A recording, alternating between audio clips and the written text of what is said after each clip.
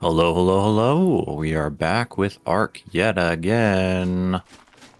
Dino time.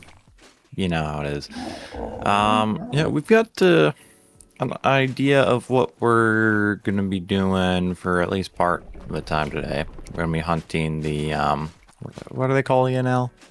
Dossiers. Dossiers, yes. We're So, hunting those. so Ark, in its lovely fashion, when I had to do my reinstall of the game, turns out dossiers are not only saved to your character, but they're also saved locally. So this will be my third time having to go and get all the dossiers again, because I am trying to go for the 100% getting all of the dossiers achievement.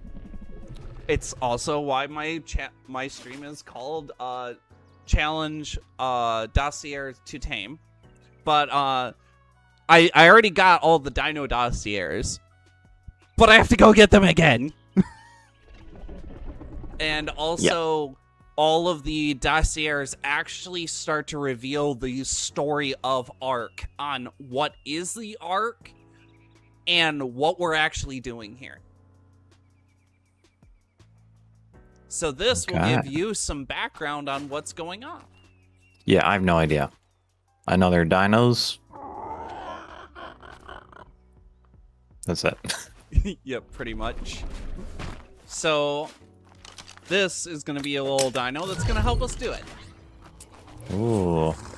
Direwolf. Yep. Wow. You want to give her a name? Since she'll be our lovely assistant today.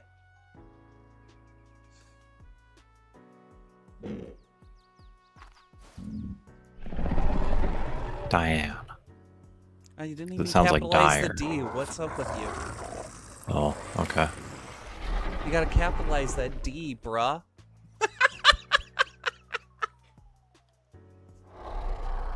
I was trying to think of a way to do it technically, but also fuck it up, but I couldn't think of anything funny. Okay. So yes, this is thirsty, I have I'm thirsty. as you can tell, this is a bred up direwolf. Yes, I did. If you want to take a look notice at the that level. if you want to take a look at the base stats.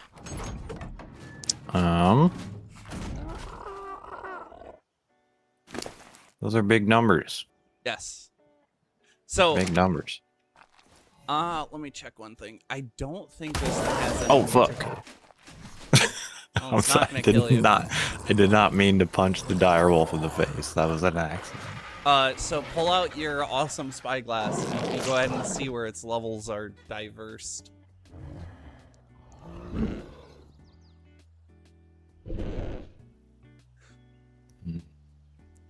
So this direwolf is actually higher than base level, as you'll notice. The reason why is dinos, when you tame them, they'll put levels into different stats. With breeding, you can combine those different stat lines to get a higher level dino. So I had some direwolves that had higher level stamina, higher level health, and higher level melee. Well, I put all of those on one direwolf. Now, making this one have the higher health, higher stamina, and higher melee. Oh. Increasing, so you'll see everything on the first, when you look at it on the chart, you'll see the very first thing is all the base levels. The next column is mutations. So when you breed, you can get mutations to increase those stats even further. Then the last line is your levels. So the first two columns affect the percentage gained when you put a level in. So that's how you get even more powerful dinos. Which you will very much need. And I'll go more into breeding with you when when you need to start building a boss killing army. Oh boy. Yep.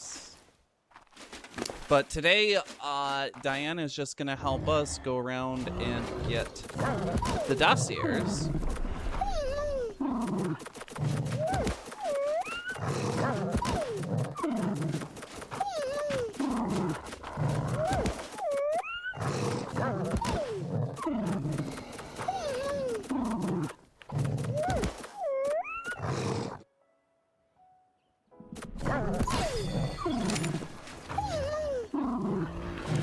Okay, so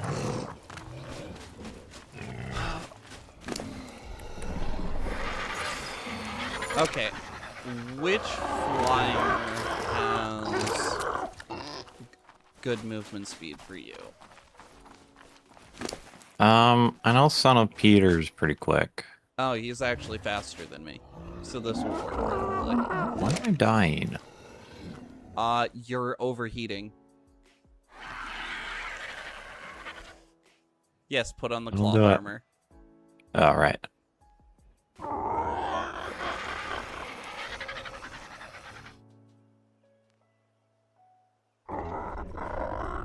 Ooh, it's bad heat stroke. Yes, I'm still Okay, hot. so the armor that you want to Uh-oh. make is the what is it? Ghillie armor. You'll have to learn it, most likely.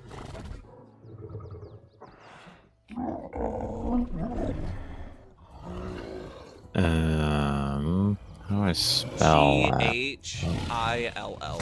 Right. I'm gonna die. Yeah, I noticed that you don't have a lot of levels put into health. Yeah, I noticed that as well. Yeah, only 8 levels into health. And if you use the spyglass, you can look at my character and what I put as levels. Wow. There must be a super heat wave going on right now. Yeah. So the other way, you'll look at me and you'll be like, "Why aren't you dying? I'm only hot. I'm wearing an ascendant ghillie chest piece." Hmm. The higher level your armor, the higher your hyperthermic insulation. If you hit tab, you can see your cold resistant and your heat resistance. You can see by equipping and de-equipping the armor that it changes those numbers.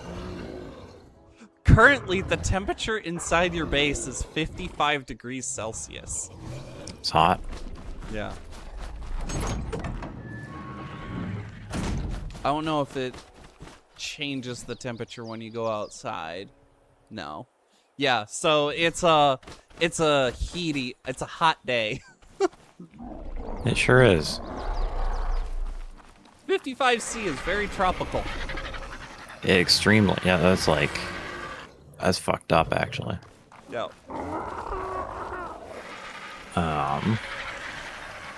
Don't have enough polymer to make the pants, but that's alright. You're just taking a dirt nap. You'll be back in a minute. I do have to say, I feel like you would be the kind of person like, man, when I'm more experienced in this game, I want to do a one life challenge.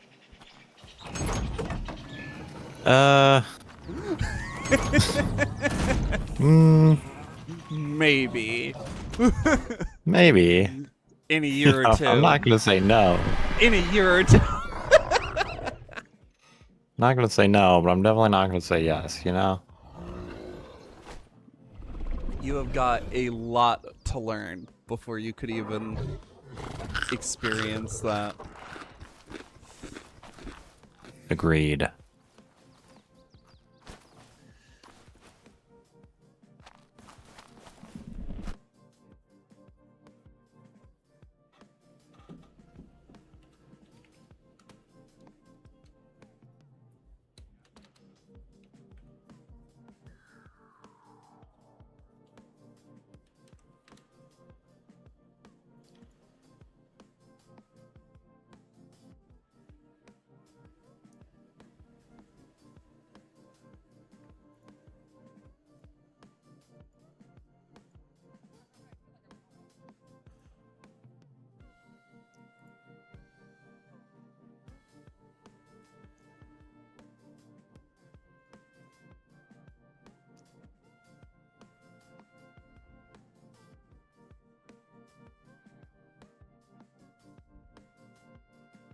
Okay.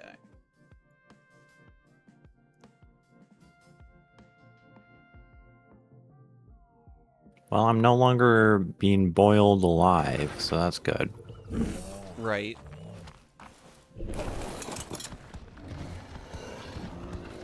Okay, so Son of Peter is actually faster than my self-proclaimed F-22.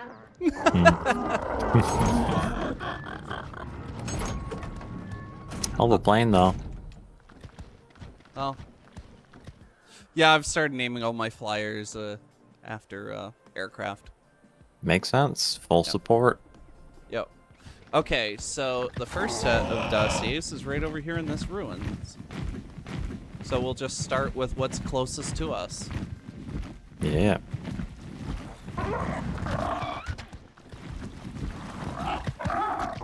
So, just right here. Coelacanth nutritia is one of the few creatures on the island with a relative which can be found back home. The coelacanth thrive in the waters around the island, as well as within rivers and lakes. Unlike most coelacanth nutritia meat contains less oil and urea. In fact, it is one of the healthier sources of meat I've yet found. Most coelacanths are opportunistic feeders that eat anything smaller than itself, likely including baby water snakes, insect and plant life, and perhaps each other. While their limited It's very intelligence quiet. makes them unsuitable for taming, coelacanths provide a viable source of meat for coastal or water-dwelling tribes. Many a day has been spent fishing by the water's edge, often with surprising results, as coelacanths often have consumed discarded garbage that is sometimes of great value. Due to their small size, though, a larger tribe would require a significant number of coelacanths to feed itself. Okay, so you can go mess with your audio settings if you want to turn it up. Yeah. I couldn't hear shit. Ah, voice volume was at 50. Yeah, that's not good. That'll do it. All right, voice volume's now at 100. Hopefully, I'll be able to hear the next one. You can also reopen it as well. I got it on that one, but you know, I just had to kind of lock in. You know. Yep. And then the next one is right over here. If I can land at the right spot. Yeah, I lost you.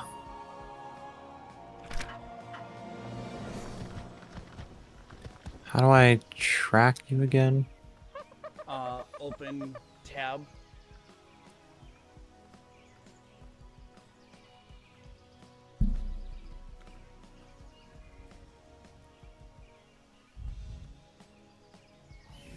Open tab and then go to the, what is it? The Dino footprint. And then you can type in F-22. As that's my current flyer.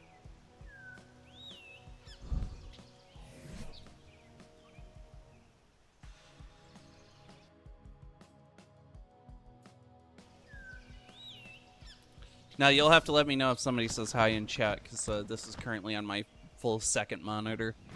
Got it. To guide us around. Yep. Land on the thing, please. Do a dive landing. So fly up, fly straight down. Got it. And then just run over and interact with it.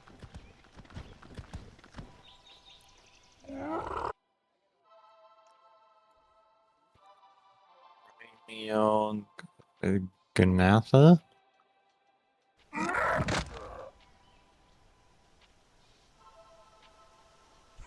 Where's the voice line? Not all of them have it. Most of the Dino ones have it, but some of them don't. But it's Rhinionatha. Rhinionatha. Yes. So next one.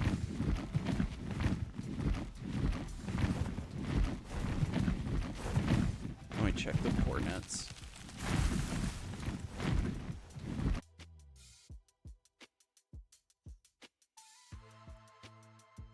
Oh.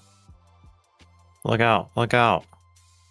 You're getting He's clawed. just saying hi. Oh, okay. Didn't seem very friendly.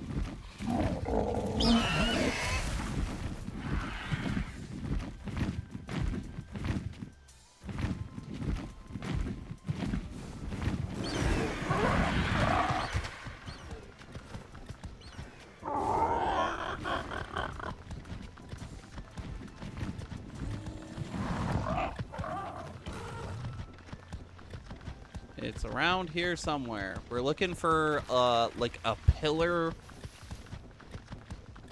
And it's at the base of a pillar. Pillar.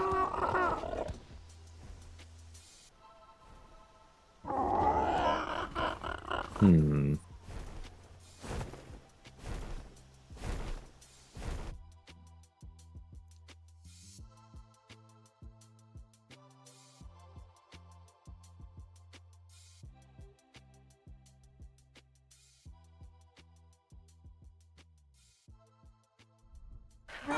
Not seeing a pillar.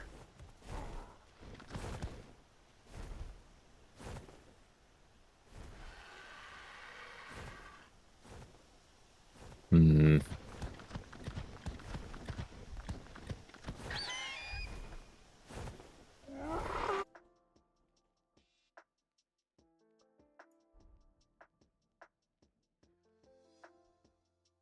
Okay, I'm gonna, like...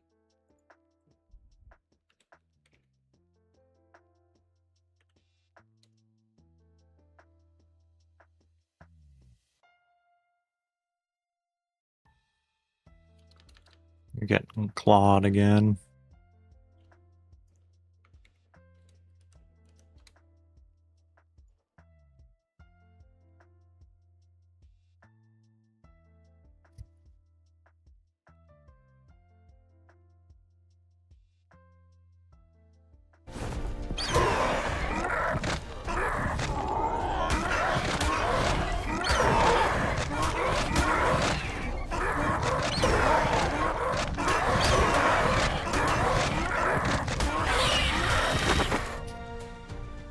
Just trying to find a decent map.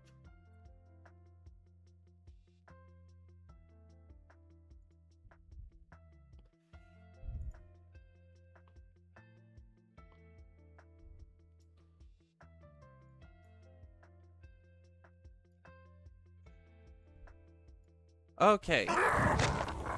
So, if you want to turn on your spyglass, it's 3157.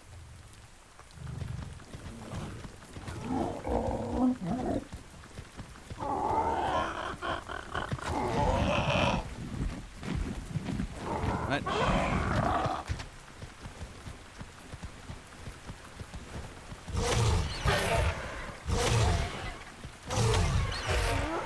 Ah, found it.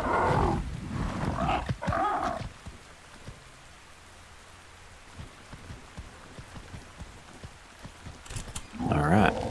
Of all the abnormalities that I've observed, the tamed megalodons stick out to me.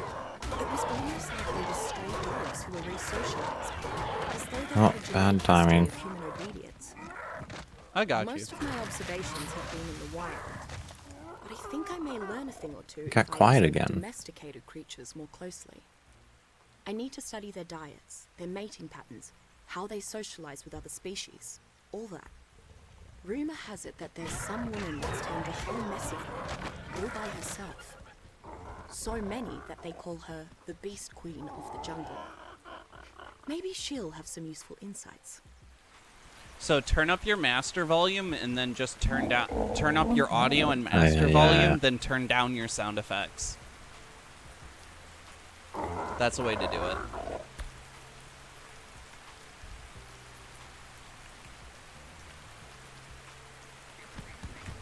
Because if you have your master volume turned down, then it's also going to turn down the audio.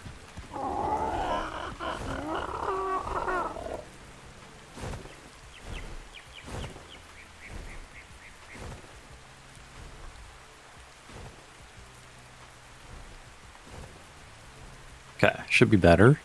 Okay. Next one's on top of the mountain.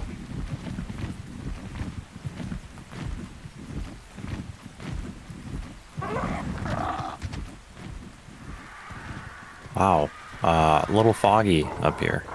Well, that's why you should be doing the R.dot fog and stuff. Oh, yeah. Found along the island's many inland waterways, Lutra peloso have become exceptionally adept at hunting and foraging. This species Keep of forgetting whale about has that. to be particularly cunning because of its diminutive size and fierce competition for its preferred food source, fish. It is not a creature that excels at combat and would not naturally pose Did you as get an it? intimidating threat Mhm. to any predators. Finding packs of river otters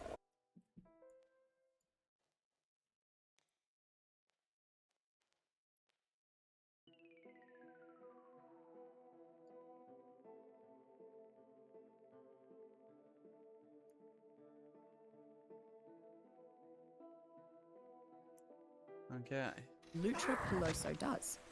Rather than traveling beside you, it would prefer to comfortably rest on your back, providing insulation. Once domesticated, it can be told to harvest fish on demand, with a specific goal in mind from the fish that it consumes.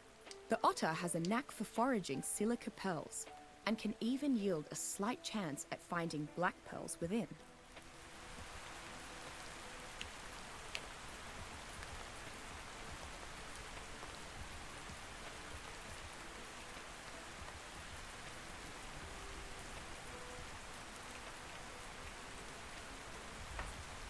Oh.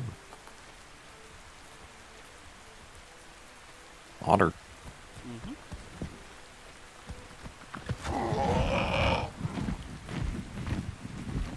$29.68.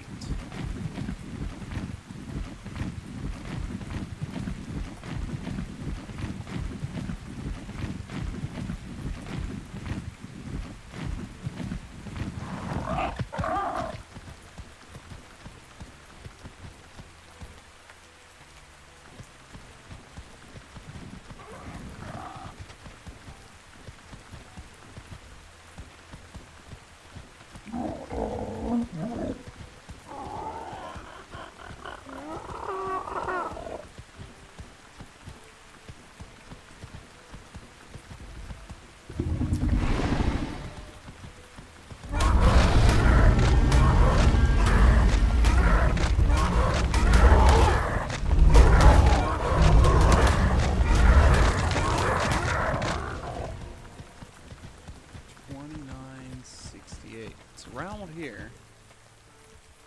29 and a half.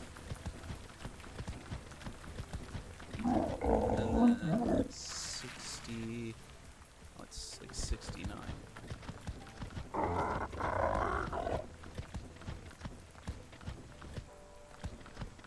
Oh, here it is.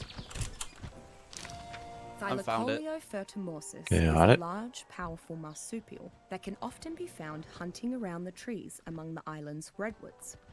Its long claws and semi-opposable digits make it an Oops. apt climber, a quality that Thylacoleo uses to its advantage while hunting. It clambers up large trees and waits. When something that large jumps onto a target, the victim becomes stunned and doesn't stand much of a chance. Thylacoleo's most notable fighting quality is its powerful jaws. Once it bites its prey, it locks its jaw in an iron grip that can hold most smaller creatures in place. Thylacoleo then goes on to savage its prey with its sharp claws. If it needs to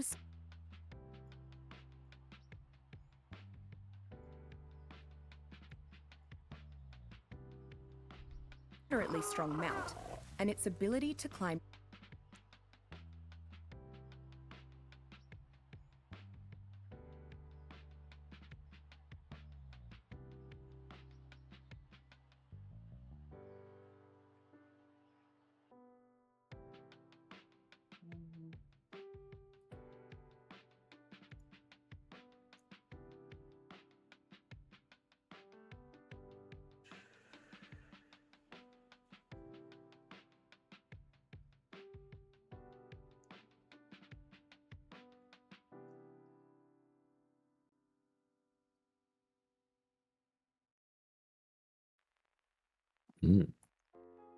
I do like unfair fights.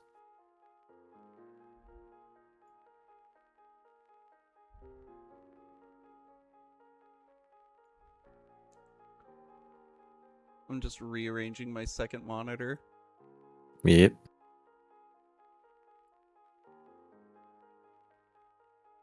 Oh my goodness. No, that's not what I want to do. When you make the chat thing so small that you can't drag it around. Hmm.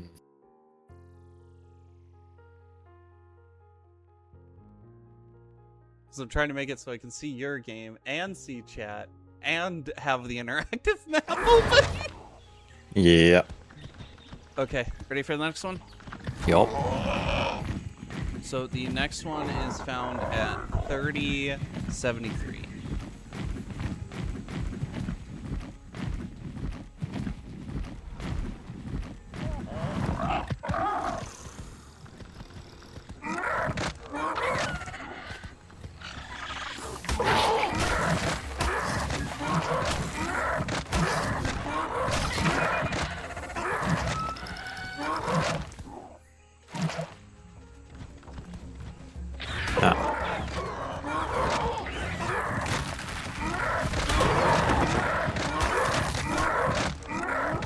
Can't see shit.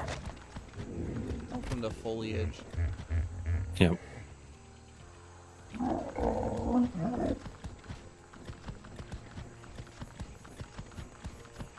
Oh. Notice how this is quite a big ruin. It is.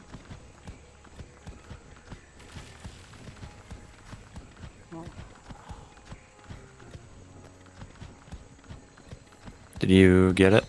No, I'm trying to. That's why I'm giving you the It's over here. coordinates. Oh. There we go.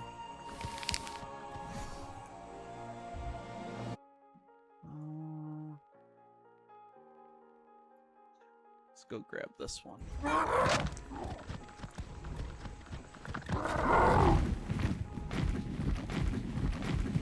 $24.78.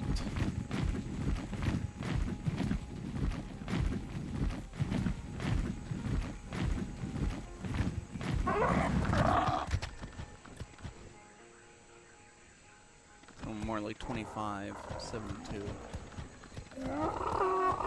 Oh no, 20. It's 25.78. A little change.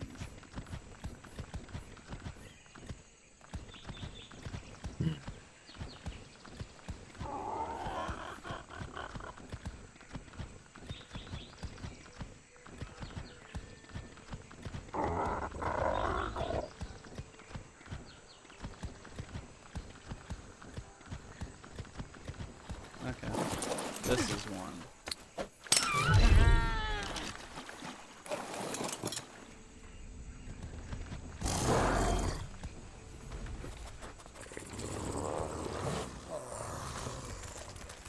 Ah, there it is.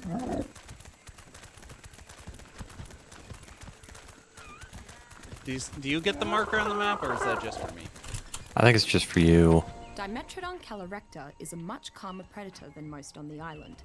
Because it lives off smaller prey than humans, it generally ignores anything much larger than a coelacanth.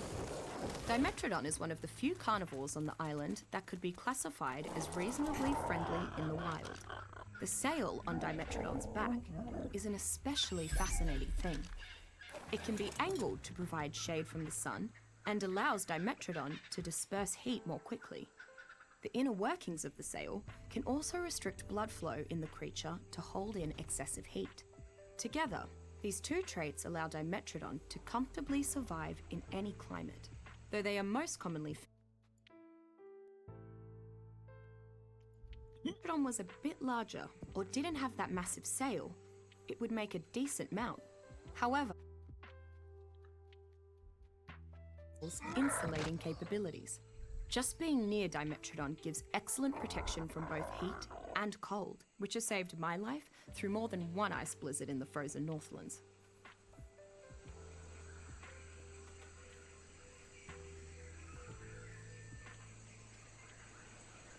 Nice.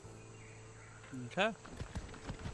Time to hop across the pond, and we're gonna go over to Carno Island. Uh-oh.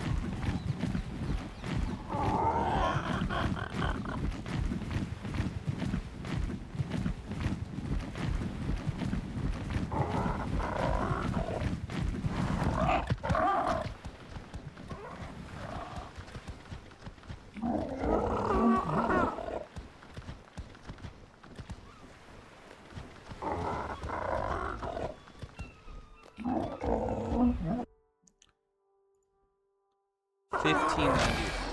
Oh yeah, it's right here. Before arriving on this island, I would have dismissed the idea of a device instantly transporting a person from one location to another as complete and utter. Strange platforms beneath the obelisks are capable of doing. Astounding. Yes, there was a dragon on the other side. I'm sure Mr. Nerva and his men fought quite the heroic battle, but discovering another slobbering beast is trivial in comparison. Imagine, one could go from one side of the globe to the other in the blink of an eye, and I'll wager that is just the start of the obelisk's capabilities. I must learn more. I must.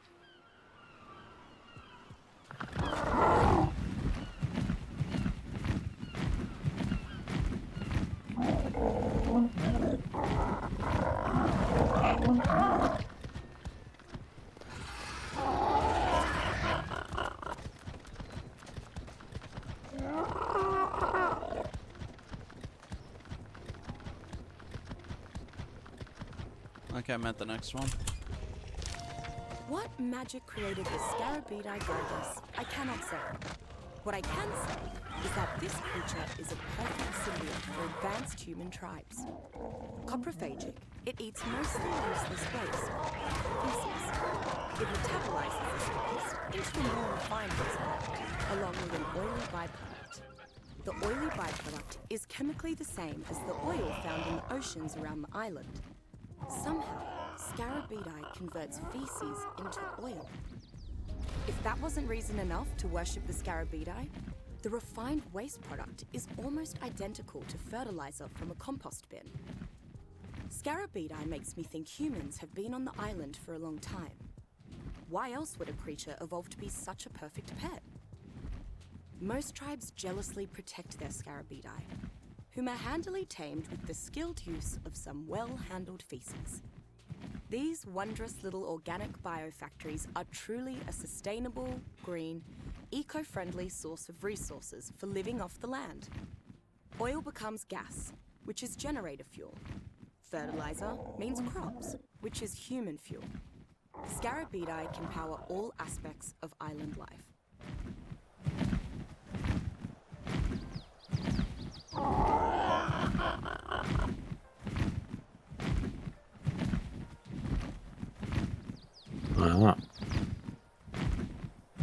Beetle.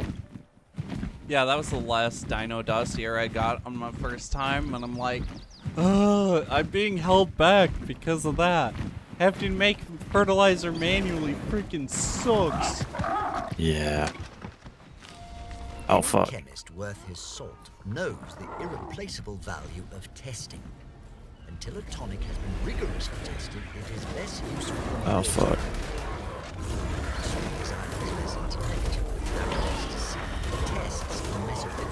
Serve well for early trials. God damn. By subjects, willingly discussed, prepared to risk mild headaches, much less mild nausea, instead of silence. Laughing skulls. Oh, get on the goddamn bird. I decline.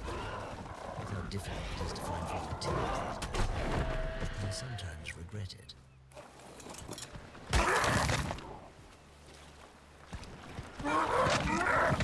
The next Dossier is like right here in the corner.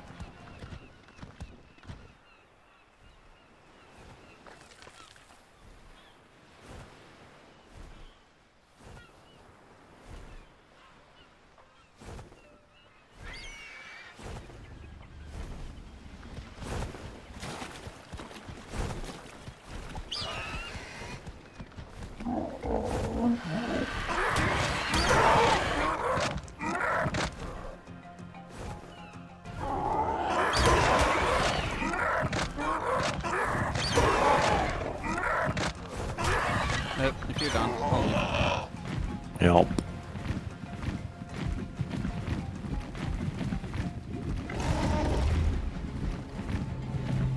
Next one's over here by this rock. You open that loot box.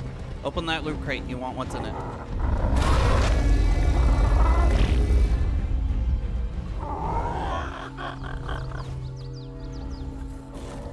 Yep, just grab all. Yep.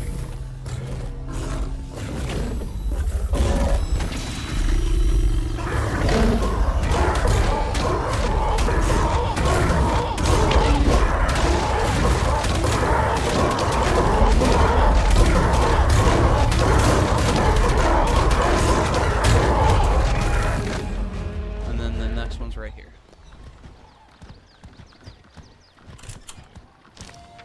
Beelzebufo palucocus is the largest frog I've ever seen. Almost impossibly large. It can actually fit a full-grown human adult on its back, though just barely. This is a dangerous prospect, though, as secretions from Beelzebufo's skin and saliva have a narcotic effect on most creatures. Not surprisingly, Beelzebufo is adept at killing insects. Its lengthy tongue allows it to quickly grab prey from afar, killing most insects near instantly and quickly digesting them. It even combines the narcotic chemicals in its mouth with the insect's chitin to create a specialized sticky substance. Tamed Beelzebufo make for strange mounts for strange people. Many tribes don't believe there's any reason to ride them, but some enjoy the ability to take large vertical hops up huge walls and cliffs. Regardless of how it's ridden, Beelzebufo is almost employed for its ability to quickly cull insects and convert them into always useful cementing paste.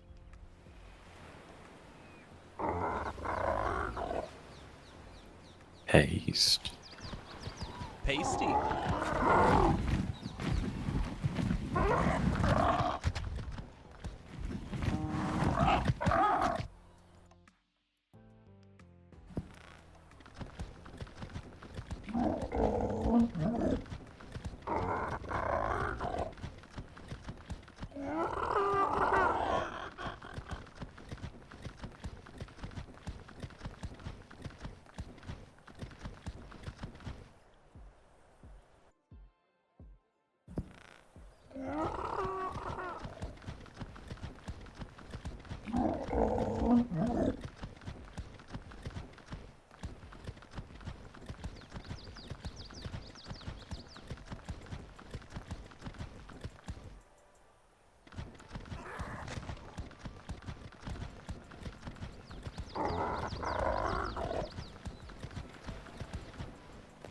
Oh, right there.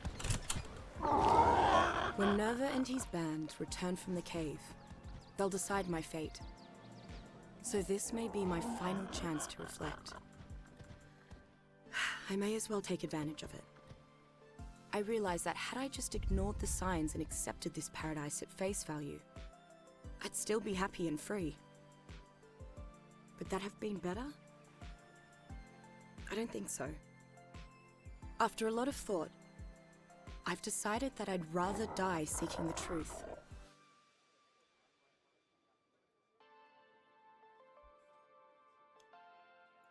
True scientist. Not that I'm Galileo battling the church or anything, but hey, it's something to hold on to.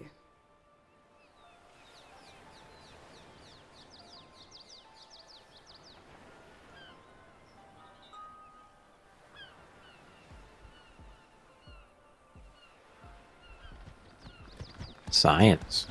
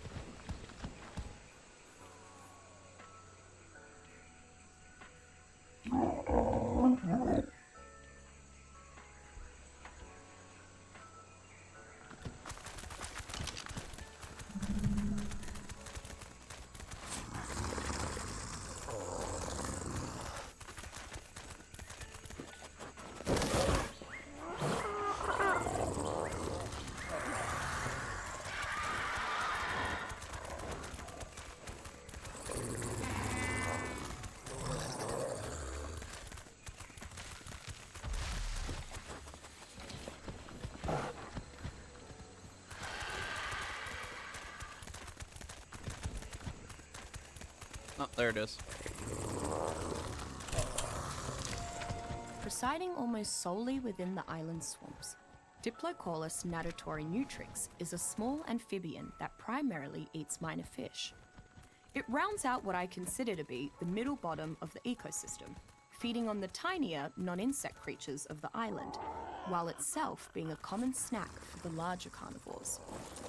Because so many creatures prey on it, Diplocaulus has become very skittish and often flees at the first sign of trouble.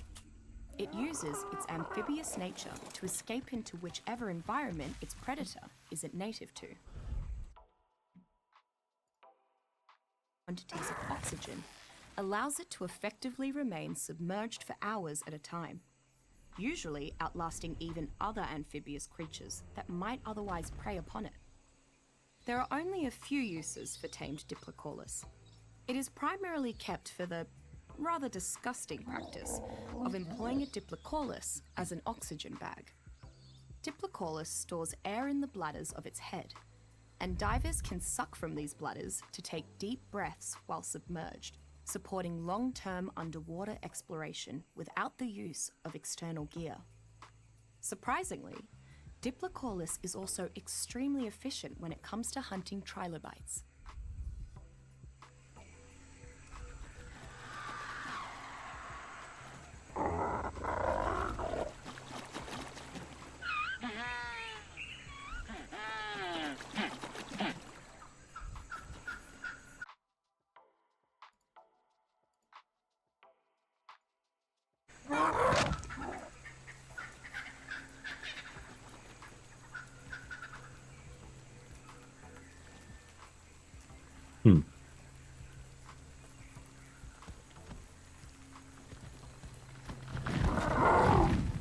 One thing it doesn't tell you is it's good at hunting what is it?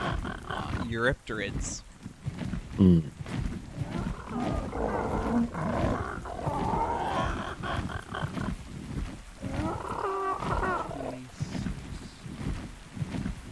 Right around.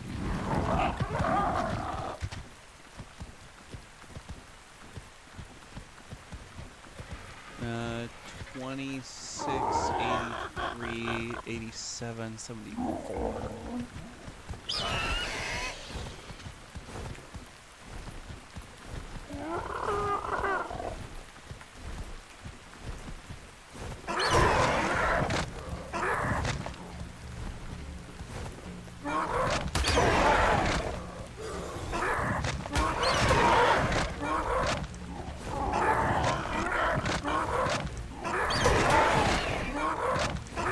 If you hold your binoculars out, it will show your coordinates. Yeah.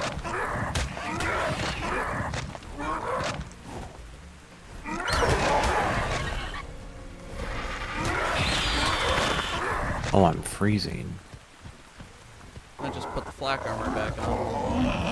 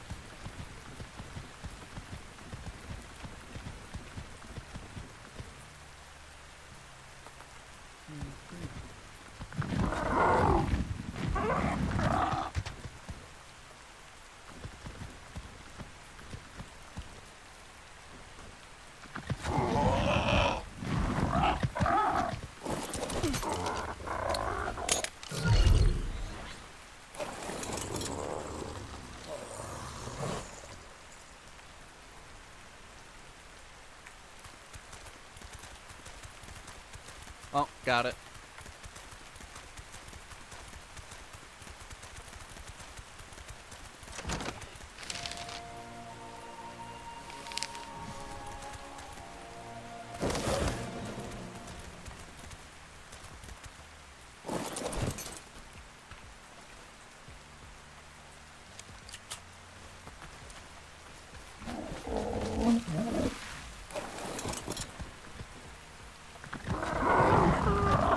Okay, I'm sitting right next to it.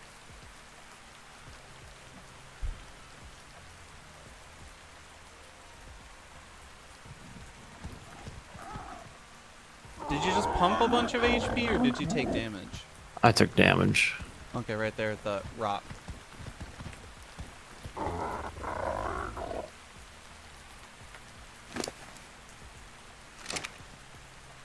Ready?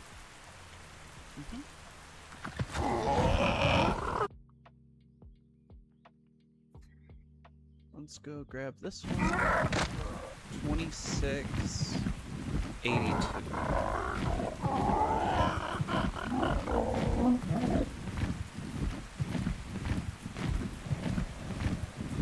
Yeah, last time I did this, I did not have a dire wolf. Ah, that'll make it difficult. Yeah, when you're only looking for little things, yeah.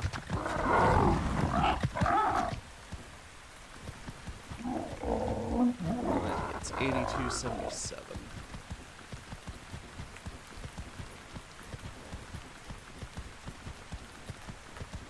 Okay.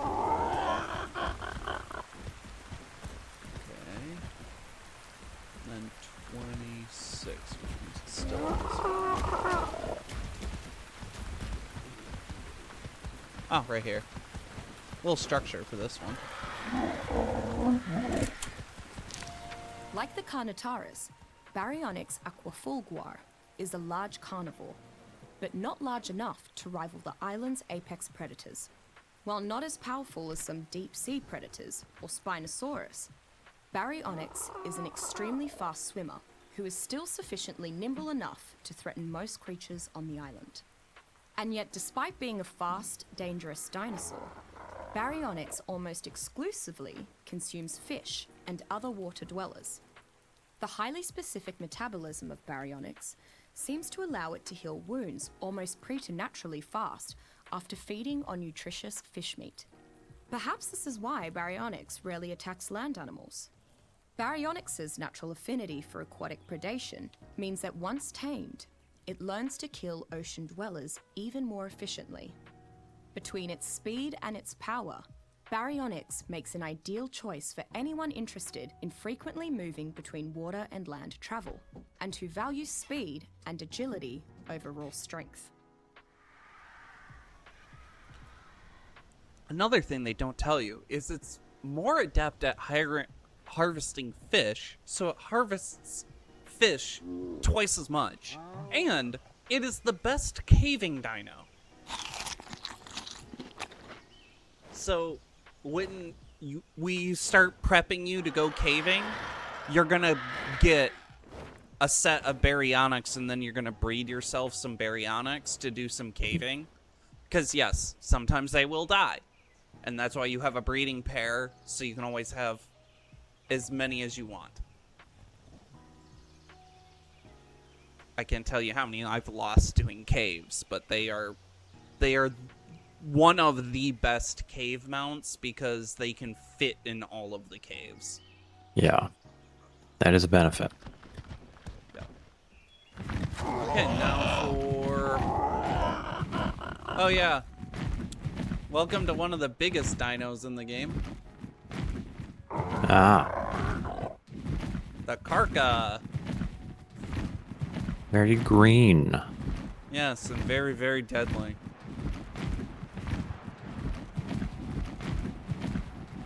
Let's hope we don't meet his cousin.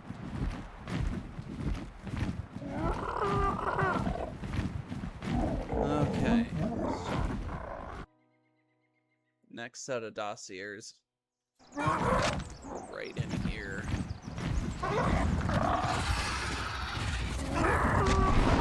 Hello, Mr. T-Rex.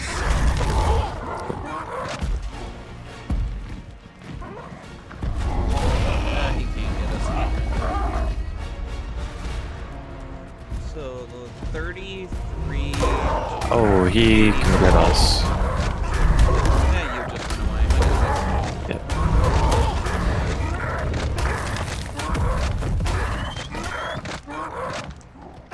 Remember how I talked about ascendant armor? Yes. There's ascendant saddles. That's why I take so much less damage. Got it. So I actually have less HP than you. But because of the armor, I take less damage.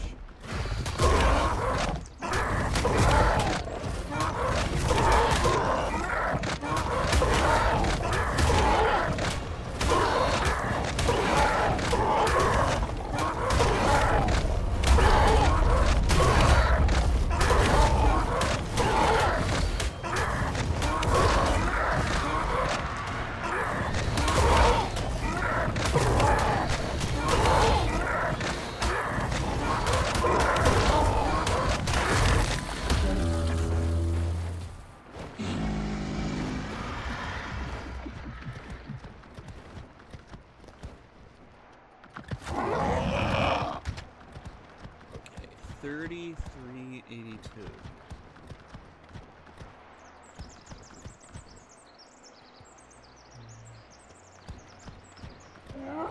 Should be right on top of it.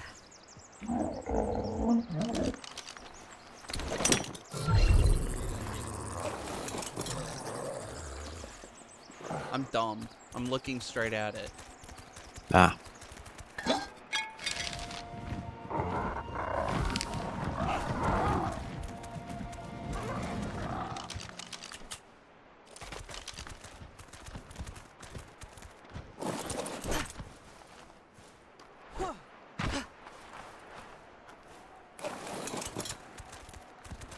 You find it? Mm-mm. It's this pot right here. Right next to Oh. this pillar.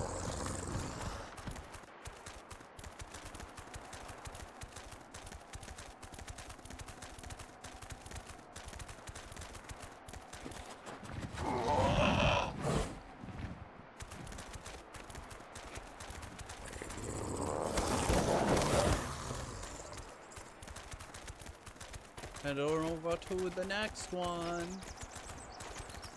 Oh, this is the 4X. I can't be certain when you'll find this slither of thought. Perhaps it will be the first one that touches your mind. Or the last. Cause and effect. I can follow through reason. But time itself, that takes concentration. Seconds. Centuries. Decades. Hours. Minutes. All these bleed together into a swirling torrent. It wasn't always this way. I know. I know that. Once time passed for me as it did for you. But now I cannot be sure how long I have been waiting. Only that it has felt eternal. The past, the present and the future matter insofar as their effect on everything else. But for me, concepts, variables, not illusory, but not tangible either.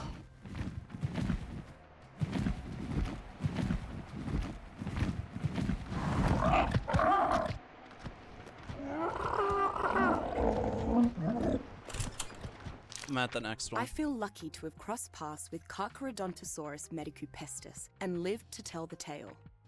Though I'm not sure if this predator grows bigger than a Giganotosaurus, I hope to never find out. Just one of these bruises held its own against an army of us, and that encounter cost us dearly. Carcharodontosaurus can sweep aside attackers with its tail, but it's the other end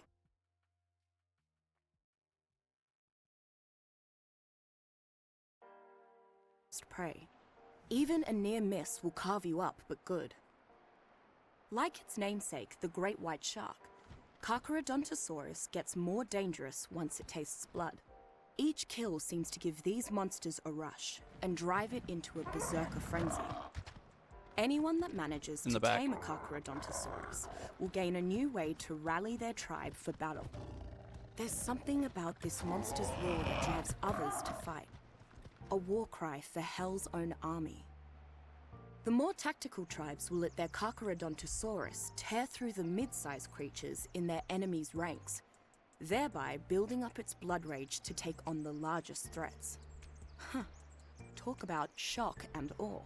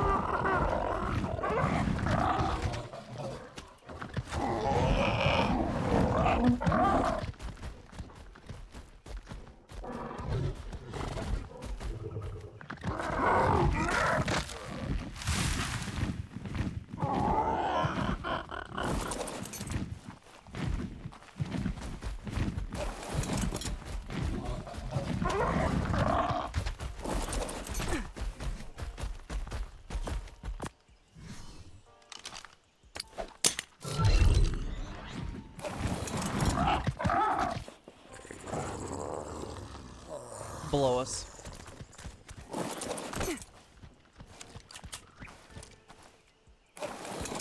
Down here.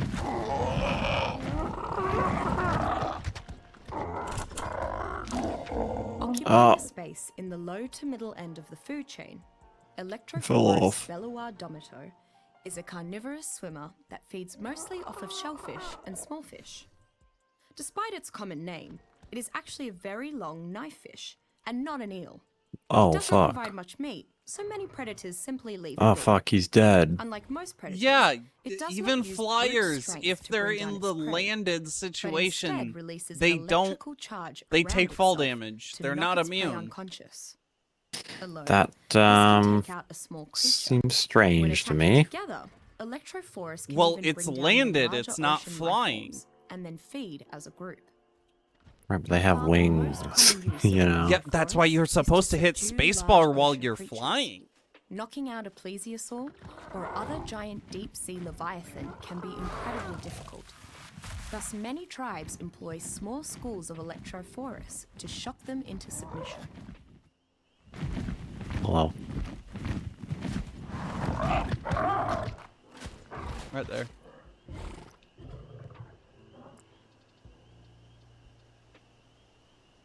I'm gonna use the restroom.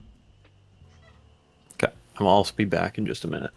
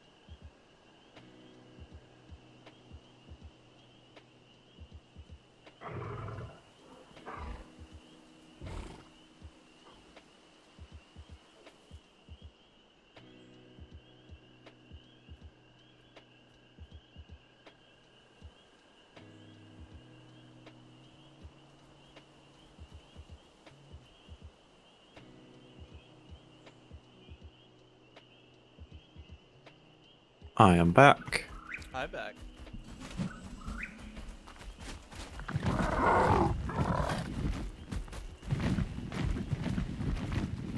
Whoa! What?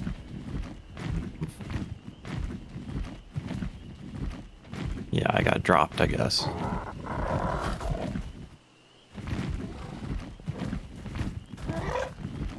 There you go.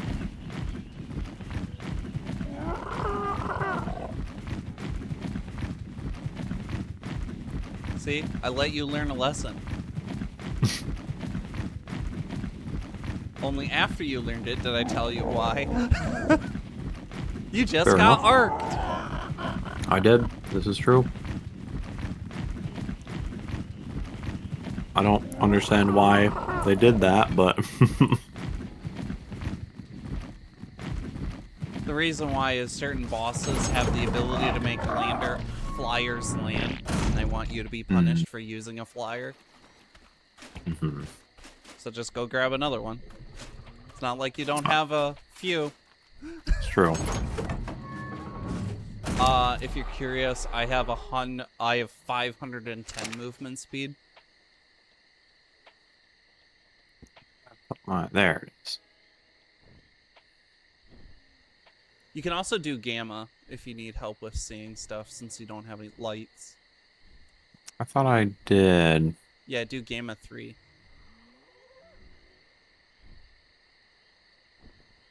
If you open your command line.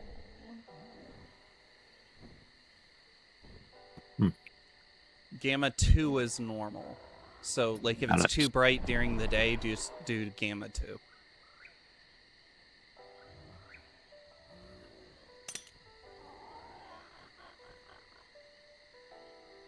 Now, because he was in a cryopod, if you wait, it takes a few seconds, like 30 seconds or so, and then it will get all the XP from being in the cryopod. Got it. I gotta name him.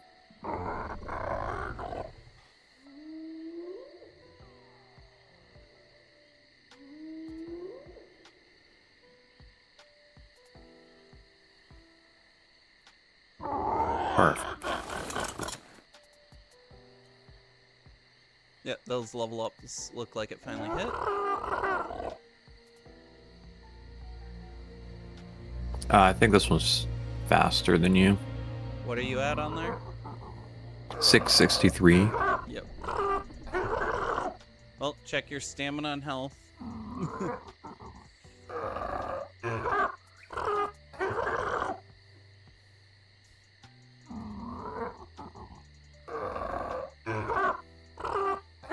And also wait. Oh, yeah. Okay. Back to it. Yup. Yeah, F22 is I haven't done a lot of Pteranodon breeding, but he's at least the combination of 2 different stat lines. And now we're gonna go for the one that I'm really happy that we have a dire wolf for, because this one took me freaking forever.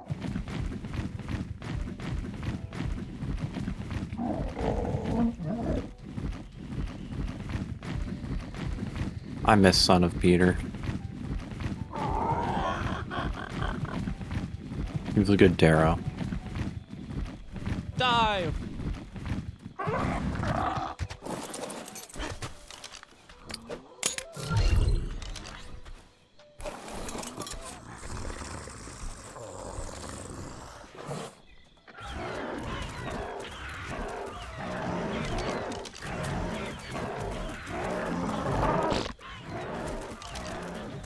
Right over here.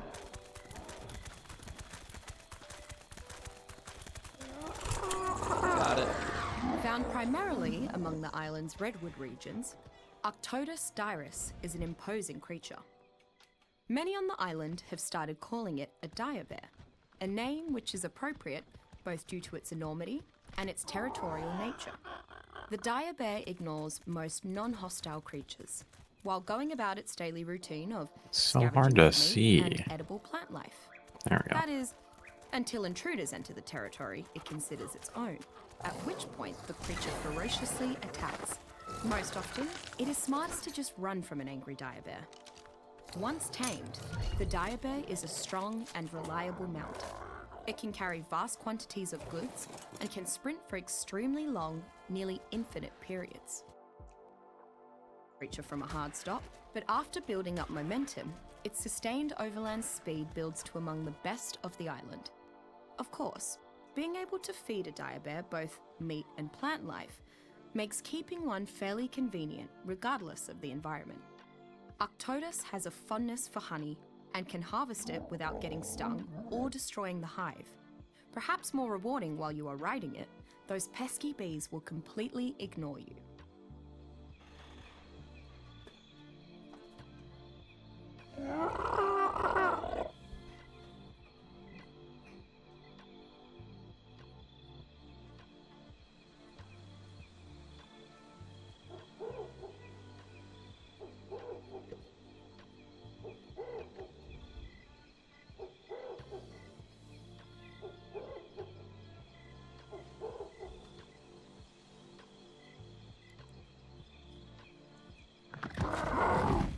Do you like honey? See, this is also why I like doing dossiers for you pretty early is really good because it teaches you what creatures do. Yes, that is a very helpful context.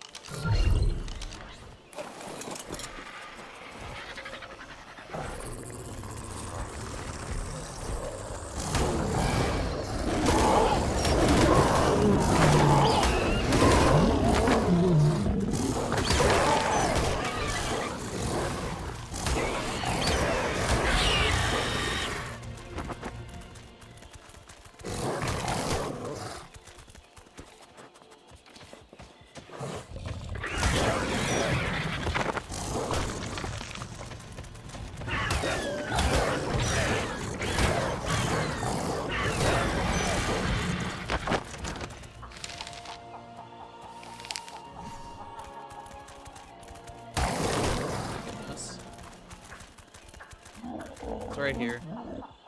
So many things I had to kill.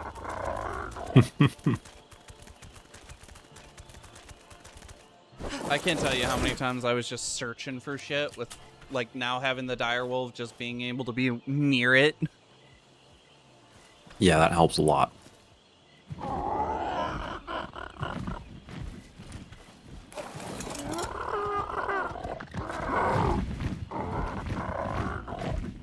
It's just more of a time saving than anything else. Yeah.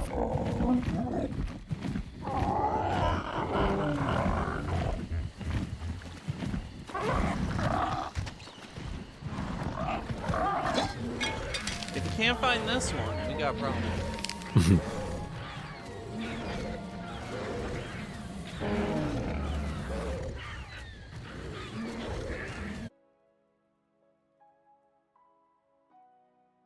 Wow. A lot going on right here.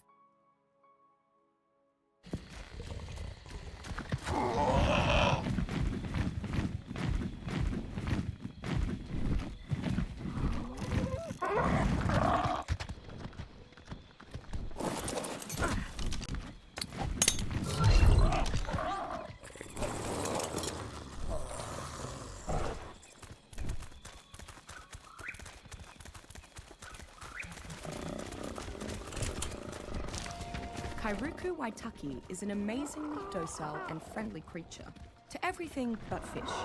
Honestly, I'm not quite sure how Kairuku manages to stay populated across the island's colder climes, with the many predators stalking these frozen lands. It is weak and only has one small defensive trait. Suspended in Kairuku blubber are small, dense particles that act as a light form of armor. Adding to Kairuku's problems, a clever survivor discovered that refining Kairuku blubber, concentrating the particles in it, can yield a natural form of the same polymer utilized in advanced tribes' manufacturing processes. This has caused many tribes to hunt Kairuku extensively. It's A right here. practice colloquially known as Kairoku puppy. Oh, was there 2 There here? is no reason to tame No. Kairoku Oh, for you already combat, closed it? Oh, yeah. since they Yeah, are I got useless it. at Still, Kairuku are regularly tamed for Close their it 'cause of the cuteness and bugs. friendly nature. That's And the what I'm fact there that for. their bodies run extremely Fair hot. enough. Just standing But near now I'm Kairuku paranoid. can help a survivor stay warm through long, harsh nights on the icebergs.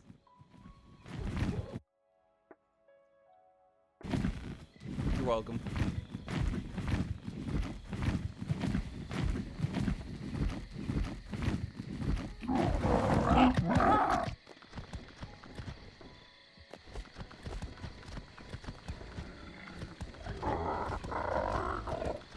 Kairoku.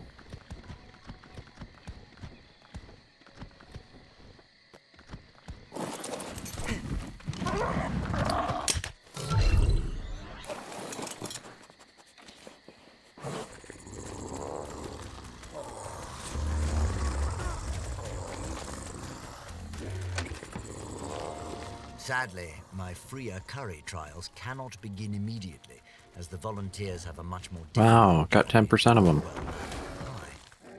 After all, I couldn't very well carry Ow. every one of them on Archimedes. Yes, the Argentavis could clutch one of his talons, but I've always found the practice to be barbaric.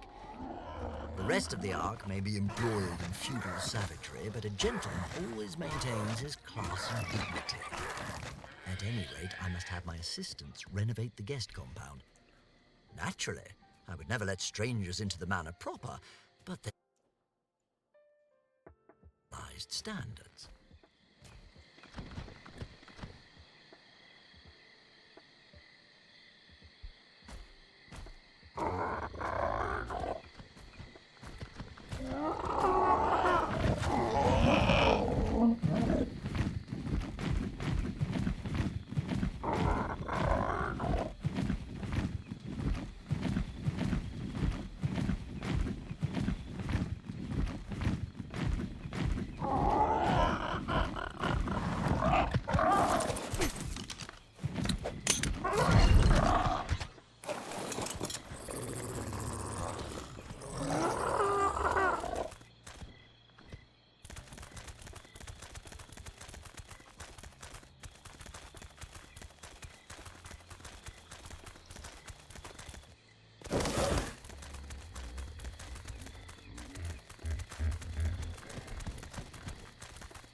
Hello.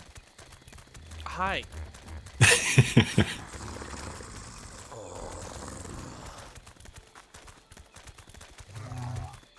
Where's my dino? I was back here.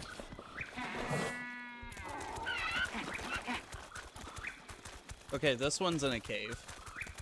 Okay.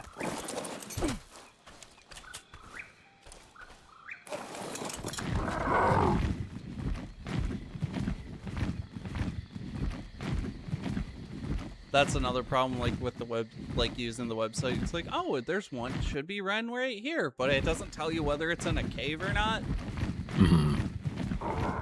So the direwolf helps a lot in that manner. Yeah, I can see that being a huge time saver.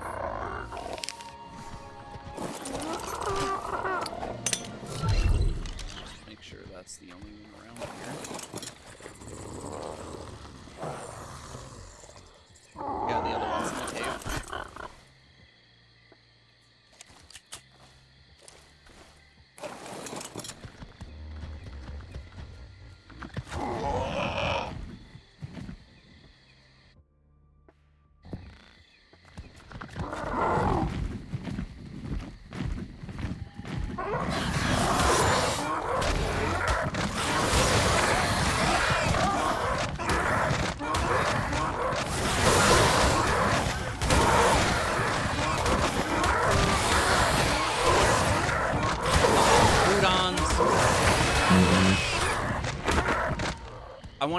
I want to let you know about them.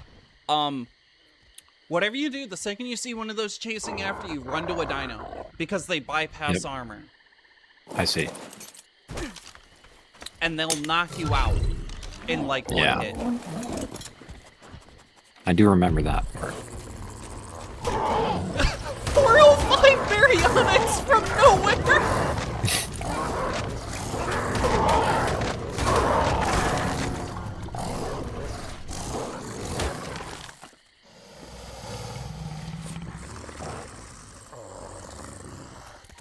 not close enough. 4980. Oh, shit! Oh. Oh. Huh.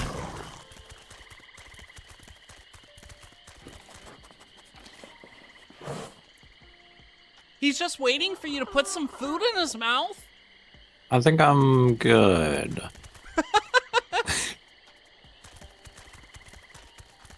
Awfully polite of him, though. Well, that's actually how you tame them. Oh, you just drop some fucking food on him. Yeah, you just run over and you slap some food in his mouth and then you run the fuck away. Yeah. Rinse and repeat until tamed. Yeah, this one's in a cave.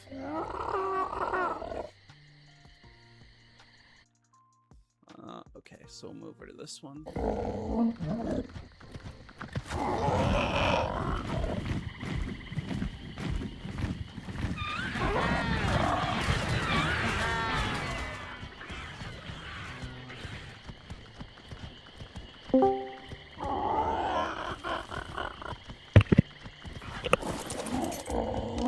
Hello.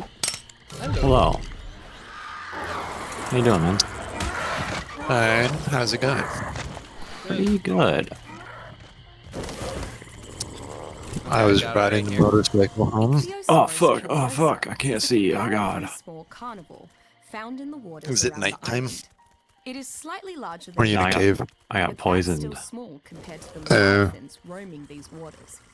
It seems to be very interested in any creature around its size, often approaching and following humans swimming through its waters. Despite its Where was it? appearance, Over here? the ichthyosaurus is Ah, yeah. neither a fish nor an ocean mammal. Like many creatures in the waters around the island, it is actually I can't think of a better mount for someone starting to Ichthy. explore the island's seas and waterways. Ichthyosaurus is a comparatively fast swimmer, and even in the wild, will cozy right up to you and try to figure out what you're doing. I've got to get a Swimming better is helmet. actually pretty easy. The, They seem to wind love from humans and will be fed and tamed without the the use of helmet. violence. Gives me a headache. Some pretty nicer helmets, they do a better job of blocking the wind, I'm pretty sure. Mine does a fantastic job of blocking the wind. My I only can't remember concern that. when I was running 120 miles an hour was that my helmet would fly off my head. Like, I had to make sure Well, that it's a chin fucking strap was freaking tight. Because I could Yeah, I feel mean- the helmet lifting. Yeah, I've had that feeling. Yeah, that might be a sign that your helmet might be like a little teeny bit too big. If you can feel it lift, it should be a little teeny bit snug. Oh, it A is. little bit snug is a little snug is better than a little loose. Yeah. But yeah, even at like 100 miles an hour, like even a good helmet's gonna feel you're gonna feel You're move going to around a feel it little. move. Yeah. Yeah.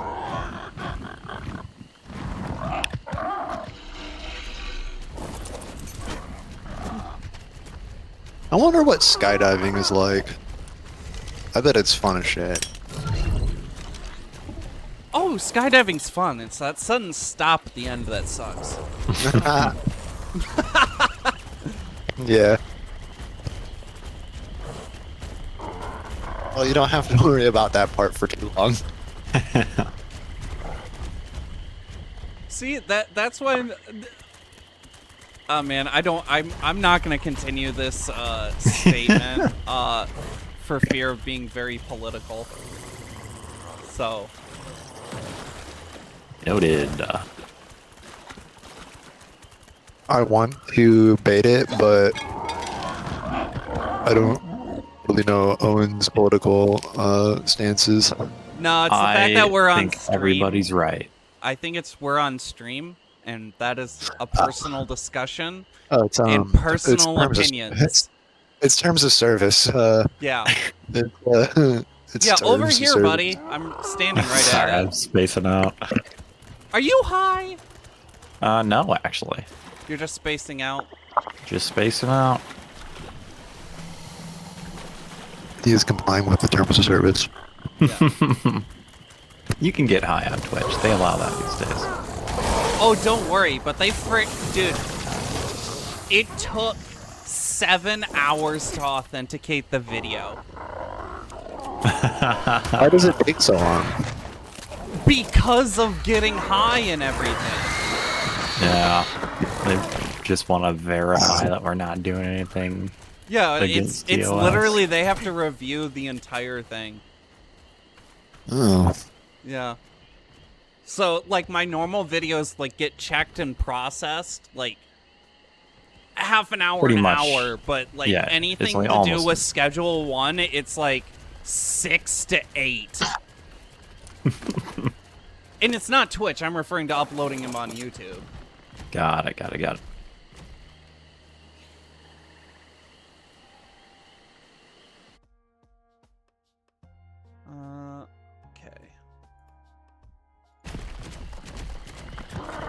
55, 70.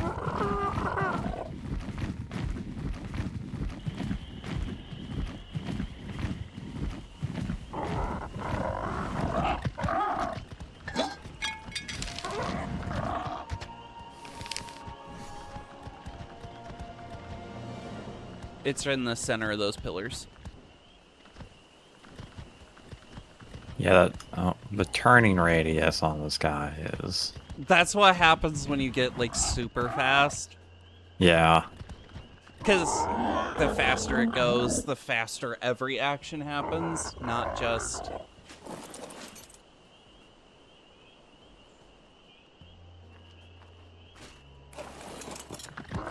Got it. Okay.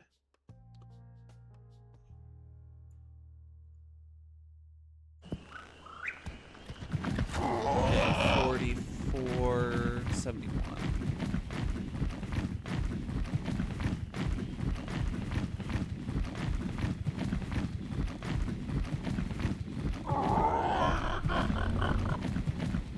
What is that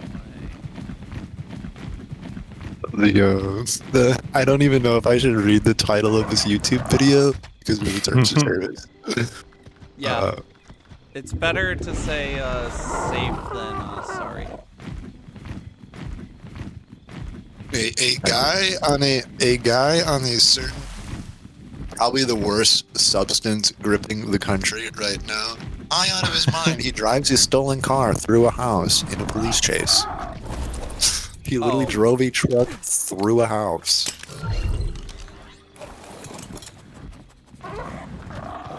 Don't think you're supposed to do that. No, not generally.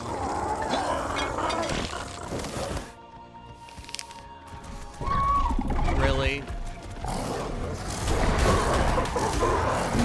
Maybe if you're making like a really cool movie,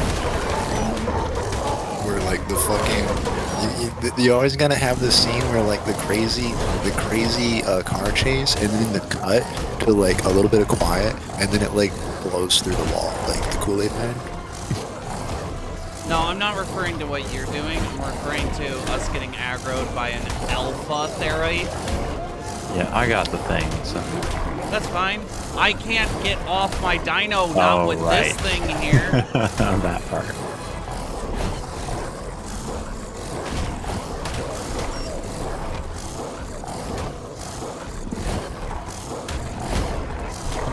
Okay, good. Nice. Did you stay within XP range? Yep. Because that should have gotten you a shit ton of XP, especially for your Dino. Yeah, pretty good.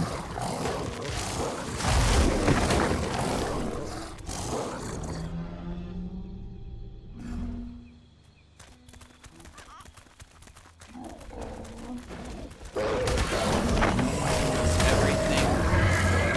All the aggros.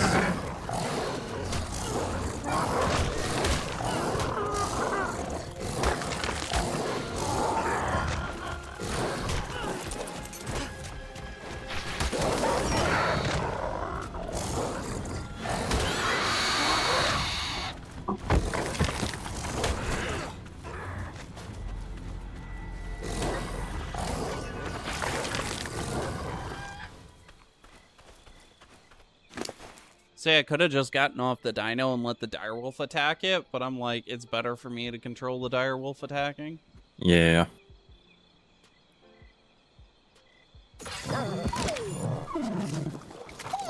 Because the direwolf would have taken a lot more damage, and direwolves don't get saddles.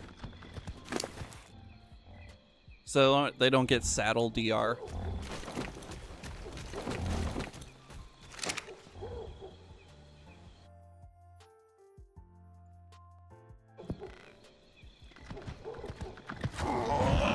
Okay, 4369. Nice. Nice.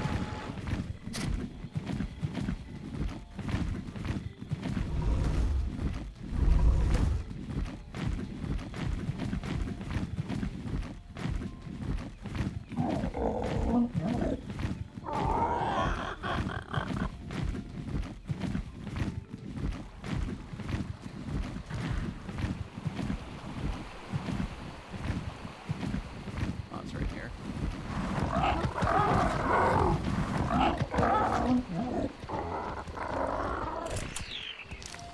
Giganotosaurus furiosa is an enormous predator, larger even than the Tyrannosaurus or Spinosaurus. Getting cornered or run down by a Giganotosaurus can mean certain death for nearly any creature. Fighting a Giganotosaurus directly is never a good idea, as its rage rapidly grows with every hit it takes, increasing reserves of energy to use, making its iron-jawed bites progressively more deadly and enhancing its stamina. Add to this the fact that its huge body also enables it to take a tremendous amount of punishment, and you have a creature that is generally better avoided or outsmarted than attacked head-on. Taming Giganotosaurus is a dangerous prospect. Its rage reaction, even when tamed, can sometimes cause it to briefly turn on members of its own tribe. Indeed, it may even throw off its rider if it has been sufficiently angered. And yet, the sheer size and immense power that the Giganotosaurus possesses means that some factions endeavor to tame it as a fear-inducing capital beast of war, even at great risk.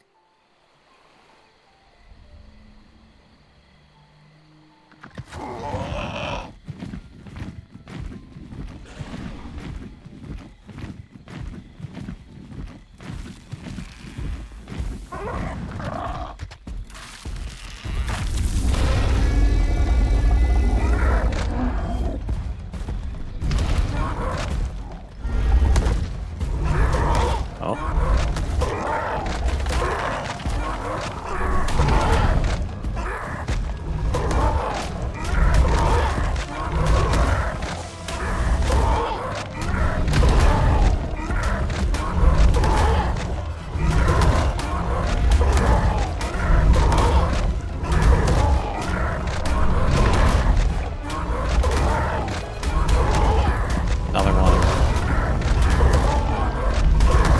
Explains why I'm dealing so low damage.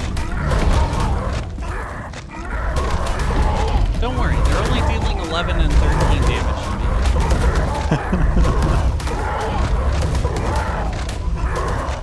But technically, the long game, I win.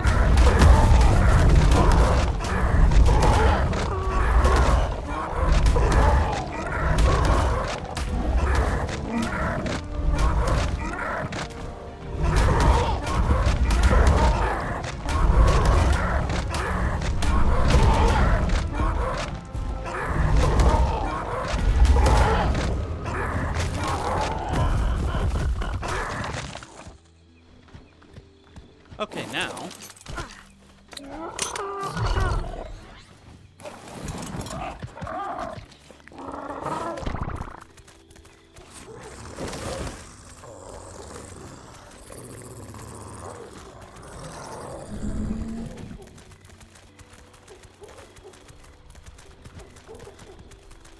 Oh, dang it, it's up the hill. It's up and over on the hill.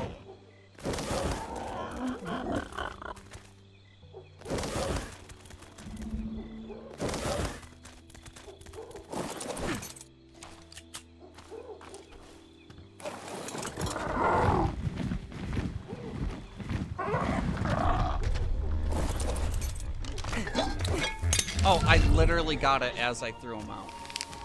Hmm. I had no idea I freaking landed right next to it.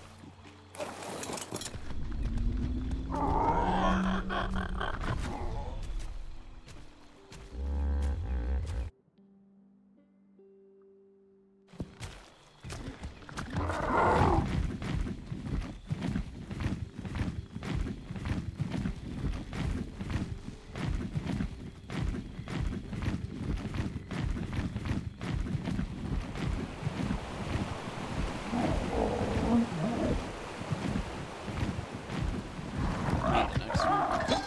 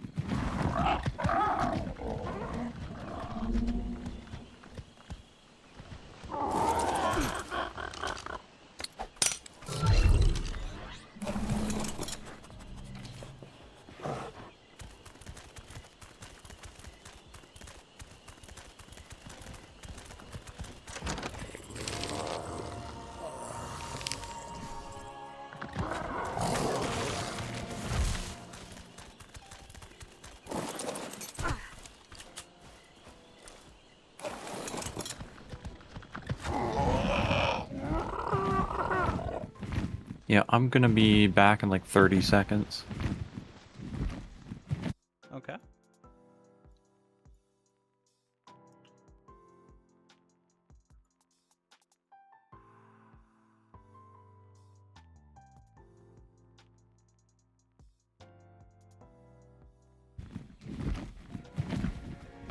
So, Andrew, are you gonna hop on and play, or what you doing? Right now, I'm like fucking decompressing or whatever. Okay. I was just curious what your plan was. I just saw you were on, and I gotta just go fucking hop on, I guess. Yep. I'm back. Chill.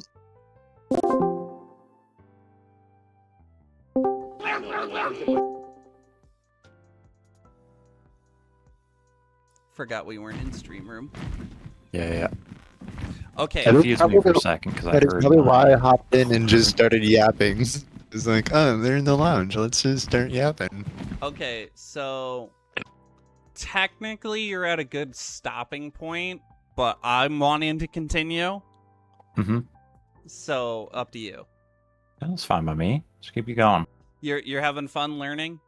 Yes, it is very informative, which I think So- is beneficial. Yeah, you're getting more out of it than you initially thought. It's like, oh, what's these stupid Dossier things? Oh wait.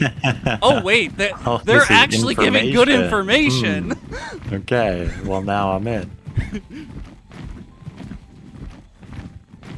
Okay. Hey, Throwing the dossier in the garbage can, that's what we call a pro gamer move.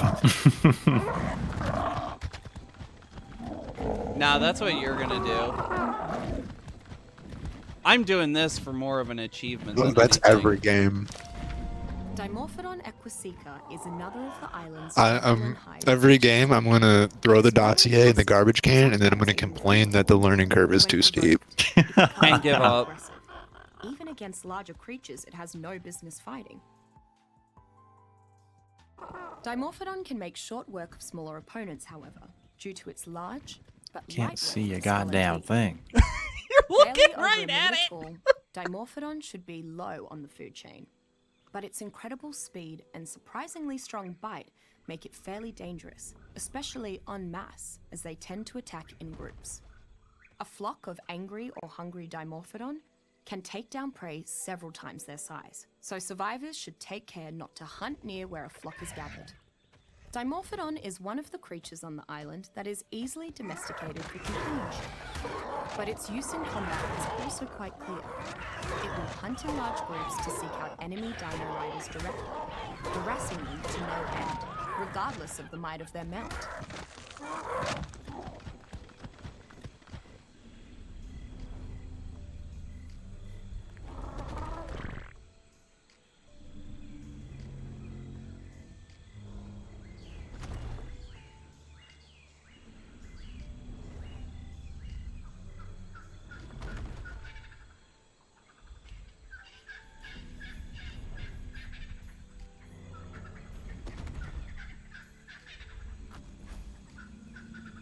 You didn't have Son of Peter on passive.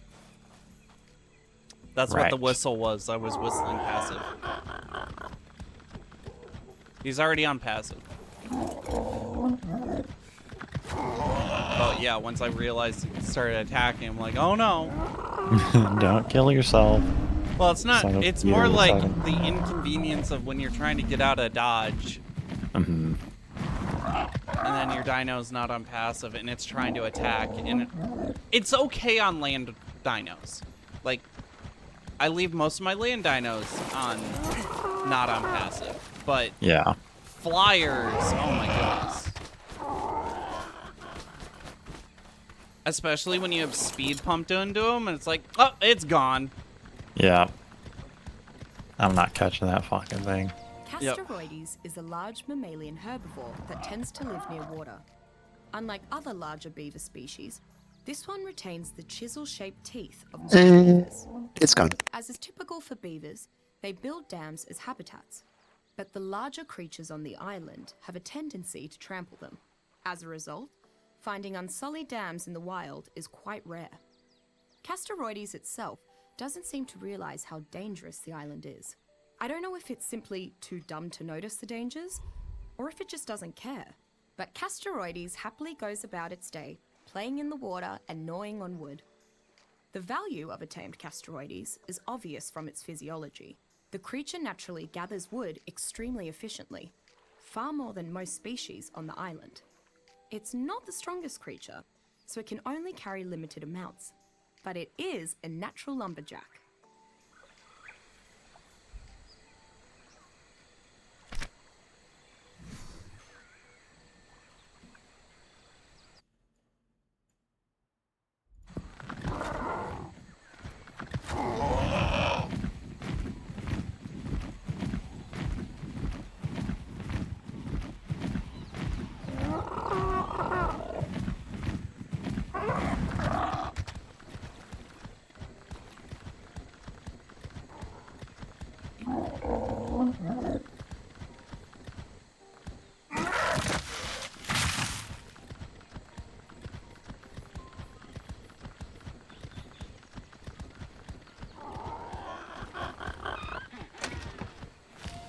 Greetings and salutations, dear reader. If these words are gracing your eyes, then you have had the good fortune to find the journal of Sir Edmund Rockwell, stupendous scholar, gallant gentleman, and explorer extraordinaire. It also means that it's entirely possible that I've met some dangerous island that I call home. I suppose you could have also stolen it, or I could have misplaced it, in which case, please proceed to either hang your head in shame or return it to me at once, whichever is appropriate. Regards, Sir Edmund Rockwell.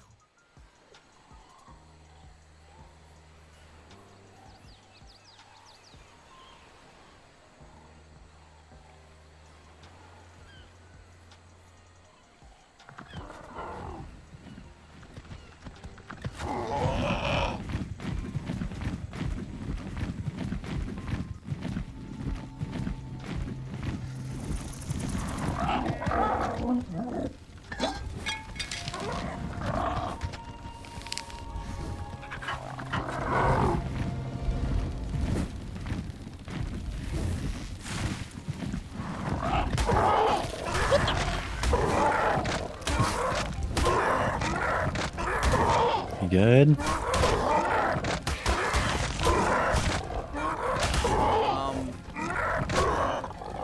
No. Oh. Sorry to hear that. This has 40k health. It's a lot.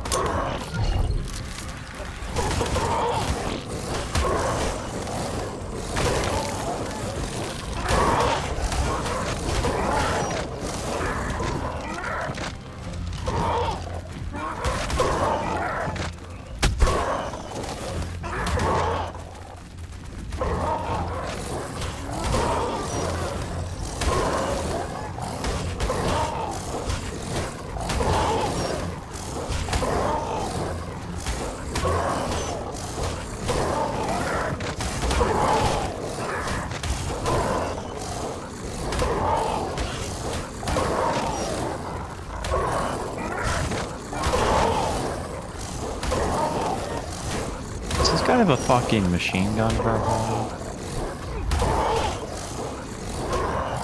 It is impartially part of its name.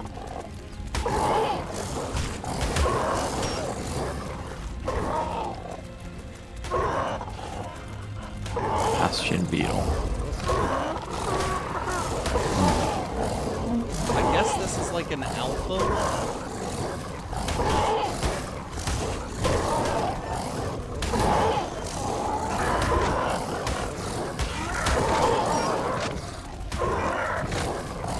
He is so glued on trying to attack my Pteranodon.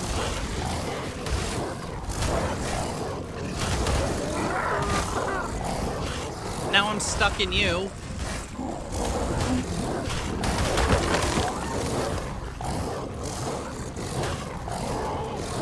Ah.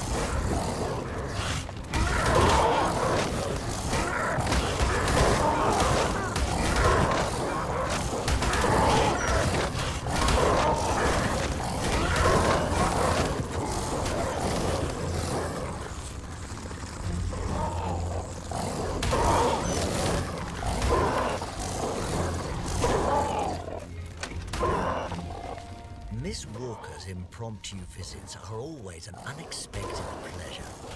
That headache with the sharks and blackfoots, a lively tea-time discussion about the abnormalities of the Ark's ecosystem was precisely what I needed. Thank goodness I managed to find an intellectual colleague that shares my love for the sciences. It saddens me to think that Miss Walker's charming colonial accent would keep her out of the more prestigious institutions and societies back home. Another of the Ark's wonders, it is a true meritocracy, unlike any in the modern world. If Miss Walker and I could find and cultivate more minds like ourselves, we could create a true scientific utopia.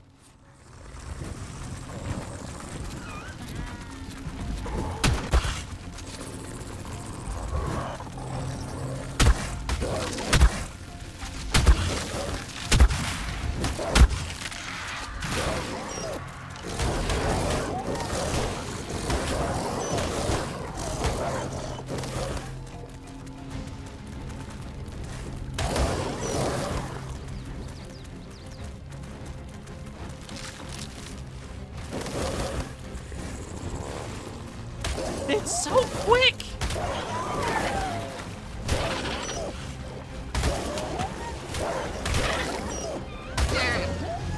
Okay, doesn't give a shit about water.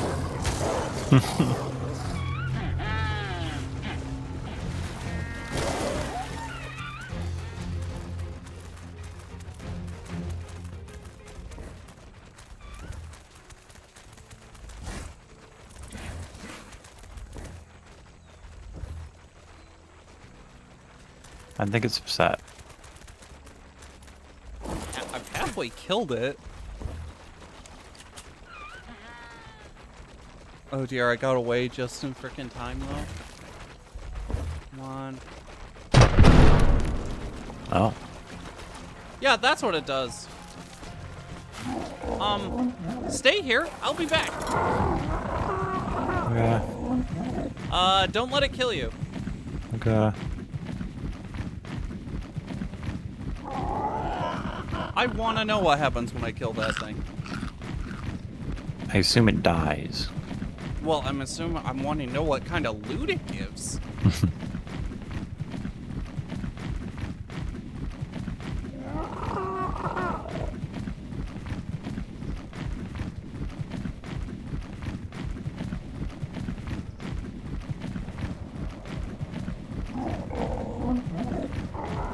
Yeah, Direwolf's at 400 HP.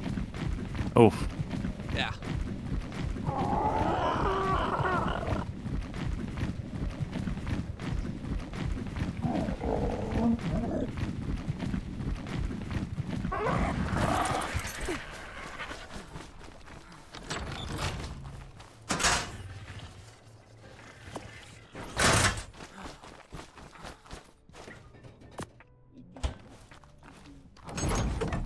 Yeah, it's pretty much up to full again.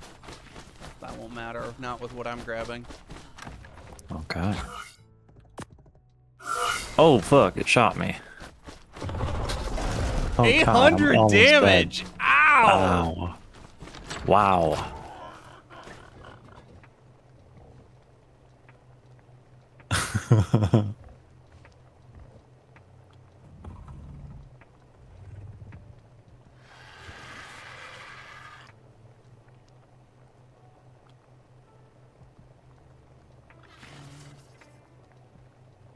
Need to find what dino I want.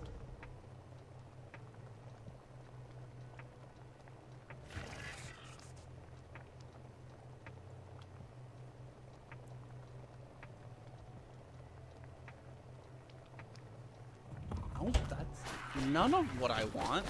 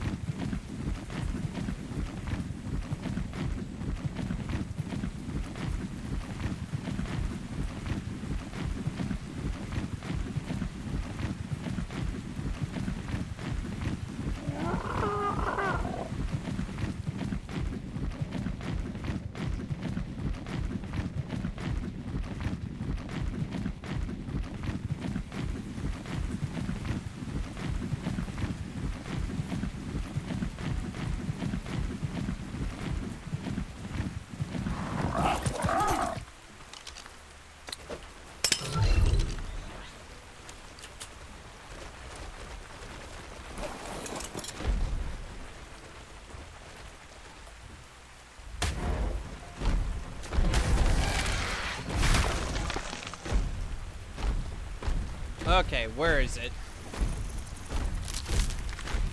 I see. Last I saw it was, yeah, in that direction. Kind of like up the canyon. Oh, found it. Oh, there it is.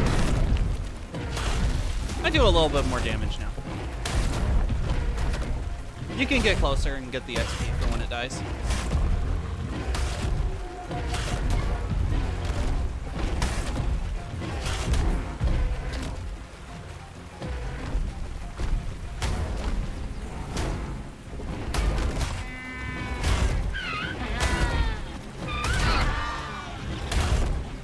I deal just a little bit more damage. Yeah, just a little.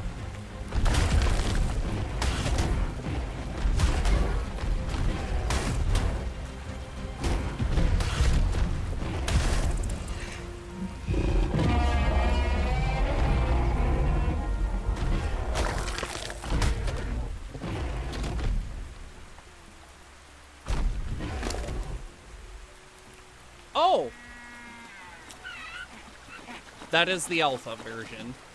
Ah, It just dropped me Ascendant. The Ascendant saddle. 2 of them. not bad. Yep.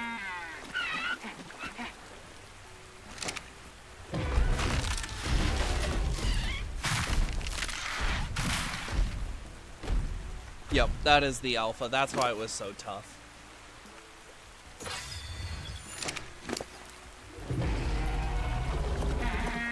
Well, that's for me.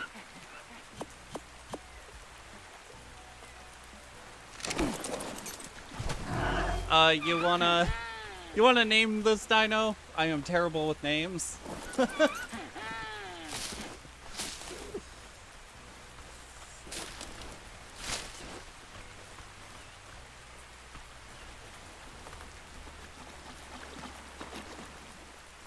Hmm.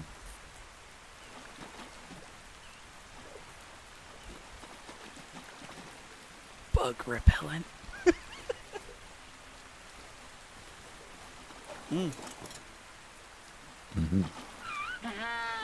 Okay. I'm gonna keep her in my inventory for Yeah. any further boss excursions. Makes sense. And then I brought her brother over. What's her brother's name?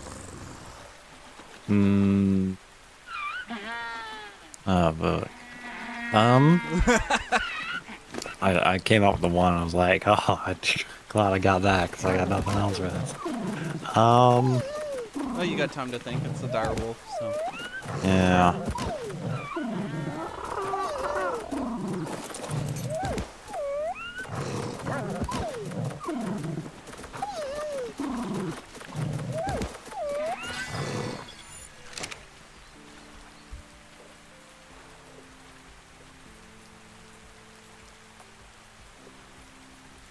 Dire Tim. Dire Tims call for dire measures.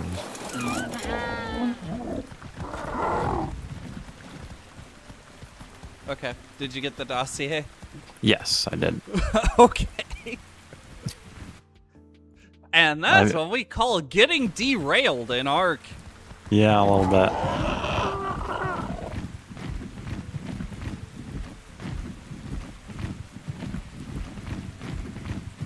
Yeah, when I was shooting it with my shotgun, which usually does like a whole bunch of damage, and it was like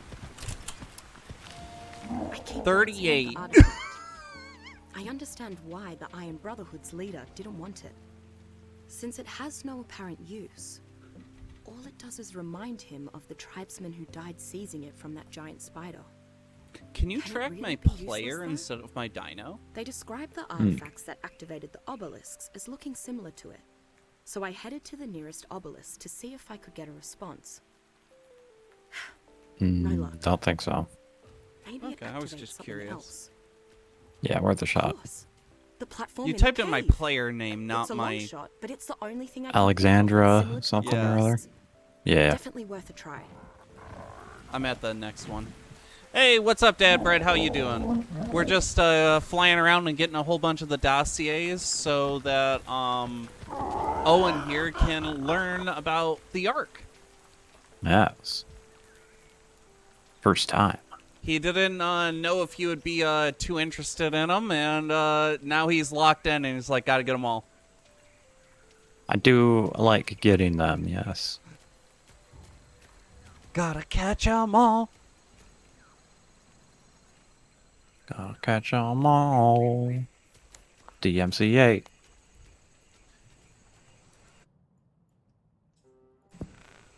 Big spider.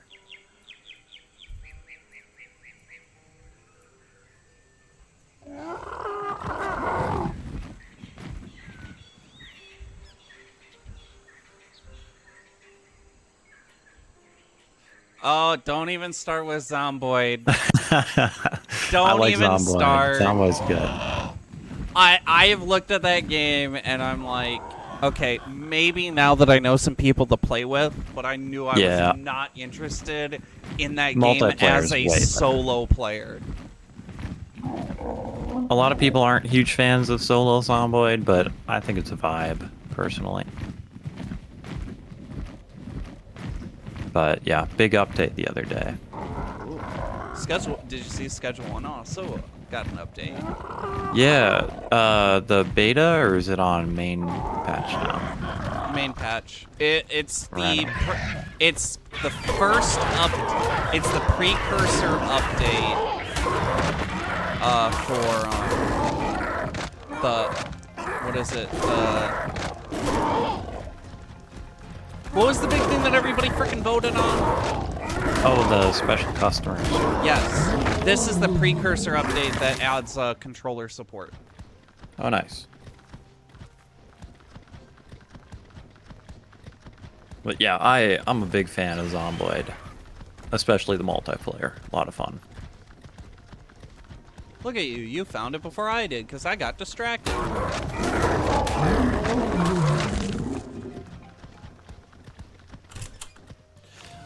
Not too long ago, I thought this place was a far-off utopia where I could study all the world's lost wonders. Now that I'm certain it's Is it not better to natural at treat all, it like a I roguelike? have to say, it's lost Pretty a lot of much luster. for Zomboid, yeah. That's how a lot of people play. Like, if your character dies, you just start a new world in single player. Many with their slice of the island, but some aren't content with that. I find it a One is lot even more trying to rewarding conquer that all way. others. And natural or not, this ecosystem But, won't you be know, any better off options. if it's burned down in some great war. And multiplayer is sun a little rises, it's different, still because, like, dark you know, your below. base stays there. At least nothing can change that. Mostly just the skills that don't come back, you know? I found it. Though I've been received by the Iron Brotherhood, they didn't seem very pleased to see me. Especially when I mentioned Rockwell. Okay, I That's a know first. you don't have I cold took out the armor, rather so we'll deserted go and back alien to state of their come back to compound. the ones that are in And the I'm snow starting to feel biome. a bit. Yeah.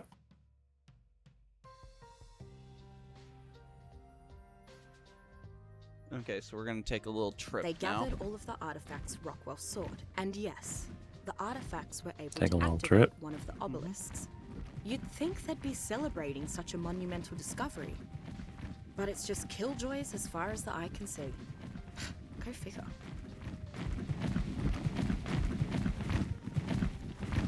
I gotta freaking do the permissions on voice chat or text chat. I need to actually do that so people can swear reasonably. Yeah.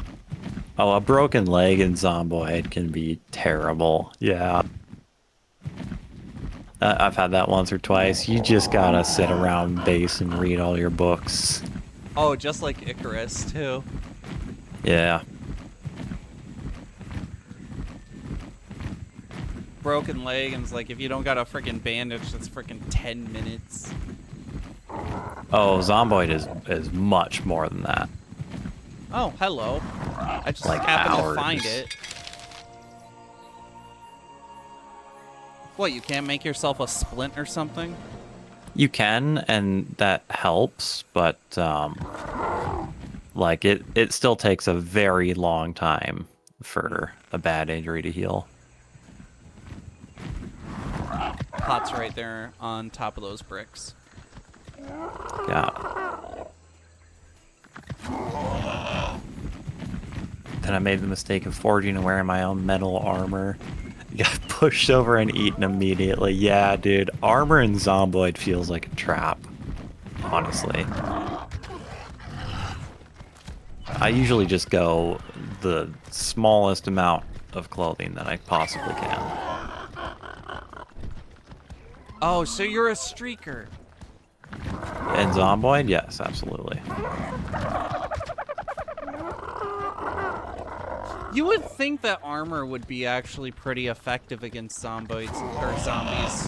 You'd think so. And it should be. Because But it's like not if you on wear Zomboid. like medieval knight armor, it's like a zombie's gonna bite you. It's like, it's not gonna work. Yeah. It slows you down way too much, though. It's just Well, not. you're worth it. supposed to just hack and slash your way through all of them. Yes, but it's easier to do that if you're just not wearing armor at all.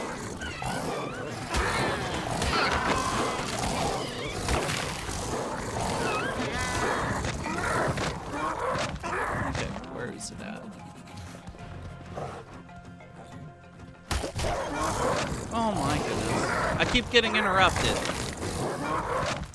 You sure do. Yeah, armor just slows you down, and then your stamina disappears before you can really do much. Oh, so you must be a character that doesn't know what working out is. No, you can work out, but if you're at like max fitness and strength in that game, you're still just better off not wearing armor because you're so much faster, and you can just, you know, kill without running out of stamina.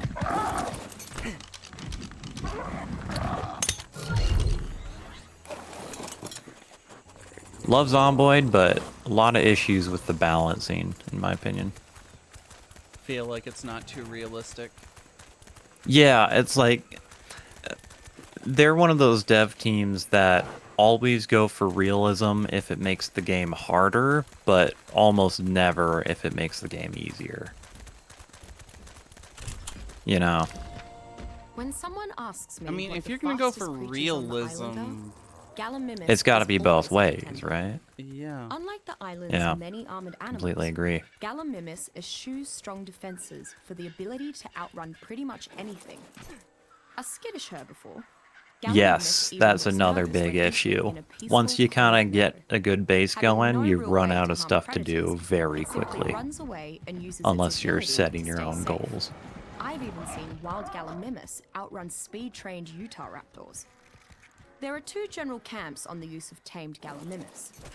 One camp thinks that their inability to effectively harm hostile creatures and their inability to harvest most resources makes them primarily a burden to the tribe. The other camp thinks that their extreme speed and ability to jump long distances is among the best for scouting and exploring. However, both camps agree that its ability to quickly transport multiple tribe members is uniquely beneficial.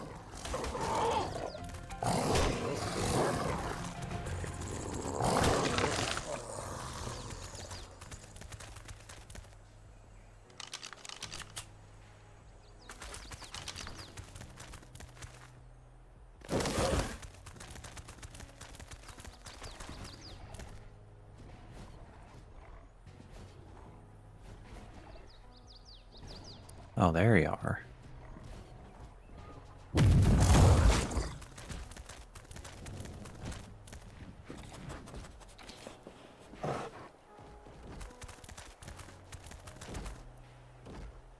Well, this isn't you. This is just your flyer.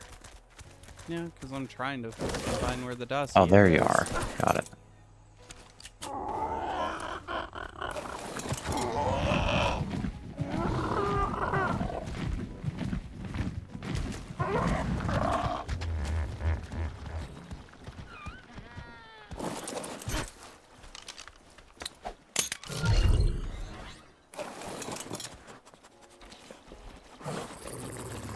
There it is.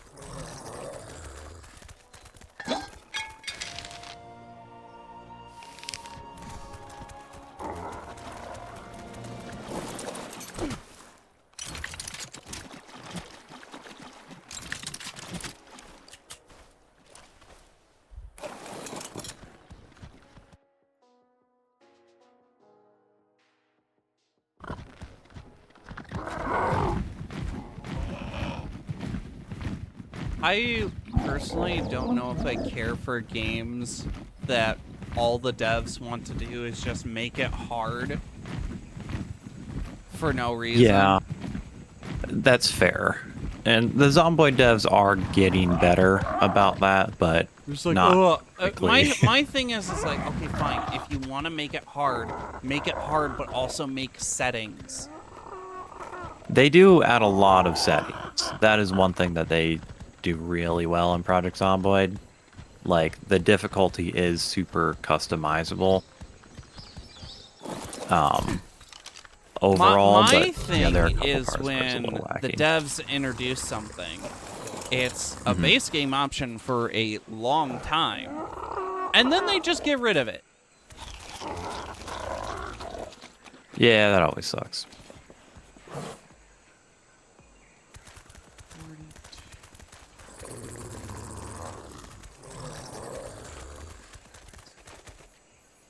Oh, yeet.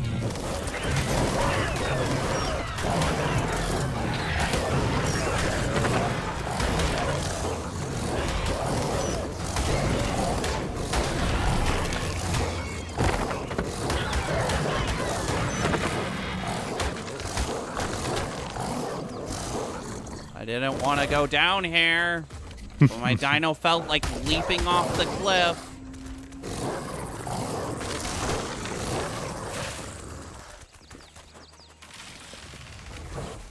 Found it.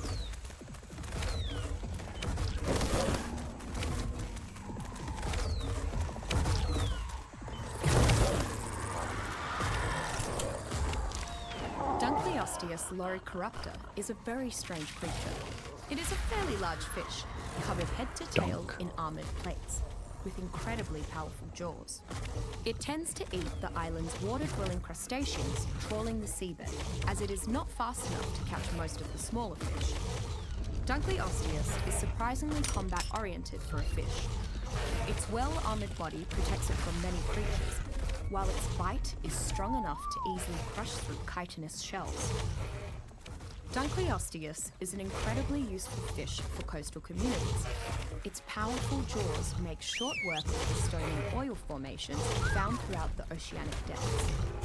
While harvesting, Dunkleosteus can defend its rider from all but the largest threats in the waters. Once it has passed its prime, Dunkleosteus itself can be harvested for a fair amount of chitin.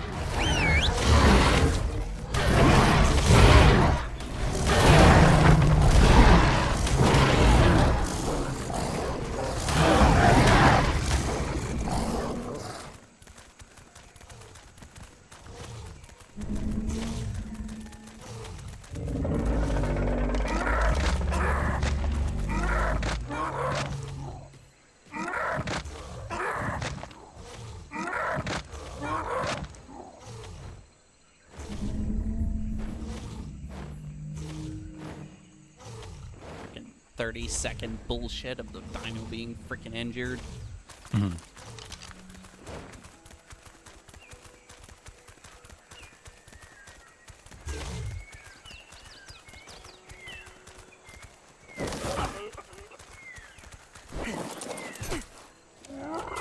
It used to be a freaking minute.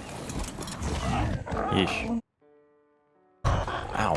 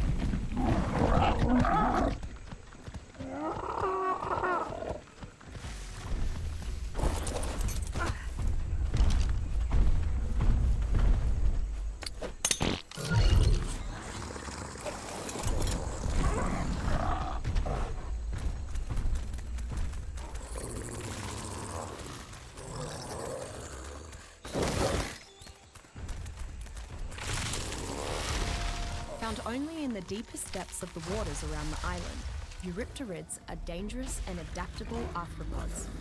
As likely to hunt as they are to scavenge, a Eurypterid rarely has difficulty finding food to keep itself nourished. even at the bottom of the ocean. A Eurypterid's threat comes not directly from Bro, its raw I'm strength. literally right over the Instead, hill.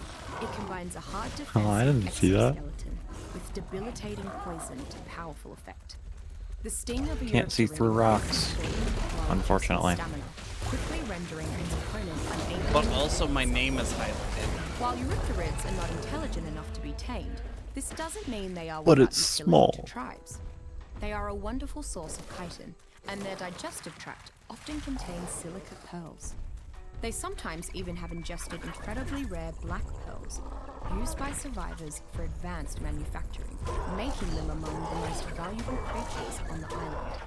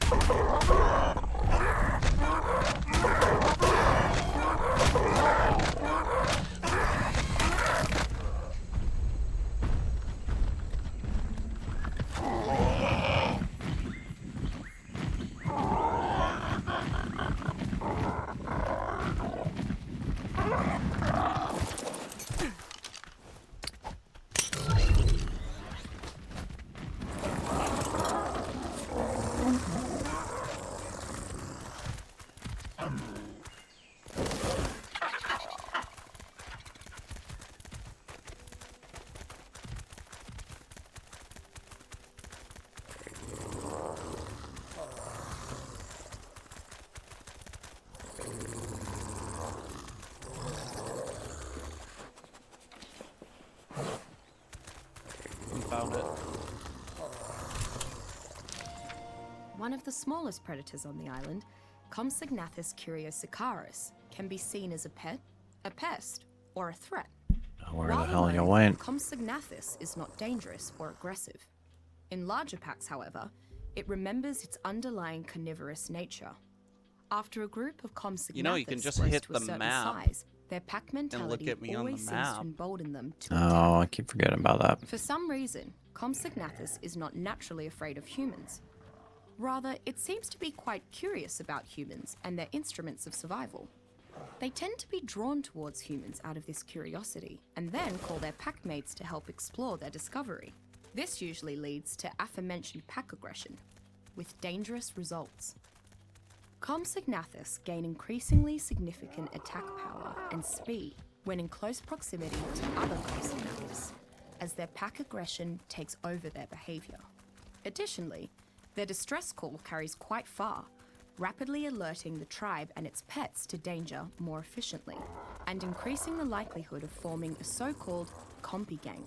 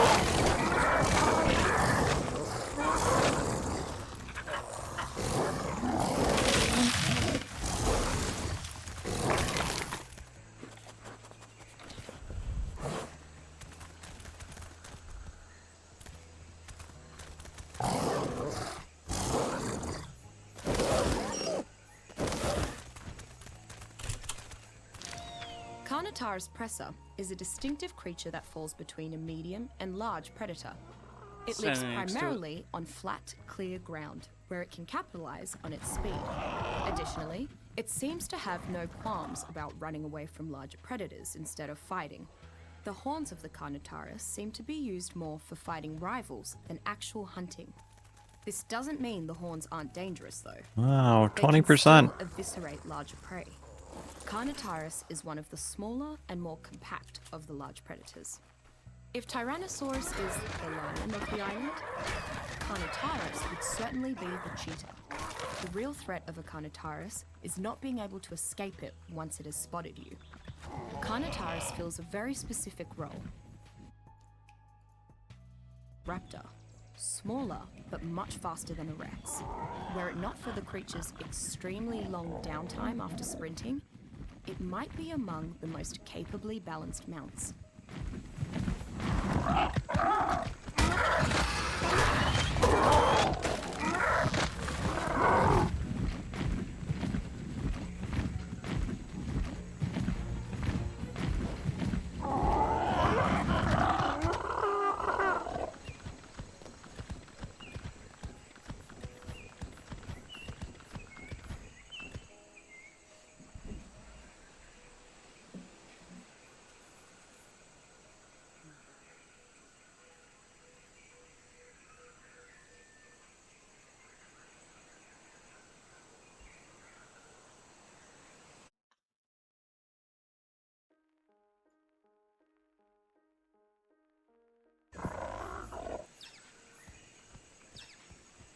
I'm right in front of it. Ah.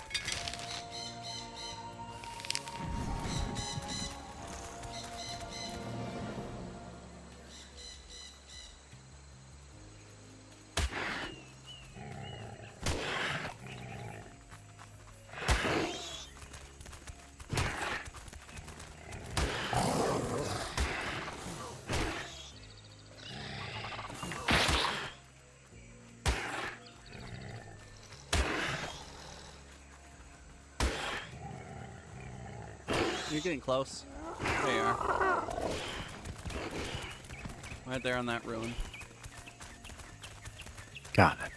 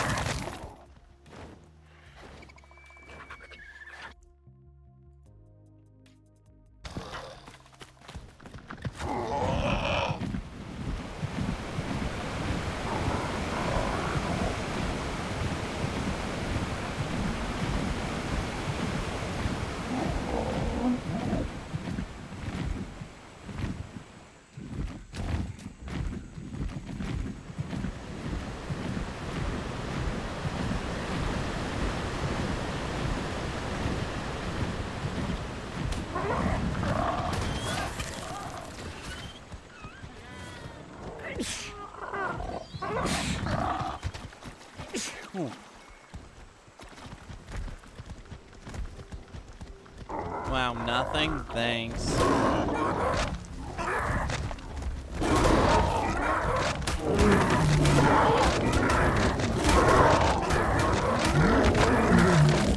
No bless you at all? How dare you? Oh, bless you. Sorry, I forgot. I heard you sneeze, and I just barely even registered in my head. Oh. Just wow. I was thinking about Zomboid. You were going the right way! Oh. Cut. Now come back. No. Where are you going? Stop going towards F-22! Well, your thing's So is what? getting... Alright.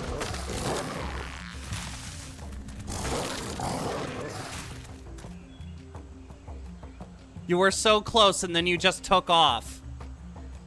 I'm right next to F-22. Like, I can see the green name. And I know you There have you the are. same range. Oh my goodness, bro.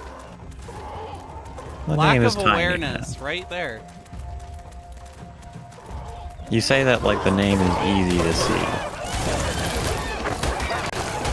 I guess I know what I'm looking for. I mean, what? You don't have your... Oh, you could blow up your HUD so it's not so tiny.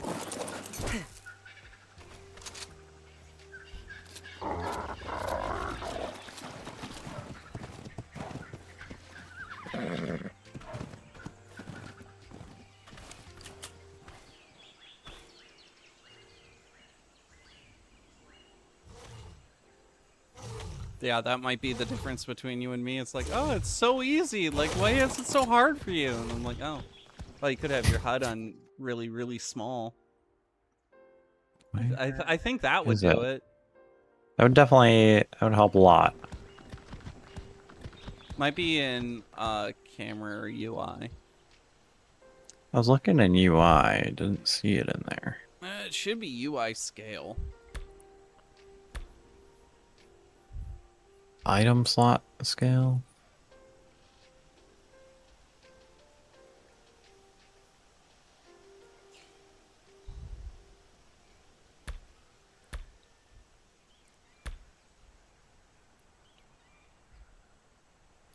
Hmm.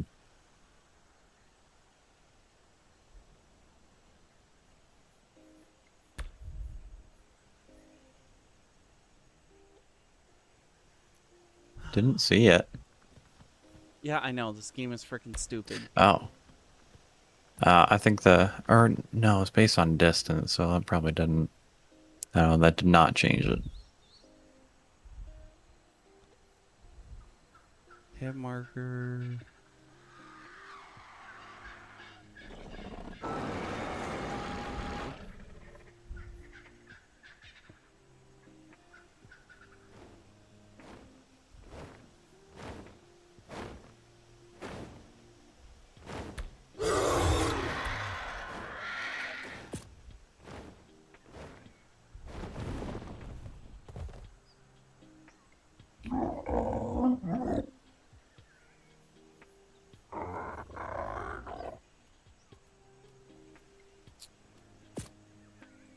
You know, why can they not have sensible controls?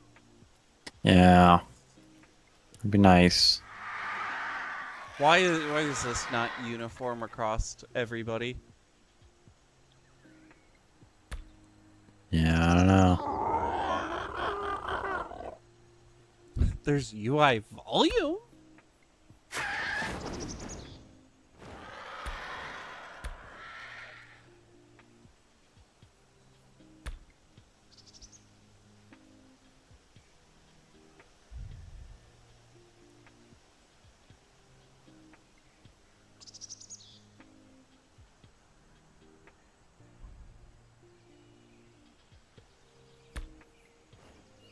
Well, Oh, UI scale slots? UI item slot scale? I did change that, but that's just for your hotbar at the bottom. It doesn't affect anything else, from what I can tell.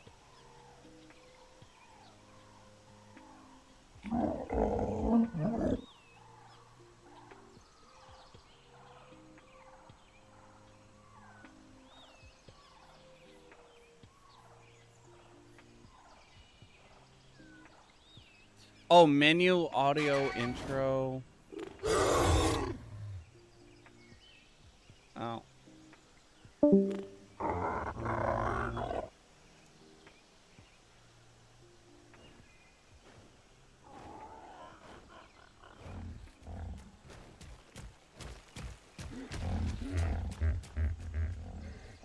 Oh my goodness, this is so dumb. Why is it hidden? Why is it not just something that you can easily freaking see? Yeah, I don't know, man. Some developers confuse me. Yeah.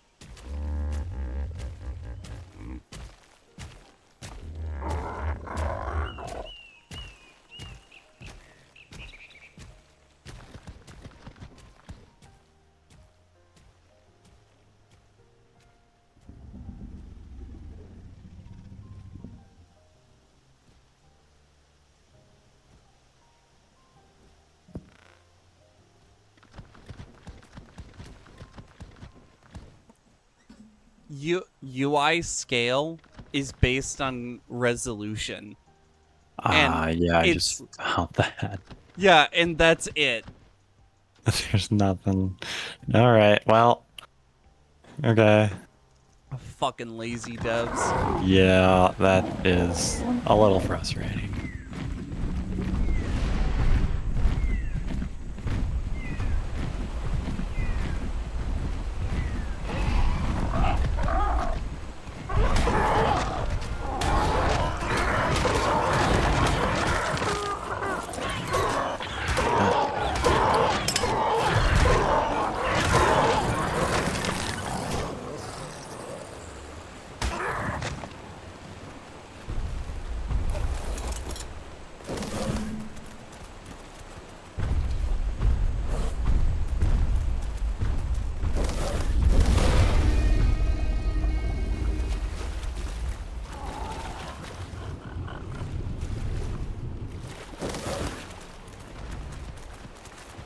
sorry.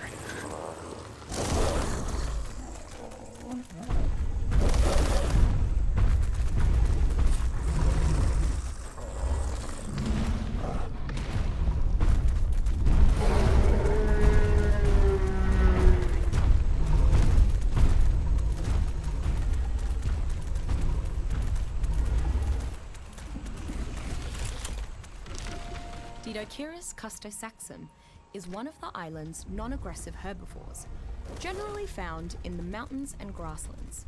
It's Large right and next to this well-armored, it has a Brachiosaurus. supply of fat under its plates to keep it warm and fed in the cold. Dinochirus has adapted well to the dangers of the island, perhaps even better than the Ankylosaurus. Dinochirus has two very different reactions to predators. Against smaller foes, it generally uses its spiked tail to inflict as much damage as possible. Against larger predators, however, it pulls its tail underneath itself to form a solid armored ball Where did you that go? is nearly impossible for creatures to pierce, from which it trying can to actually find you. roll away to You relative literally flew away safety. from me. Dinochirus is a highly prized work animal. of Because the I island. lost where you were. Its spiked tail is ideal for quickly shattering the I large can't rocks. see your goddamn So name. Dinochirus is a very Yeah, efficient because you're quarry super worker. far away. In addition, its affinity for rocks has allowed I it can to see carry it stone on your at a reduced screen, weight. and your screen In is case so that quarry tiny gets for raided, me. I can Dinochirus see my riders have a very Pteranodon's difficult marker to on kill your net. map. You're looking in Well, I right can in the see- direction. Yeah, I can see it on the map just fine, but that only helps so much. Yes, but I mean you're looking straight at me.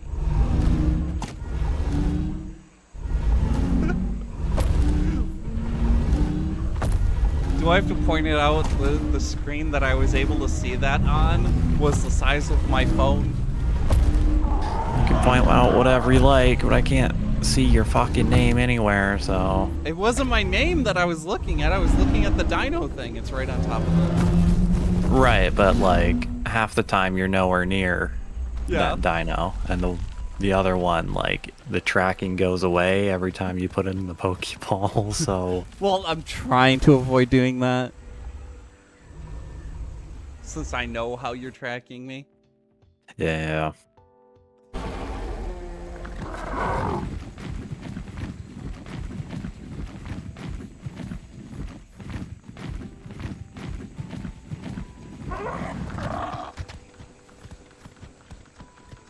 Oh.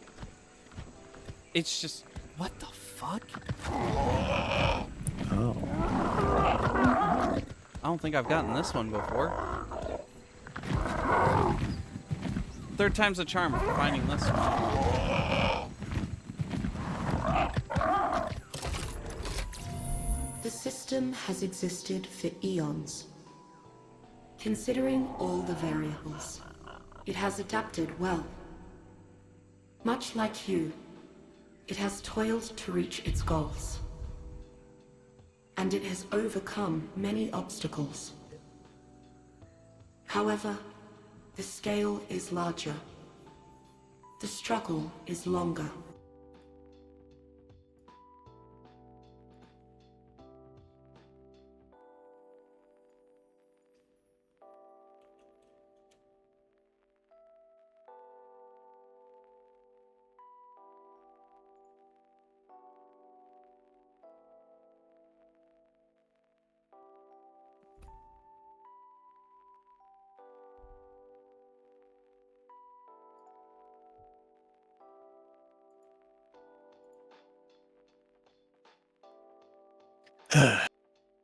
Trillion times? Then it's inevitable. More time, Nope. more errors. A drop turns to a trickle to a flood. Just dive bomb land it. As I said, everything Tried. is finite. Go The straight up, go system straight down. is no exception. You can fly completely vertical. Right, but I can't turn. That's not what I'm asking you to do. If you fly up and then you're like, okay, I'm just gonna go straight at it, and then you just land.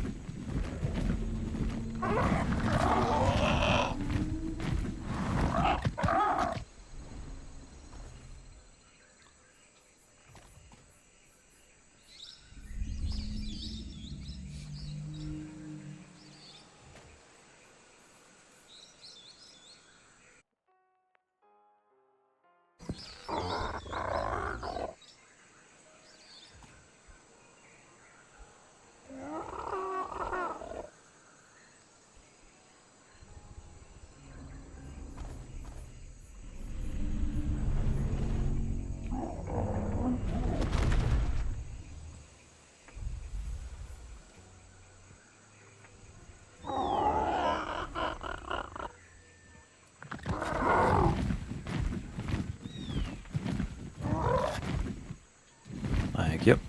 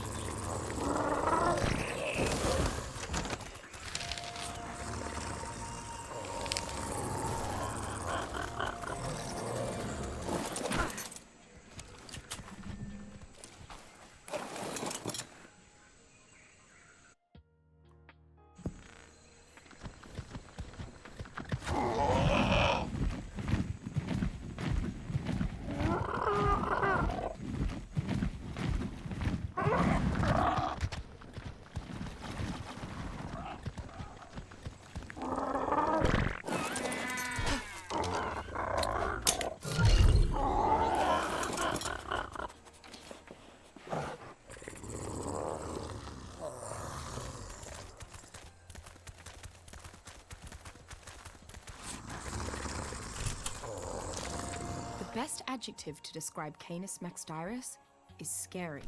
This pack animal is a cunning and I'm brutal right over here, predator, buddy. capable Behind the of taking rock. down prey of nearly any size. In addition to being a vicious hunter, it is the size of a small horse, meaning even the largest predators aren't Hello? necessarily safe from God. attacks. Unlike most It is creatures on the fucking island, impossible to Canis keep is track a of you. dedicated pack hunter and rarely hunts alone. When in a pack, Right underneath this Canis are frickin' naturally bush. spurred to fight for their lives, Just with run in increased there. effectiveness, while the most experienced Canis will be designated Alpha There it is. and gain an even stronger enhancement. Oh, The species direwolf. has an incredible affinity for teamwork. Obviously, Canis is a thrilling battle mount. It is fairly fast, very strong, and agile. It can leap almost as well as the island's battle cats. At the head of a bloodthirsty pack is a thrill for which most warriors would gladly proclaim, "Today is a good day to die."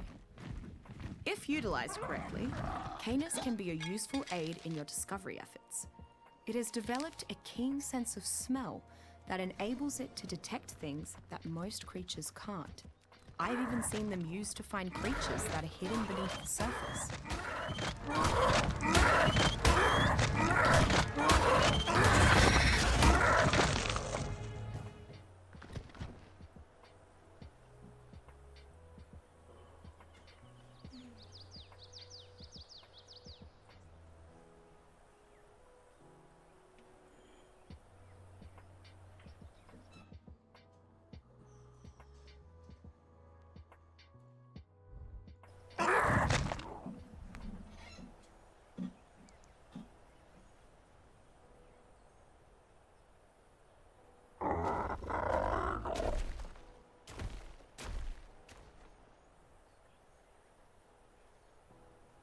I'm at the next one.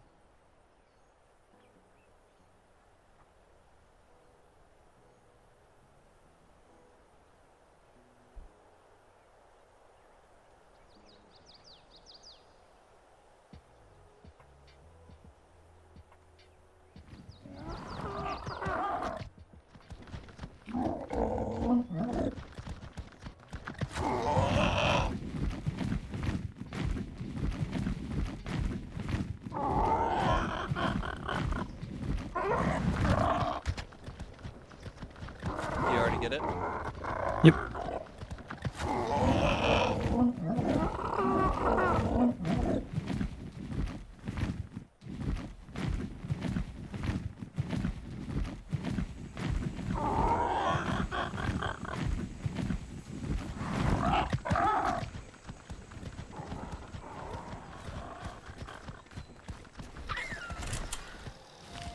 I suppose it was a bit naive of me to think that someone with the moniker of Beast Queen would wear the red carpet. I guess I got used to all of the friendly treatment that being an associate of Rockwell's earned me. Well, she did let me stay at least. And she hasn't instructed her dinosaurs to kill me yet, so that's a positive. Not that she'd really need the dinosaurs. If that glare of hers gets any more intense, I'll probably just burst into flames in the spot. Struth. I hope she eases up. Sifting through raptor excrement with someone watching is harder than you might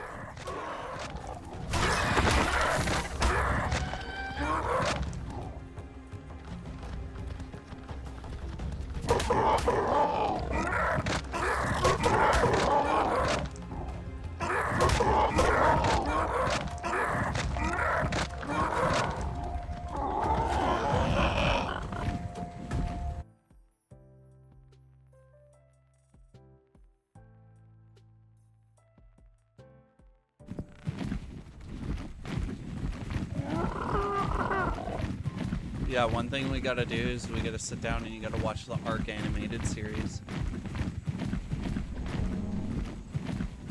A lot of lore in there, I assume. Yeah. You know the Dossiers? Mm-hmm. It's basically taking the Dossiers and turning them into a movie. Yeah.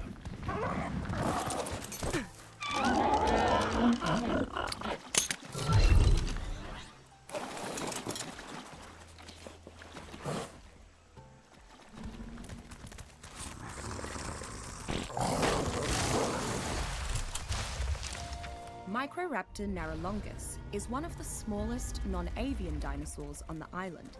Incredibly fast for its size, Microraptor is a voracious carnivore, aggressive towards anything regardless of size. Itself an apex predator. It will attack humans on sight, especially if it's not alone. When hunting, Microraptor's speed is only one of its assets. While not quite capable of sustained flight, its wings allow it to stay aloft for several seconds while jumping.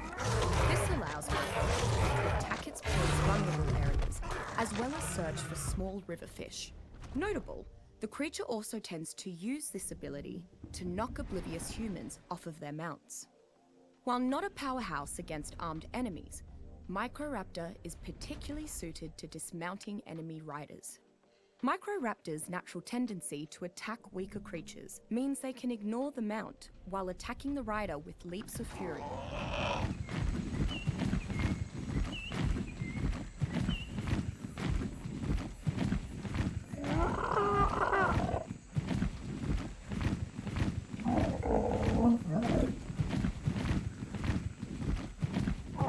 Yeah, I hate that dino. I hate Microraptors. Yeah, they're a little annoying. Yeah, wild ones can dismount you.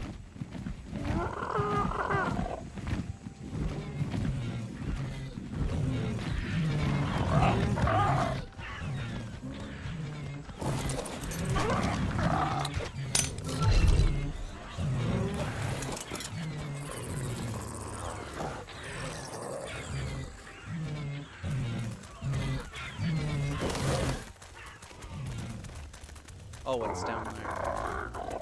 You should see the rubble.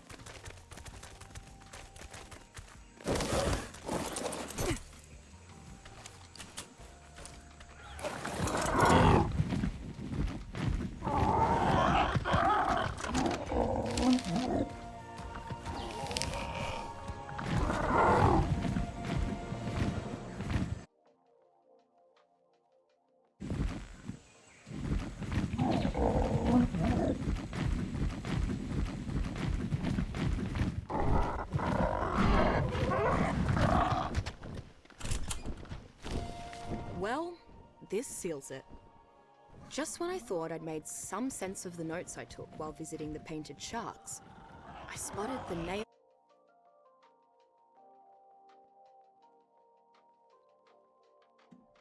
about the countryside, like they'd always been there. As much as I love roos, they just shouldn't be here. Period. They evolved in Oz and Oz only, 60 million years after the dinosaurs went extinct, among a bevy of other marsupials. If I know any genus, it's this one, and Prosoptodon should not exist here. This island isn't an ecosystem, it's a zoo.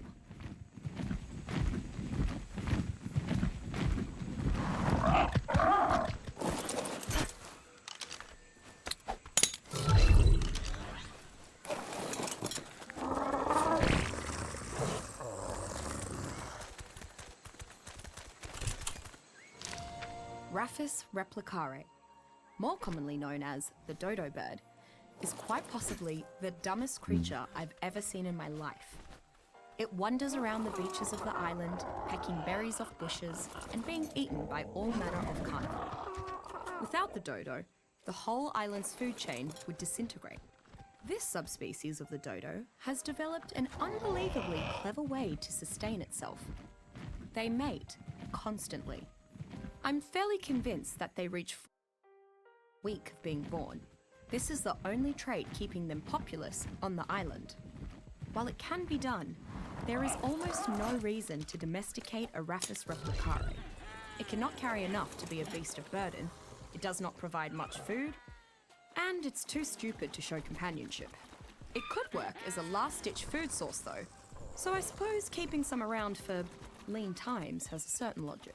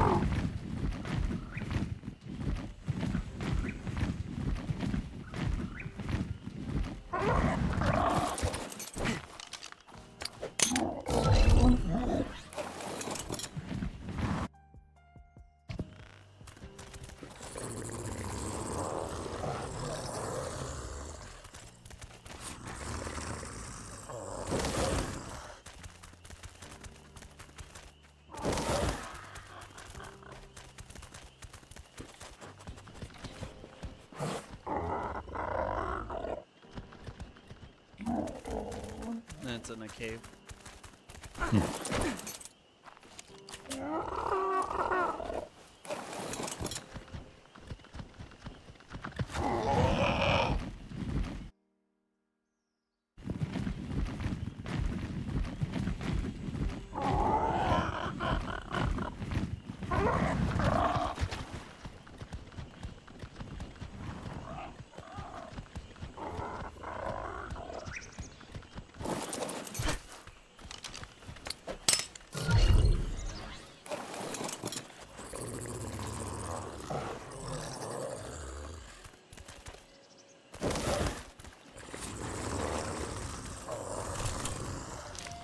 Oviraptor philoditor is a small to medium-sized carnivore, common in the jungles and beaches of the island. Despite being a carnivore, Oviraptor's main source of food is eggs, which it steals from nests. Unlike any other creature, to be able to surreptitiously steal these eggs, usually without attracting the attention of an irate mother. In an incredible feat of natural selection, Oviraptor seems to emit a chemical pheromone that affects many creatures as an aphrodisiac. Mated creatures are much more likely to create new eggs while Oviraptor is around, which allows the Oviraptor to go about its business unperturbed. Too small to fight or ride, Oviraptor is still one of the more commonly tamed creatures on the island. Its pheromone ensures an increased stream of eggs from nearby mated wild creatures for breeding, eating, or cooking kibble. Oviraptor will autonomously do the dirty work of stealing eggs from other tribes or wild dinos on your behalf without attracting unwanted attention. They also make quite adorable sounds, so many children simply like to keep them around as rather strange companions.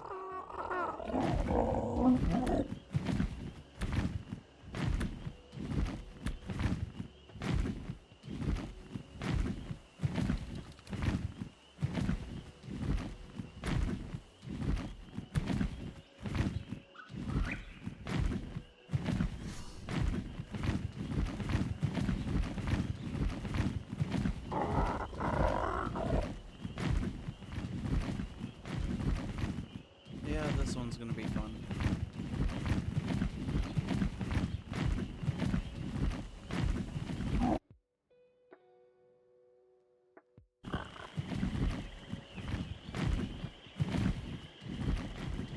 You know what I hate? That you can't frickin' zoom in on the map unless you open it up.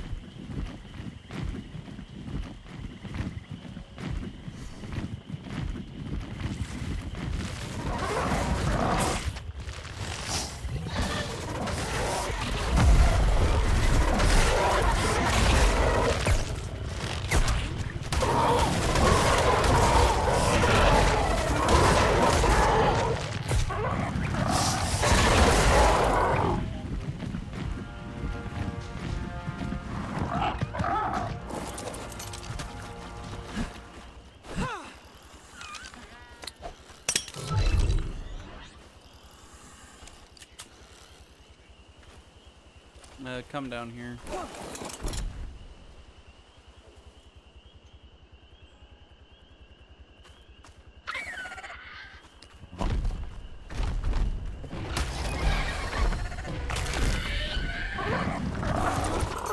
You have a cryopod?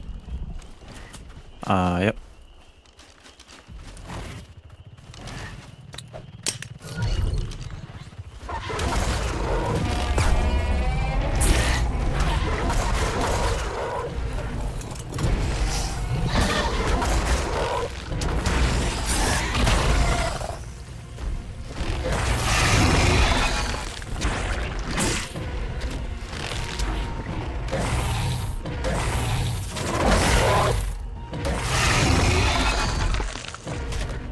Up on the direwolf.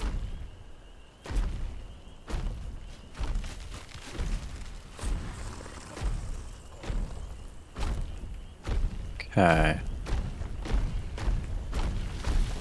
What do I do? Follow me. This is what you should do. I just ran down the beach.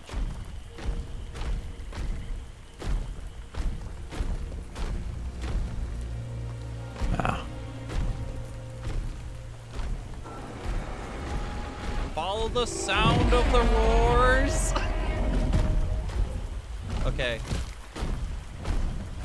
So what I need you to do is hit C, and you'll activate the sniff ability.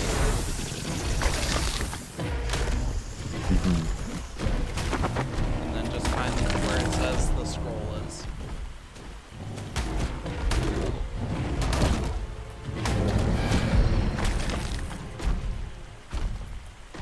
Over here.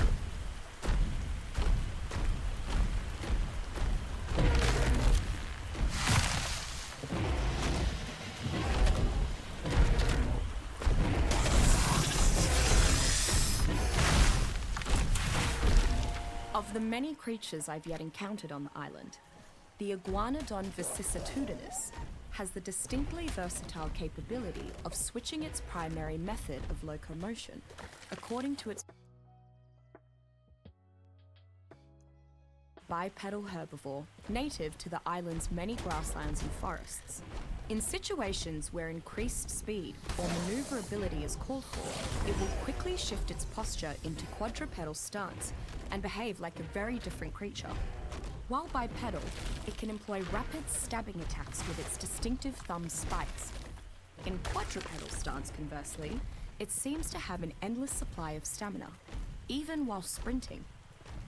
Interestingly, the iguanodon's thumb spikes also provide it with the capability to pick seeds out of fruits, allowing a farmer to easily convert stacks of fruits into stacks of seed for planting.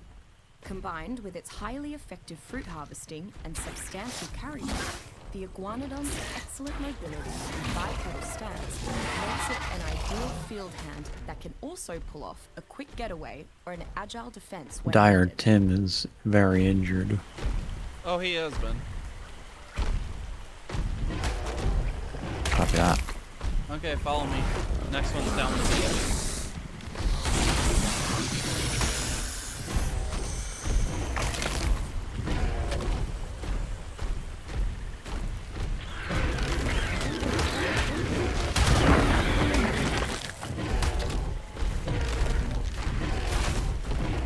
I'll tell you when you just start sniffing.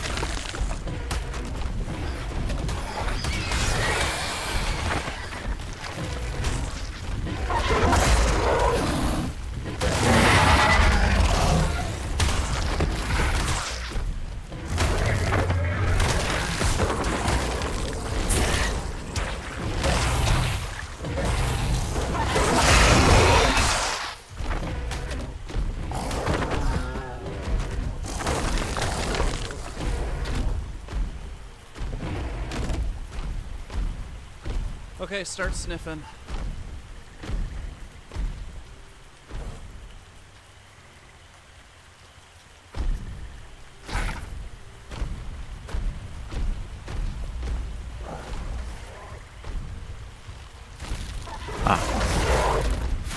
Right here.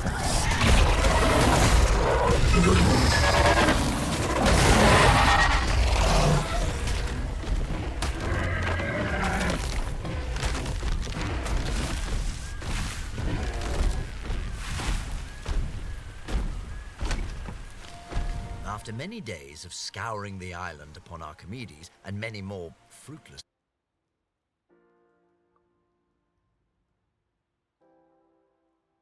finally found the spelunkers I need.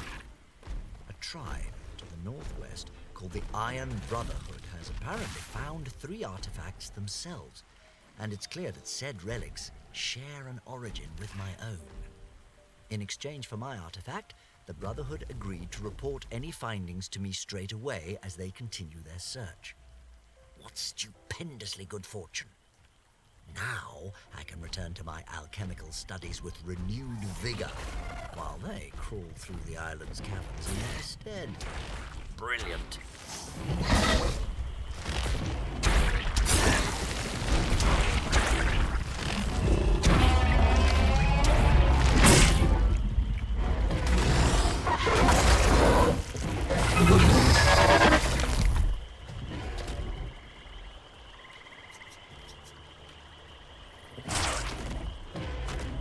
I can't move. Oh. I've been gooed in place. Wow. It's a lot of goo. Mm-hmm.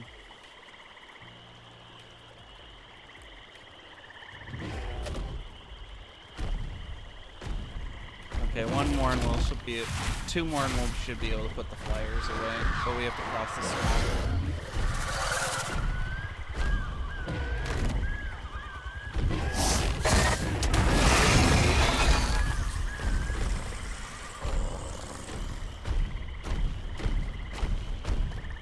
The closer you stay next to me, the safer you are. Mm-hmm.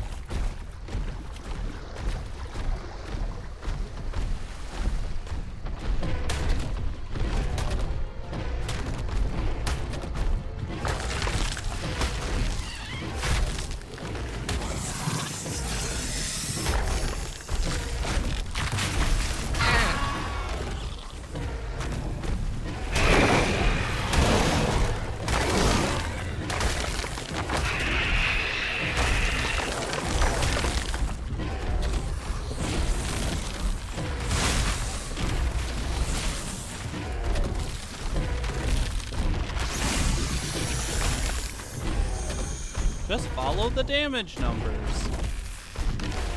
Okay, start sniffing.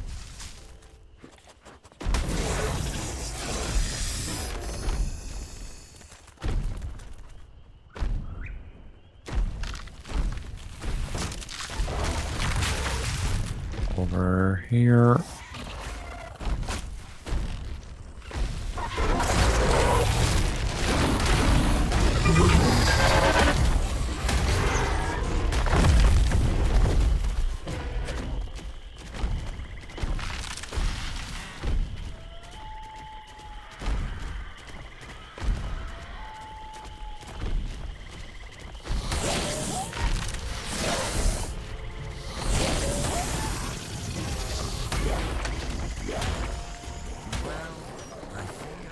As far in my studies of the obelisks as my archaeological expertise will I take. think there should be another one up here. A shame, really.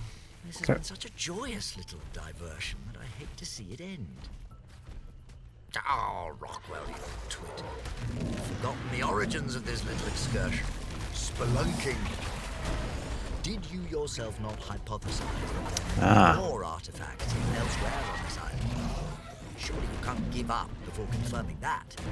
No, certainly not. Nor can I be expected to scour the Ark's corners alone. Perhaps someone can spell my stone. Better yet, perhaps someone has already spellocked.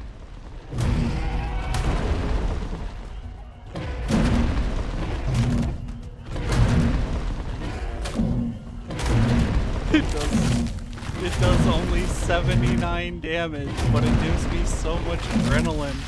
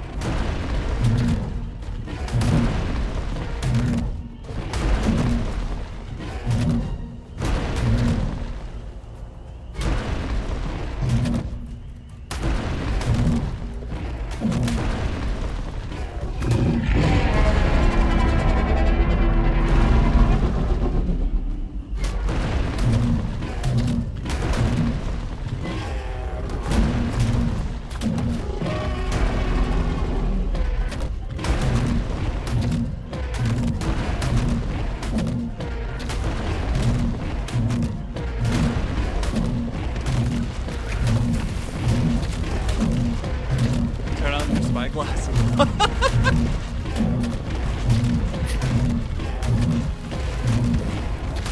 lot of health.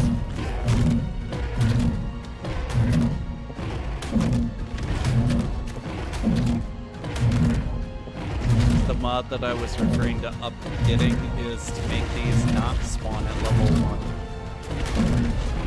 1. Yeah. Makes sense.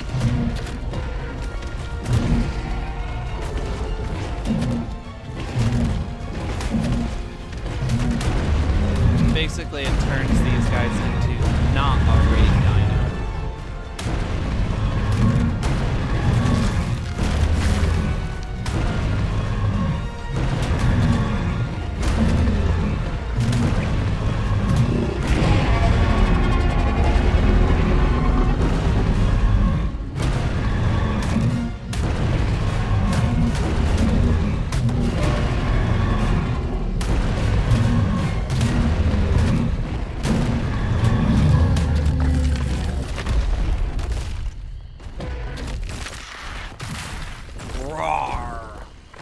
Rar.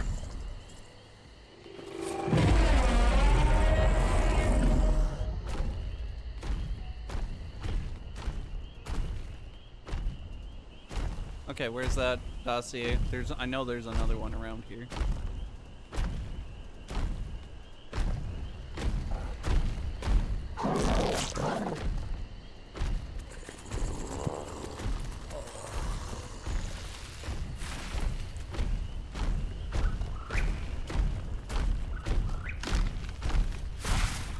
Oh, I see it. I'm right on it. Sure are. Parasaurolophus amphibio has one of the more interesting adaptations of any creature I've seen on the island. Like all parasaur, it has a signature crest on its head. Very docile at first, I've been able to approach the creature without disturbing it. If startled, however, the creature can vocalize a distress call to the surrounding area that warns of danger. Parasaurolophus appears to be low on the food chain and is hunted by everything, creatures and humans alike, which explains its skittish nature. It is a good source of meat and hide, if you can manage to keep up with it long enough to kill it. Despite being what most tribes consider a relatively useless creature to tame, I once met an interesting woman who had tamed an entire herd of them. She informed me that many overlooked the creature's potential. She even graciously gifted me a fancy saddle to put on my own Parasaurolophus one day. As a relatively simple creature to domesticate, Parasaurolophus is commonly one of the first mounts a tribe will be able to acquire. Its ability to run relatively fast for lengthy intervals makes it a solid mode of medium-range transportation, though it has almost no ability to defend itself or its rider in a traditional sense. Smaller creatures, however, appear to be frightened by the horn of Parasaurolophus, although it doesn't do much damage. It also has decent weight-bearing capabilities, which could prove useful for nomadic tribes as they work to establish a presence on the island.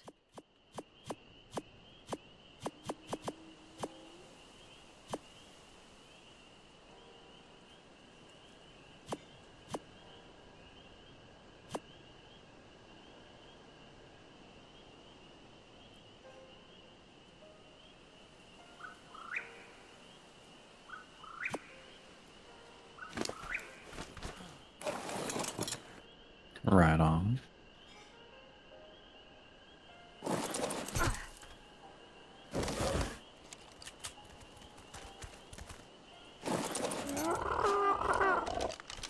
Are we at a decent temporary stopping point?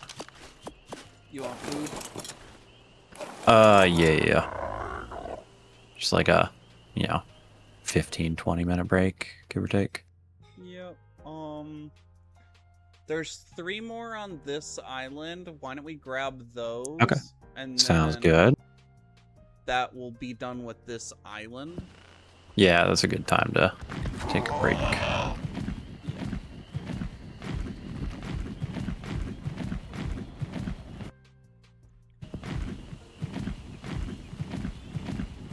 Yeah, I could use another cup of coffee as well.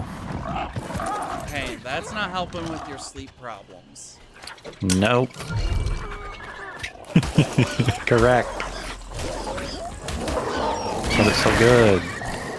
Yes, I get it, but you need to drink it at appropriate times. Define appropriate. When you Yeah. first Latest wake up. Broth of Enlightenment trials have concluded, and as expected, And only I am before noon. disappointed in the results. Well, those Primates two I things tested don't on line up showed at all. increased aptitude for learning. I do Well, not believe any you of gotta them make 'em truly line up. ascended to a high level of intelligence. Oh no. Bugger the little blighters, I say. My assistants have almost finished preparing my supplies I mean, for my you next do have a expedition, point. and I have drafted a letter to send to the you Iron get it? Brotherhood ahead of my departure. No, I entirely missed it. I'll have forgotten all about them. What? Pardon the interruption. Can't see It seems anything. I have a guest. I don't care if you can't see anything. It's the fact that you weren't paying attention. Also that, yeah. I suppose I'll find out. Right here.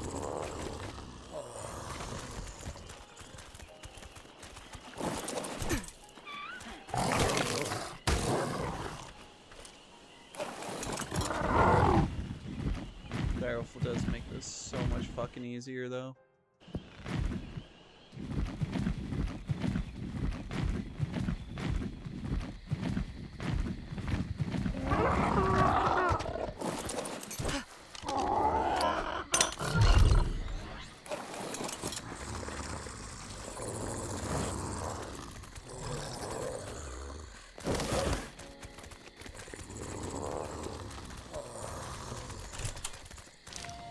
Coelodonta utilicero is a friendly herbivore, common to the tundra and grassland regions of the island. It is a large and dangerous creature, though it seems fairly trusting of the fauna around it. Once attacked, Coelodonta begins charging towards its foe. It builds up momentum as it charges, and depending on its ultimate impact speed, the results can be terrifying. With enough room to charge, it can even skewer the largest creatures in just one gore. Despite how powerful Coelodonta are, many tribes still hunt them extensively due to their unique resources. Its horns can ground into a highly arousing powder, and its thick fur can support many insulated I wish this thing could walk making backwards. Coelodonta in high demand. Even less advanced tribes use packs to hunt them down, though at significant peril. When not being hunted for its horns, Coelodonta makes an impressive beast of burden. Its ability to take on far larger opponents provided sufficient charging room, as well as its sizable load capacity, make it a solid addition to any trader party or gathering expedition.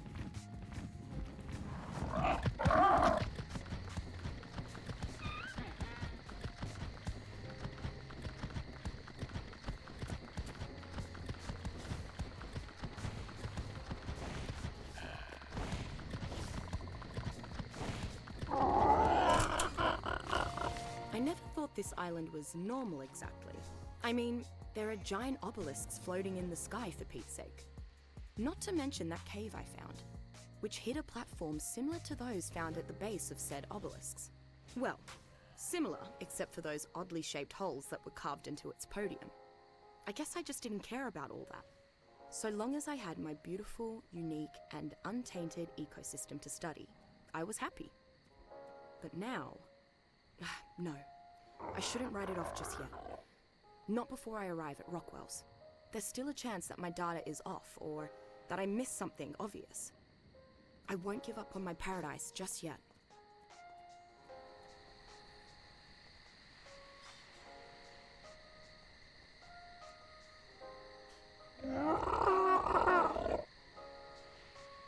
Oh man, you're so close. Ah.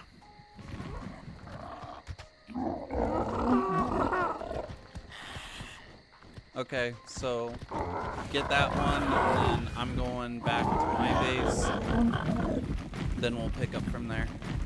Sounds like a plan.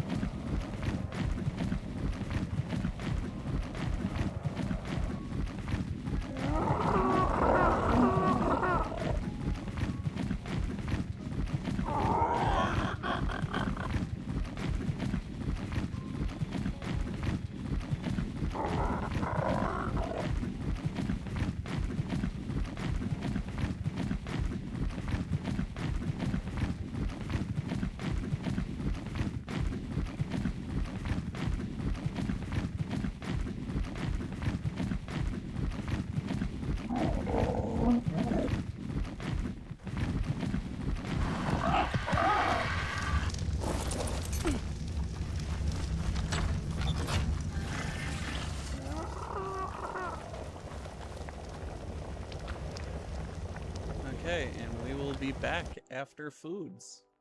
Mm-hmm. Okay, BRB.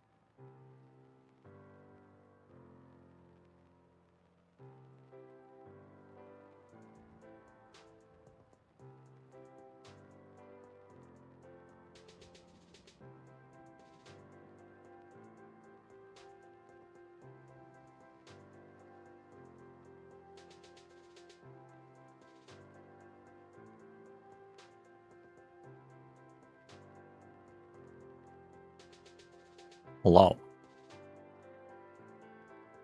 I've returned.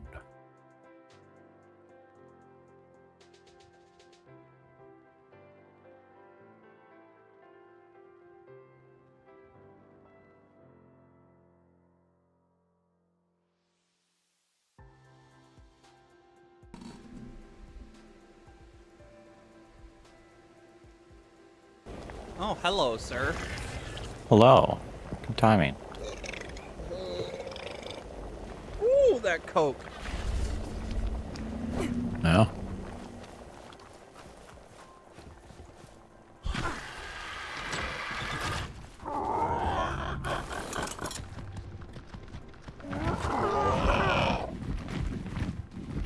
You know, I was so focused on getting food, I forgot to put my Dino in the heal chamber.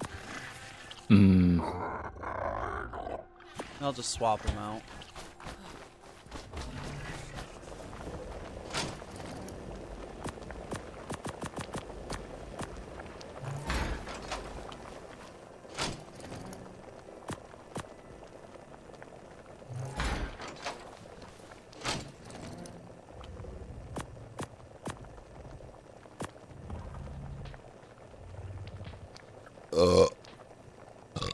Ooh.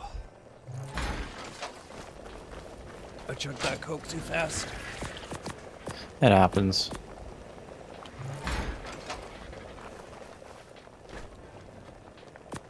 I am so missing playing with, what is it, Windrose with the, just stack, what is it, common items. Hmm. Yeah, that does sound nice. Yeah, Ark seems a little old-fashioned to that matter. Definitely. Yeah. I don't know if it's just being part of the primitive tier of the game, though. Like, if it's intentional. Yeah, it's hard to say. Because But- it gets, once you get farther in the game, you don't have to worry about that shit. Yeah. Long game, though, you know? Yes.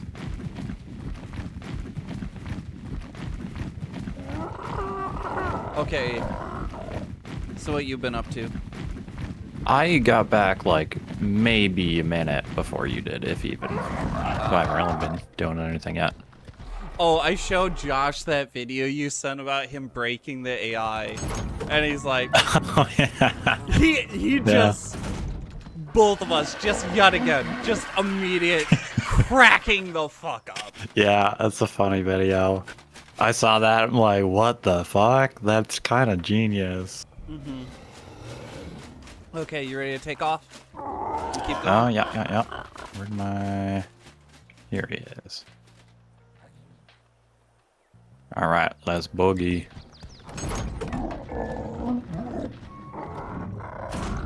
Denied!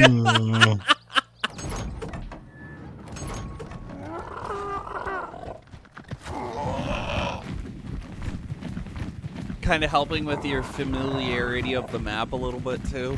Yeah, it's just helping with overall kind of game knowledge. Yeah. So, this is definitely a beneficial activity.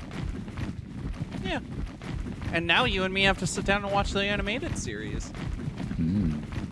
Because it dives, it takes like all the dossiers and kind of writes it. I have to remember how you tame a bastion beetle.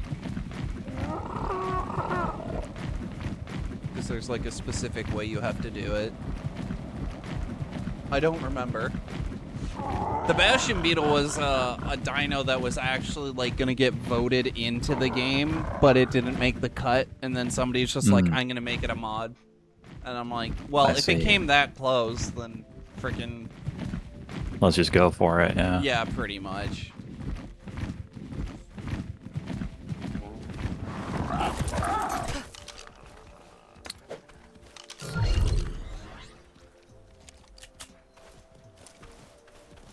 There's 8 Dossiers on this map, on this island.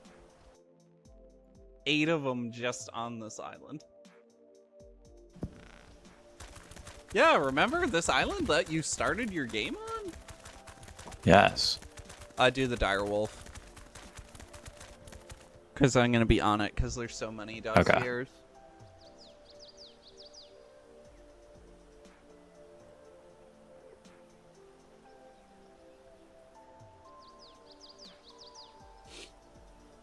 Any minute now. It's because it's searching the entire tribe, now that we have more players.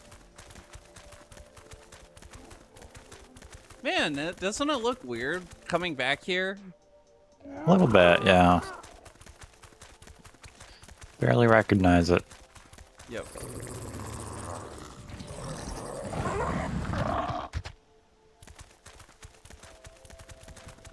See, I was surprised you didn't find any of these on your own when you were around. Like, oh, Yeah, what's this thing?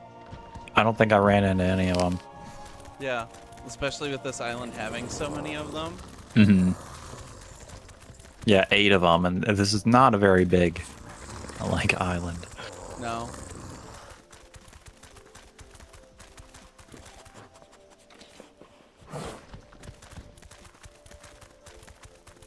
Like this one when you were tree clearing? I am perplexed. Even with an expanding Yeah. number of test subjects, I just cannot find the passion that I once had for my research. I truly thought that my recent adventure had lit a fire in my belly, but I constantly find myself losing focus.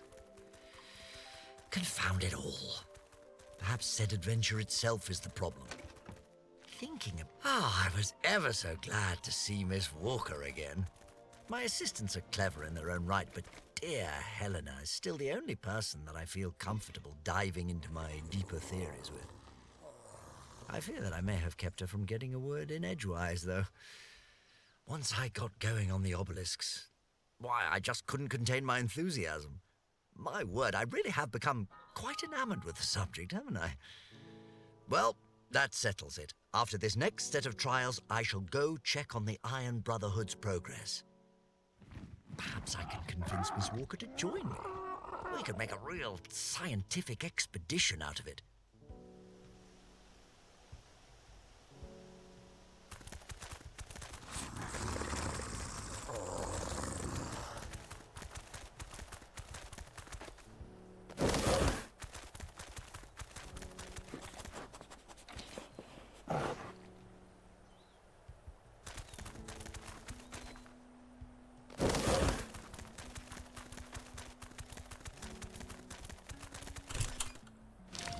Utah raptor prime is an incredibly aggressive subspecies of Utah raptor found on the island.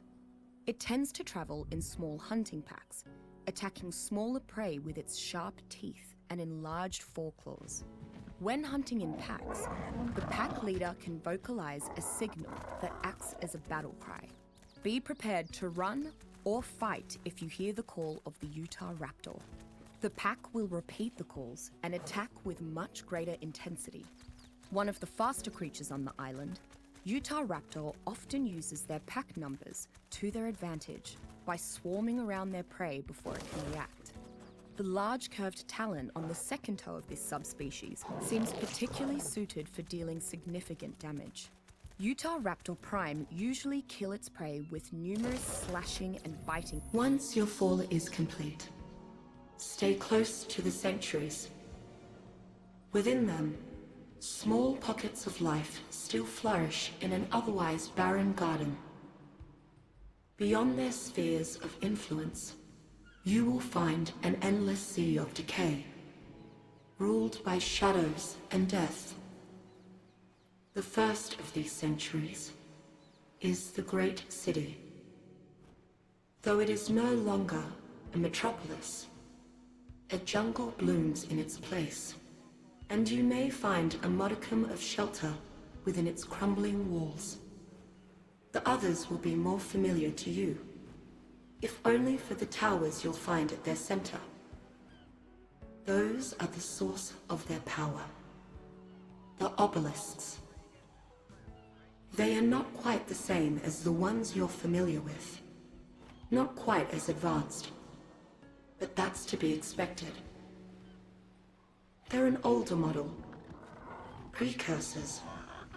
Or more aptly, prototypes.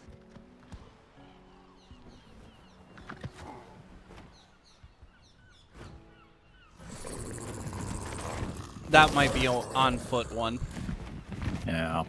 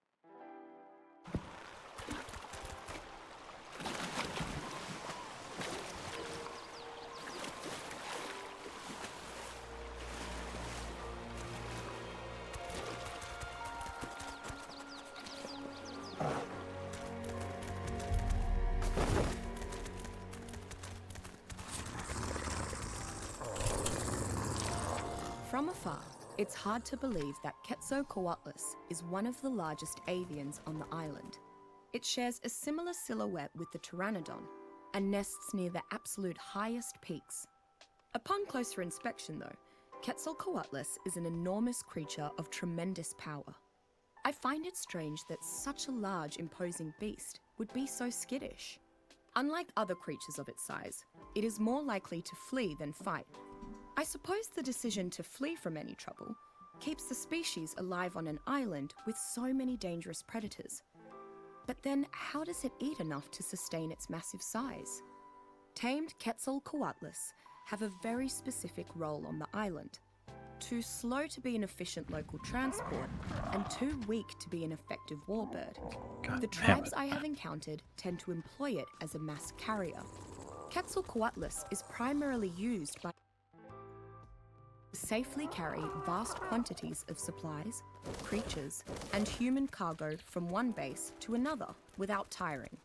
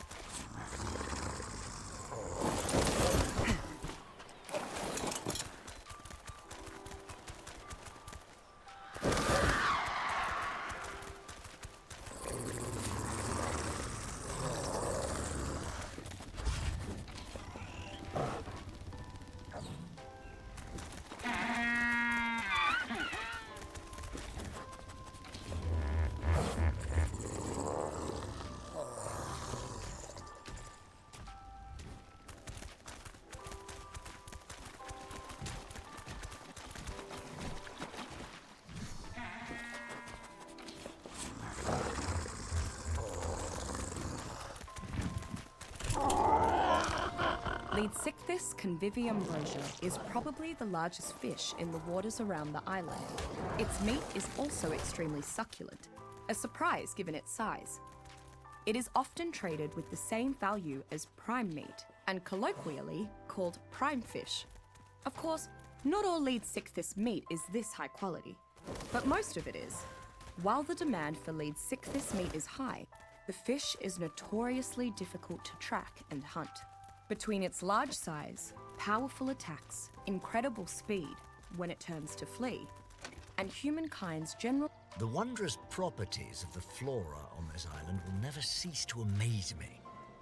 If I'd told my colleagues in London that I could create a concoction capable of erasing someone's memories, I'd be laughed out of the room and never invited to tea again. Yet here it sits, my mind wipe tonic. As usual, I've had tribal leaders groveling at the gates of Rockwell Manor just for the tiniest of samples. And for the recipe, oh, the bounties I've been offered. I'm not interested in their riches, though. I have their protection, supplies for my studies, and all the time in the world. What more could I ask for?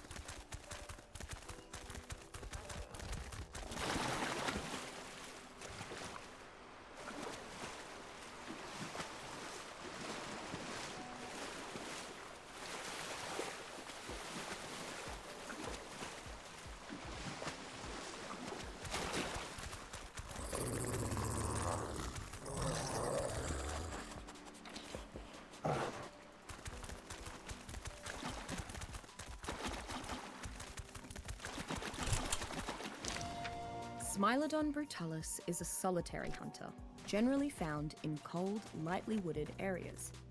The island's mountains are the perfect habitat, as the mammal's fur keeps it safe from the bitter temperature. While its huge fangs are excellent for delivering death blows, the creature's claws can be just as deadly. Despite normally being a solitary creature, Smilodon brutalis are not opposed to hunting in small packs. In fact, they have to do this to take down larger prey such as mammoths. Enough saber-tooths can take down a Carnotaurus, perhaps even a Tyrannosaurus. Either way, Smilodon brutalis should not be underestimated. While not as fast as raptors, there's no denying the saber-tooth's increased resilience and power. In addition, well-trained saber-tooth can be taught to use their claws to flay corpses. This may sound morbid, but it is among the best ways to quickly gather large quantities of hide. Leopleurodon magicus is a mid-sized ocean creature, typically between 20 and 25 feet long. I've yet to directly encounter one myself, but from the tales other tribes have shared, it compares to no other on the island. The rumors indicate that this beautiful creature has magical properties. However, the sightings are so rare, it's hard to decipher old tribes' tales from the underlying truth. They say that Leopleurodon is an elusive creature that can harness its magical powers to retreat from predators or aggressors of any kind. But the beekeeping tribes claim that their honey is so sweet that not even the Leopleurodon could resist. Leopleurodon is rumored to bring good fortune to those adventurous enough to tame it. With the Leopleurodon by their side, tribes have apparently managed to obtain treasure beyond their wildest dreams. Supposedly, even after you've gained its favor, it remains incredibly aloof and will eventually use its abilities to escape even the strictest of captivity. While Kentrosaurus ethiopicus is considerably smaller than its close relative, Stegosaurus regium, it is much more formidable in matters of self-defense. In fact, it is arguably the pound-for-pound champion of not only the Stegosaurus, herbivorous dinosaurs in general. Thanks to its wickedly sharp defensive spikes, any creature that attacks Kentrosaurus is likely to be reversely wounded in turn, and it is capable of piercing even the thickest of hides and armors when it goes on the offensive. I have personally witnessed the Kentrosaurus fell much larger predators in a single such impaling maneuver. Okay, before you come over here, Kentrosaurus can be a fatal the mistake, particularly when it's in a herd. what did you kind When of traveling notice in about the numbers, Lyopleurodon? Kentrosaurus seems to grow much more aggressive, I was increasing mostly the range thinking in about which Charlie it the can defend Unicorn. its territory. Exactly. Survivors That's what I hate about it. to ride Kentrosaurus. It's a A weapon with Leopleurodon. spikes and A hot-headed magical teeth. However, a Leopleurodon. tamed The mod that Tyrannosaurus also can changes the effectively defend the combat Titanosaur and take on larger changes the carnivores. Lyopleurodon. Once impaled by its attack, The Kentrosaurus slams the attacker Making onto it the a ground permanent continuously, tame and not a helping to turn magic the tide of a thing. pitched battle. Magic bullshit.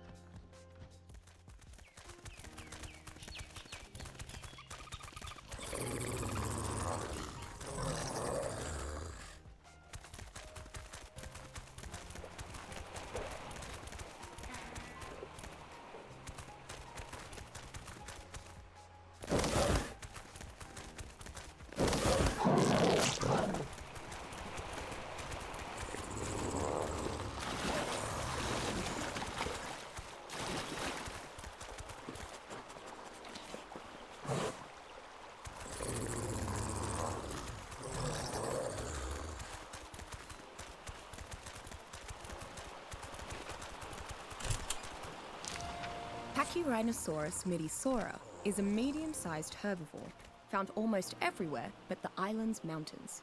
It is generally calm and ignores all other nearby creatures unless it is attacked. Pachyrhinosaurus possesses a particularly unique survival skill. When threatened, its massive nasal boss releases a chemical into the air that calms other nearby creatures, making them less likely to attack it. Affected creatures are sometimes hungry enough to ignore the effect, and humans seem immune to it. Conversely, it can seemingly invert this phenomenon at will and coerce creatures into attacking it. Pachyrhinosaurus is an excellent starting mount for anyone new to taming. It is fairly easy to train, can carry enough to be a simple pack animal, and is not as deadly as some of the larger herbivores. Additionally, chemical on command to protect itself and its rider from nearby predators, or draw attention if desired, making it a potential lifesaver in a pinch.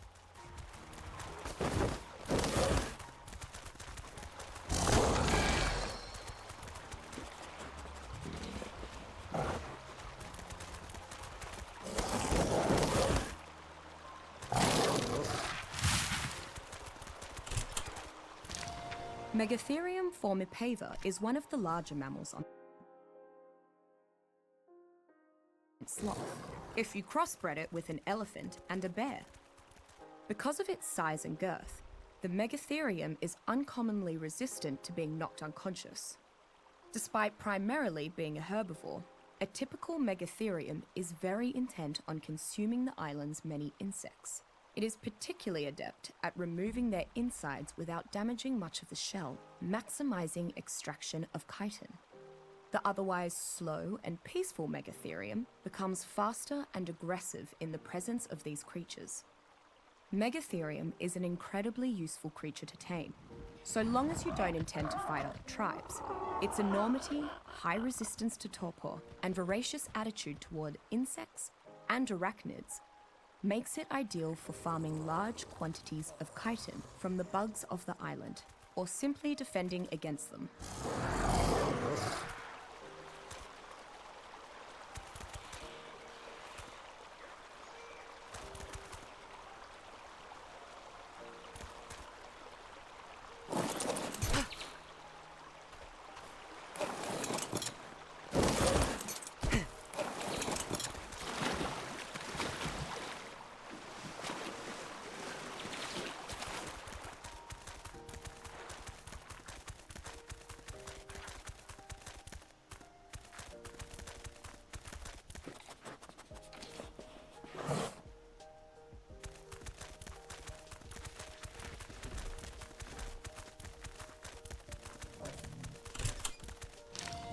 The Eutyrannus sievus is believed to be related to the Tyrannosaurus rex, but it is noticeably different upon first glance. Feathered creatures are not necessarily viewed as dangerous predators in the same light as other theropods. However, the Eutyrannus strikes fear into even the island's most skilled hunters. There are few wild predators that are able to pack hunt alongside the generally hostile Carnotaurus, like the Eutyrannus does, with such ease. It is also the only creature I've seen to consistently induce a state of panic in opponents with its roar. Upon hearing it, most creatures in the area will flee for safety. A domesticated Eutyrannus can be a powerful offensive or defensive addition to war parties. With its mighty roar, it can induce fear in opposing creatures. Meanwhile, Uteranus can be trained to develop a confidence-boosting battle cry, which counteracts enemy attempts to induce fear, while also bolstering the resolve of allies, and may even draw wild Carnotaurus to its aid. These unique leadership qualities make the Uteranus a versatile and, at times, a necessary creature to have on your side in confrontations.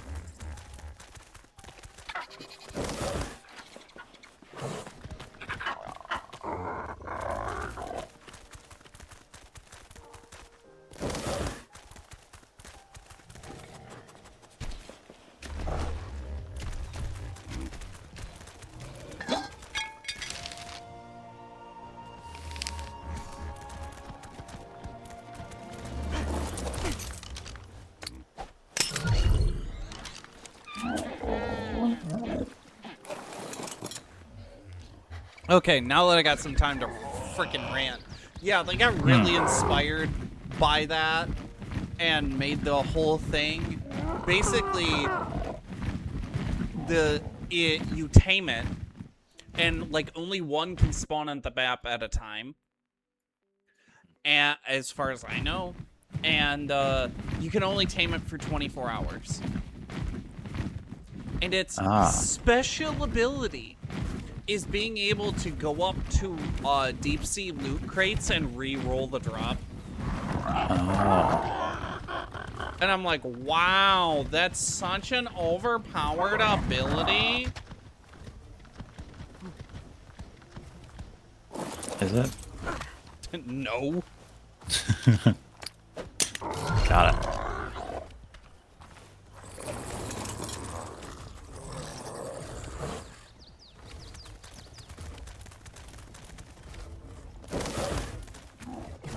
Oh.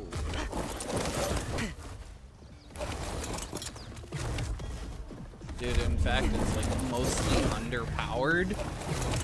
Yeah.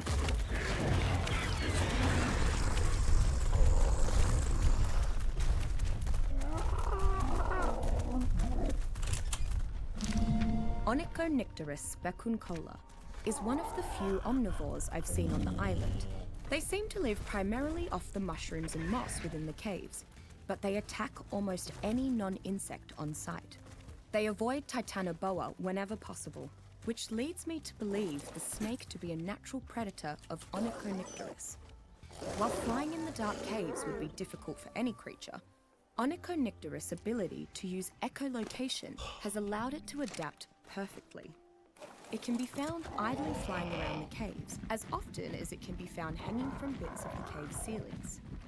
Not large enough to be used as mounts, and not strong enough to carry much, Onychonycterus still functions well as a guard animal, whether protecting a vacant home or members of a tribe.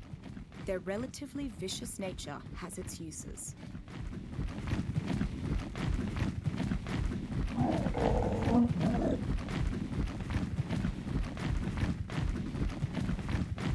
Yeah, just wait there. Okay. I equipped my Dino gun. Guess what it was on? Kill. So yeah, I killed him. Killed her. I'm like, oh, why didn't I pick her up?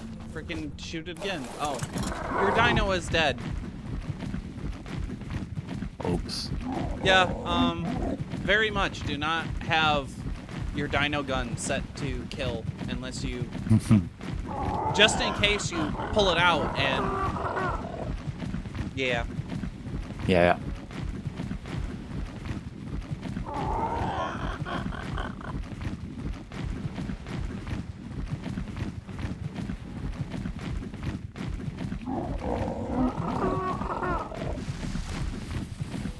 Okay, I'm at where you're at. Let me make sure that this thing isn't on chip, and it's on chip 5. Okay. I'm just gonna put it on repair mode. So that way it does nothing. Yeah.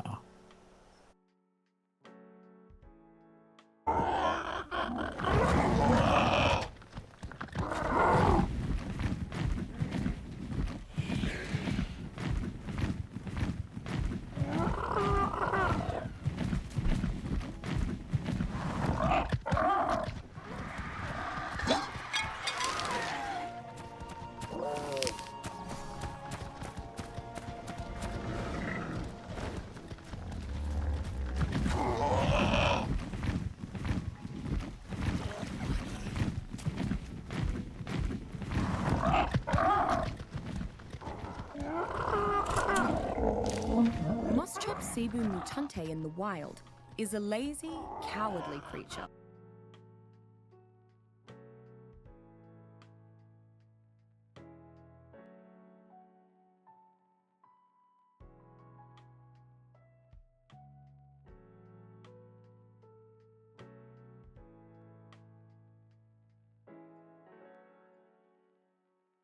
Upon. What makes Moschops particularly interesting is what it can be trained to do with its eating habits. With a versatile palate and tough teeth, Moschops can be tamed for a unique ability. Over time, it can be accurately taught exactly which things to gnaw, increasing the likelihood of harvesting the specific resource its master desires. For example, teach it to prioritize chewing prime meat, and prime meat will be easier to harvest from the flesh it consumes. These tribal negotiations give me a headache every time. The Black Thumbs are mad that the Painted Sharks sunk 2 of their barges, but the Painted Sharks say that the barges were too close to Southern Haven, and they were perfectly within their rights to sink them, as per the Southern Isle Accords. Typically, neither side is willing to budge. What a bother. I'd just as soon mind-wipe the lot of them and return to my studies. Alas, such is the fate of the island's most respected neutral entity. At least the Painted Sharks brought some fresh fish. Perhaps I'll side with them.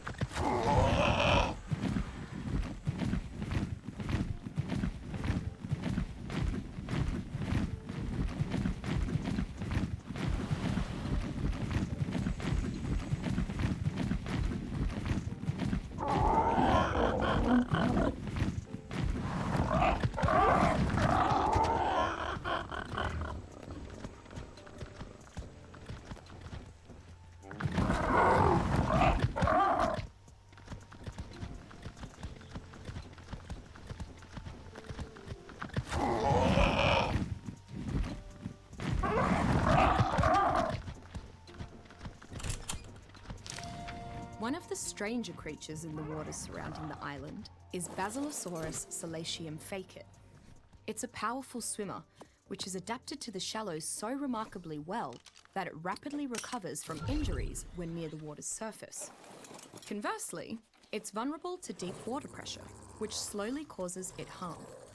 Basilosaurus is usually closely followed by other predatory creatures, as its eating habits leave plenty of scraps for scavengers to consume. It is a gentle creature towards humans and happily laps up food directly from them. However, the creatures that trail the Basi tend to become dangerously enraged whenever this occurs, as it leaves no leftovers for them. Despite the hassle of engaging with its ornery followers, many try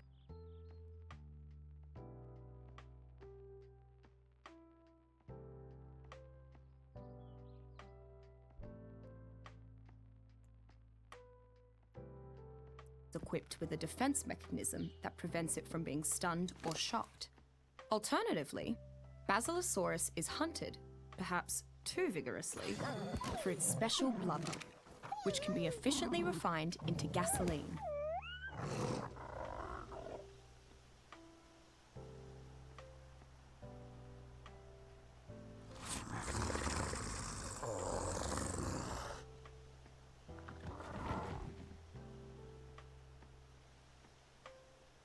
I'm literally right below you. It's a double. I see. Yeah. No, not the bird. I'm on the step below. Oh.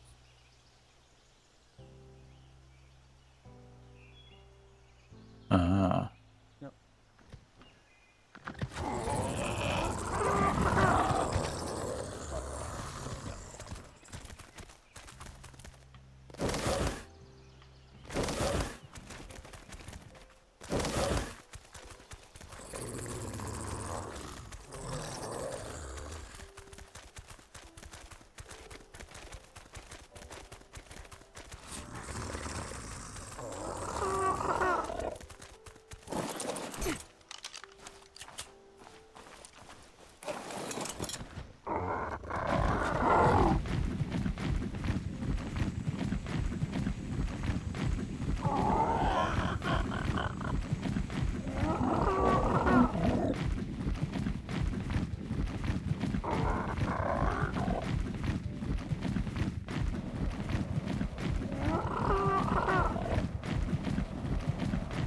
Yep.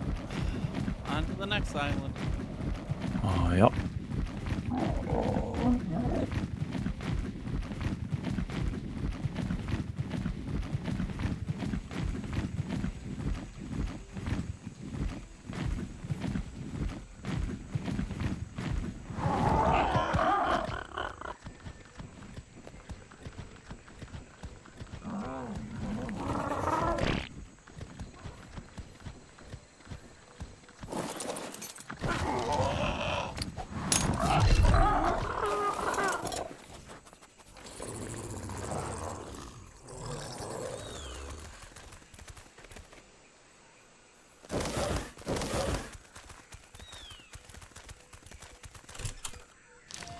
Among the island's swamp-based threats, Sarcosuchus excubitor is a lot like what you might expect from a giant crocodile, a patient killing machine.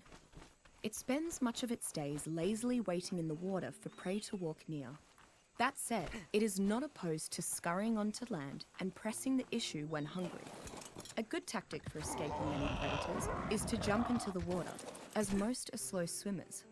This is a bad tactic for escaping a Sarcosuchus, obviously, as they are actually faster in the water than they are on land. Whether in land or water, it of attacks to display its prowess as a hunter. If it desires to grab a predator and spin into a death roll, quickly lunge forward for a surprise attack, or target a foe directly behind it, it is able to do so with extreme ease. Sarcosuchus is a ferocious creature that even causes the fearless piranha to flee at the sight of it. Despite being river-dwelling creatures, Sarcosuchus seem quite at ease in the oceans. More than a few fishing communities use them as mounts, simply to help fight off megalodons, or to gain better access to the resources found within the reefs.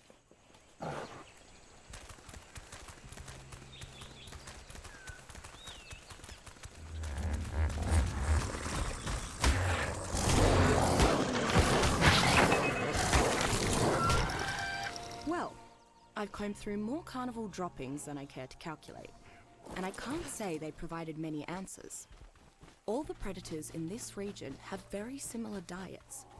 With so many different predators hunting the same prey, the populations of all these species shouldn't be sustainable. Yet I've found nothing to indicate that any population shift is actually happening. It's just bizarre. The longer I'm here, the more I realize that this region shouldn't exist. Its climate is out of sync with the rest of the island. Many of the creatures here are millions of years ahead of the dinosaurs, and the ecosystem is almost static. Something's off. I need to review my notes. Right here. You're like right at the corner.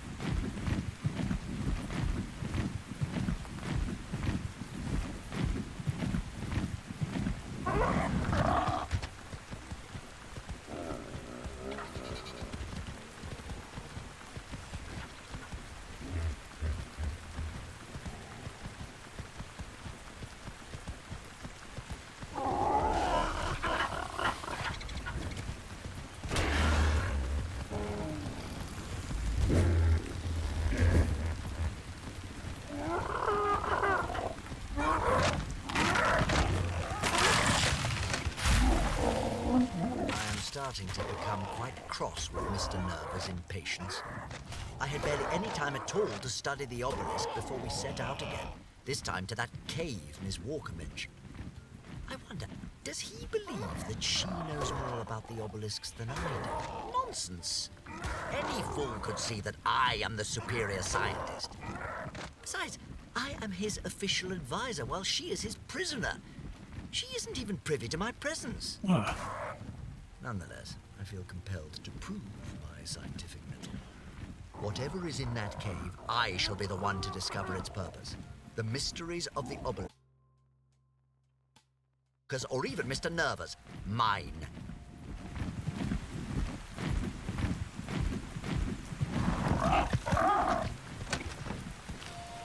I have always tried to maintain a strict neutrality when it comes to tribal matters, but then again, I have never had an offer this respectable as Mr. Nerva. Not only has he offered to provide me with test subjects, but he has also expressed a mutual interest in investigating the obelisks. All he asks from me is that I provide him with reliable counsel. I would trust few tribes to be able to make good on such promises, but Mr. Nerva's new legion is perhaps the most powerful tribe on the island. Indeed, if they maintain their current trajectory, they may be the only powerful tribe on the island. His offer is worth considering, at the very least.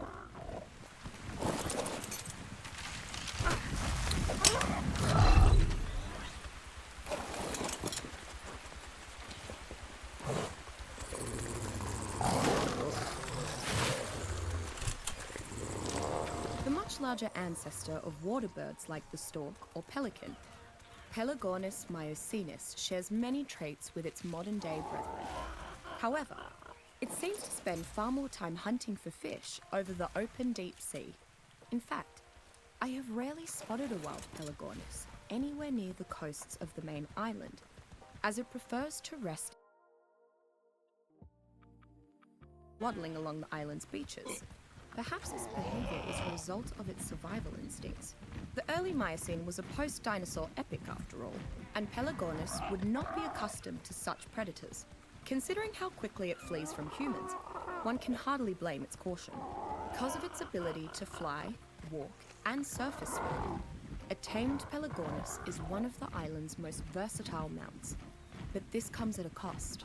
The same webbed feet that allow Pelagornis to serenely maneuver along the ocean's surface prevent it from carrying prey off the ground, which may limit its appeal to some survivors.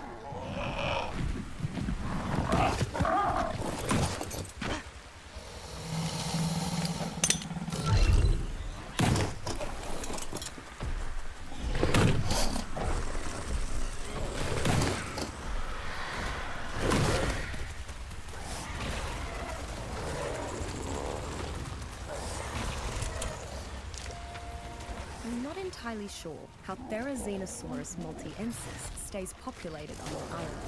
It is surprisingly slow for its size and is a solitary predator, so no pack to back it up.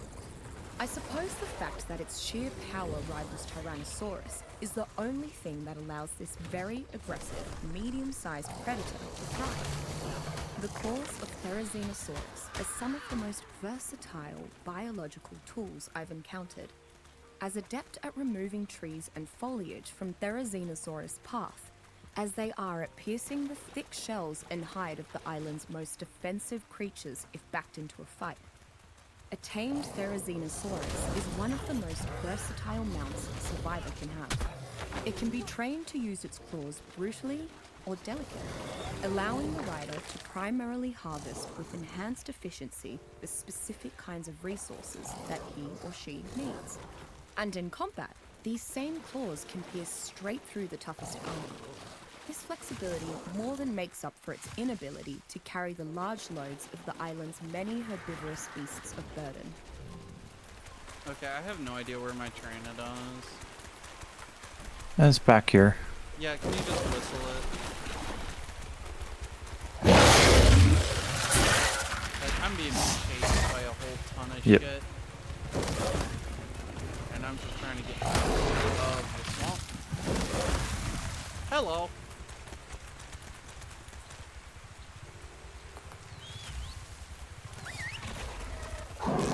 There we go.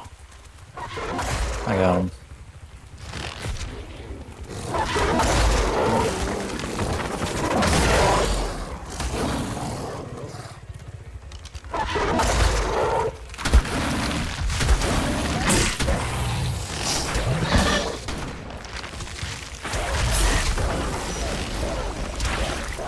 You want me to bring him to you now, or? Maybe not now.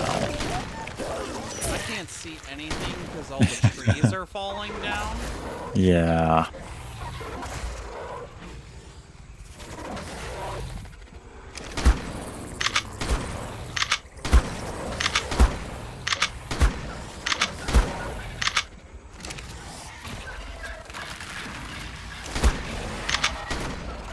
Okay, now.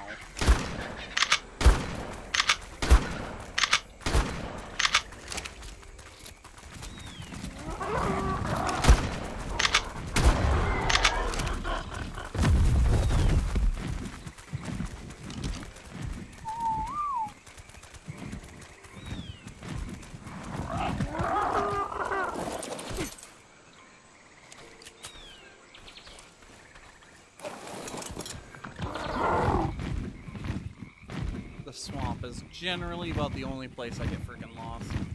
Yeah.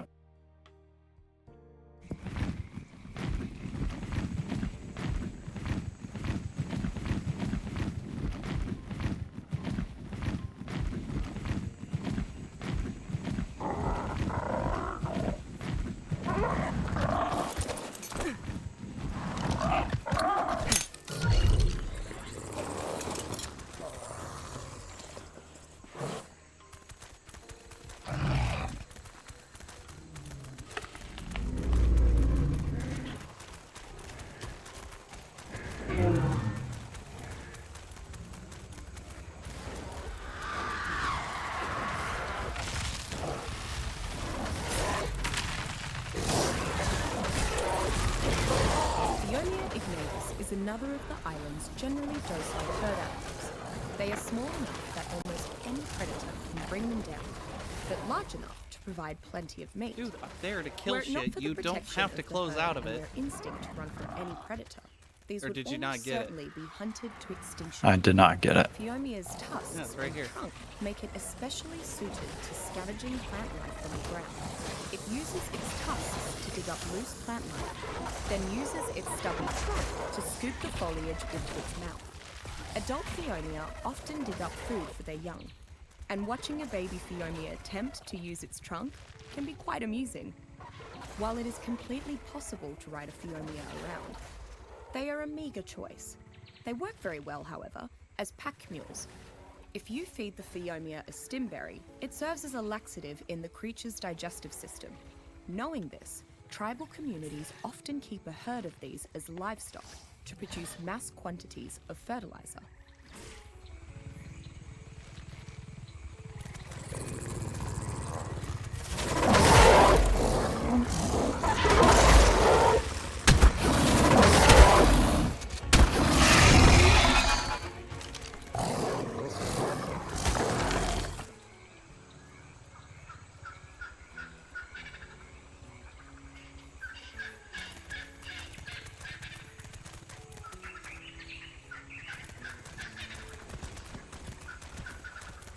Okay, so you know the thing about the stimberry that it says? Hmm. The Arc devs removed it, and then the community complained about it, so they added it back. Ah. Because it was the only use for the Phiomia.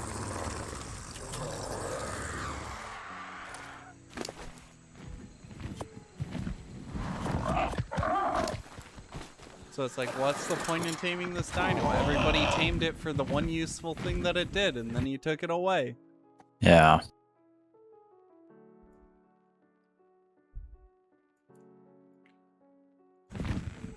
So it's like one of those moments of like, what the fuck? Sometimes it'll be like that. Yeah.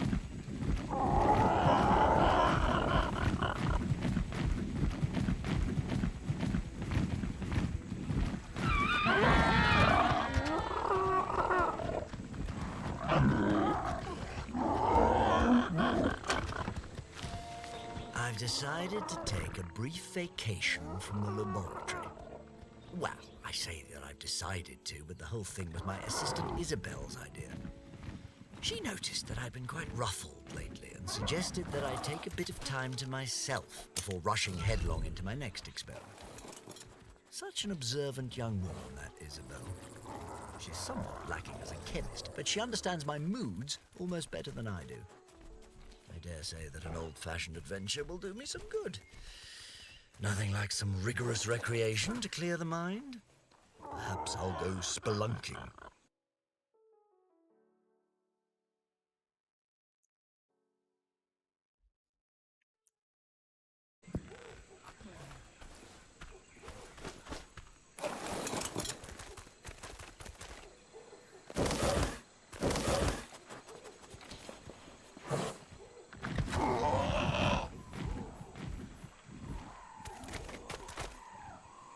Trying to determine whether it's in a cave or...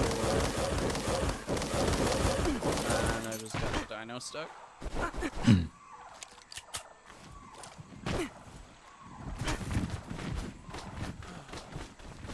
I'm thinking it's in a cave.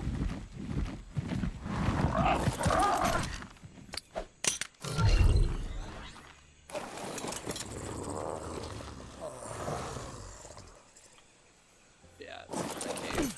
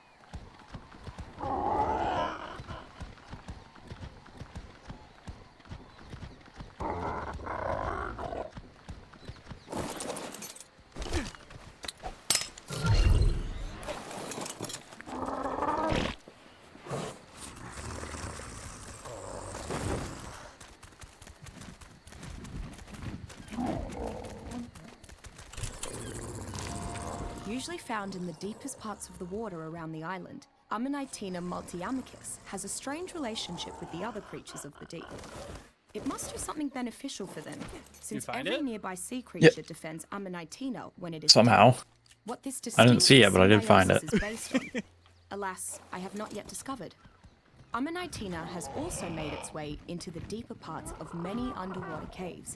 Even within these caves, the creature will draw attention if assaulted, making harvesting its resource-rich shell a tricky proposition, depending on what other dangers may be lurking nearby. Is the largest known Like species many of the untamable ocean and dwellers. omnivorous family Ammonitena still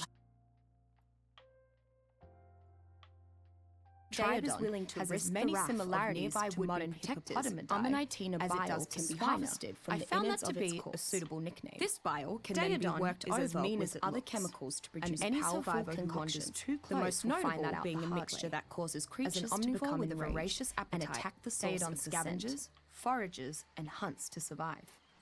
It has little qualms when it comes to its diet, and that has helped it thrive on the island's harsh tundra. Its temper hasn't hurt either, as many would-be predators would rather seek out less vicious prey. Many tribes have made excellent use of Daedon packs within their war parties, not only because of its fierce nature, but due to its extraordinary ability to rapidly heal itself.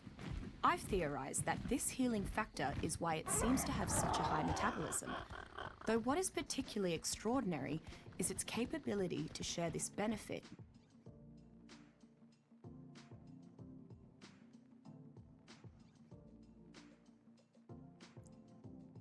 Well.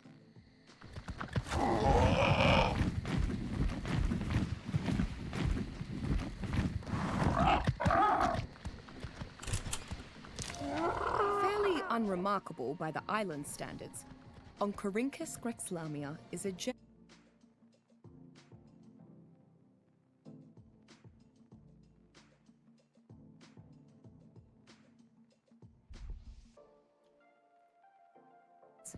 Once provoked, however, Oncorhynchus becomes quite aggressive, along with its nearby brethren. It locks onto its prey with its long saber teeth and begins draining the creature's blood. This loss of blood is not too dangerous alone, but when a school of Oncorhynchus attack at once, their target quickly loses speed and stamina from blood loss, drowning if it cannot breathe underwater.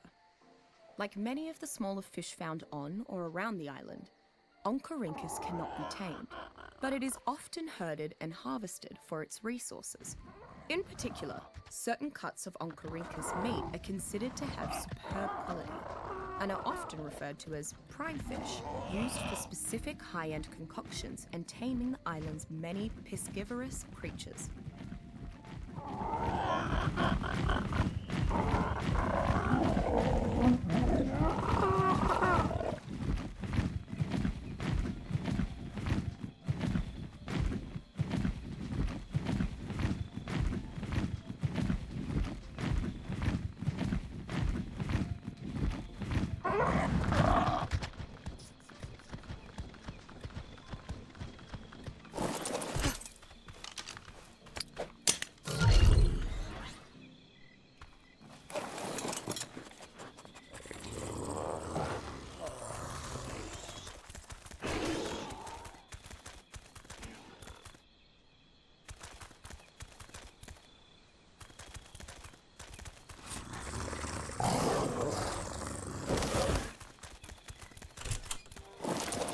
I'm not sure why, but the giant scorpions I've seen on the island are far more disturbing than most of the dinosaurs. Rather than simply kill its prey, Pulmonoscorpius gigantus injects its victims with a tranquilizing poison, then eats its unconscious prey alive. This subspecies has a large pair of pincers that seem connected to the same toxin sacs as the tail. I've never seen another scorpion that has this adaptation, but I've never seen another larger than I am either. Trying to tame a monster like Pulmonoscorpius gigantus sounds like a crazy idea, but I suppose the ability to knock out a foe could come in handy. It could certainly make incapacitating some of the island's other creatures much easier.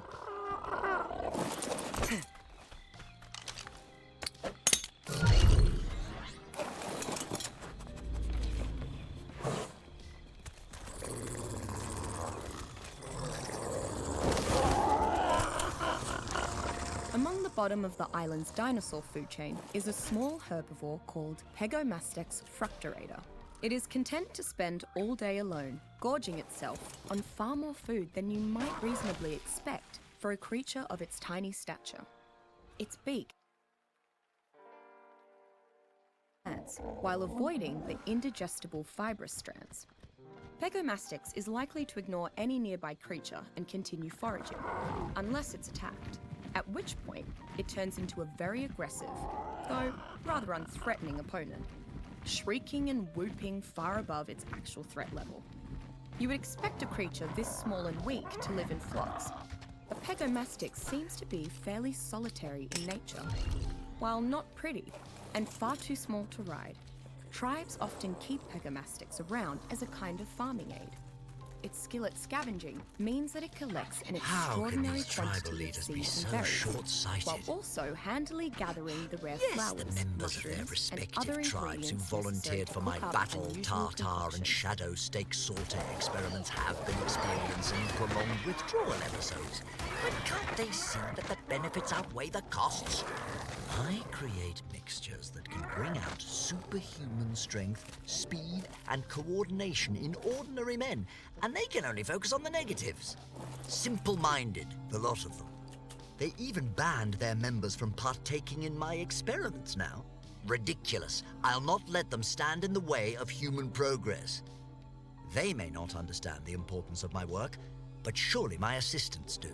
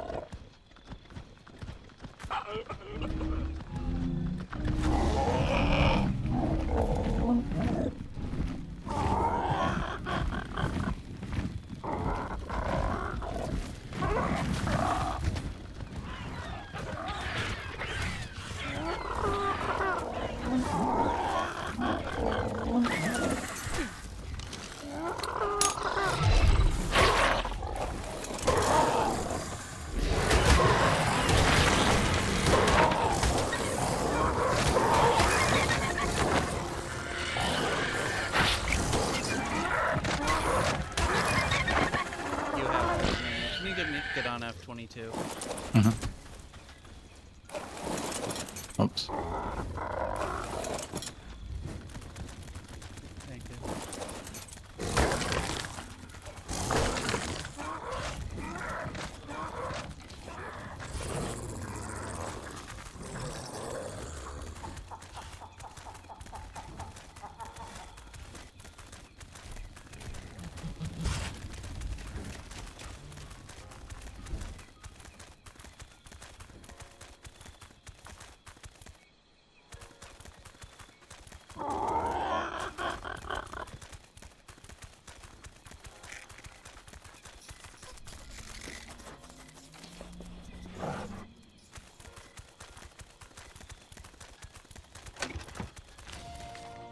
Admit I have been rather coy with Mr. Nerva when it comes to the true nature of the obelisks.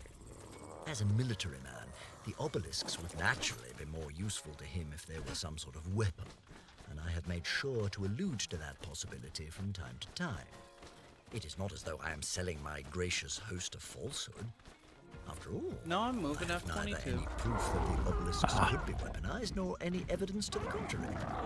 Their purpose is entirely theoretical. The time it takes me to move F-22 is a lot shorter than you to frickin' wait on that search. Yeah.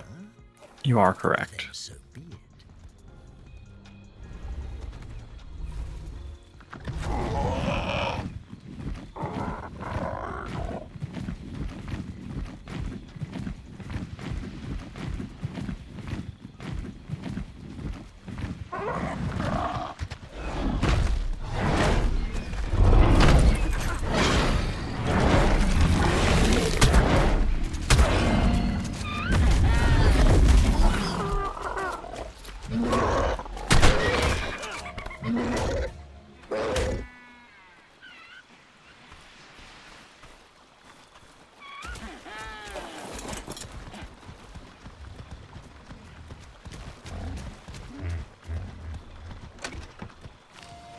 Well, I found the report on Mr. Nerva to be rather...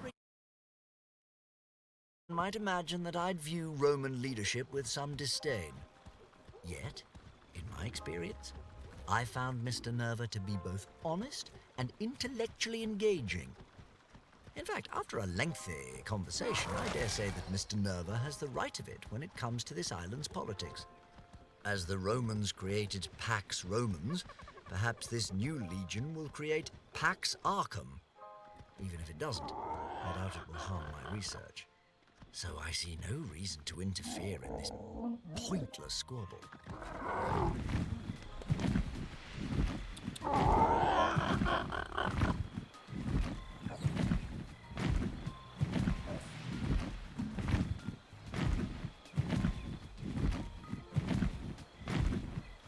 Kitty wants snuggle time. Yeah.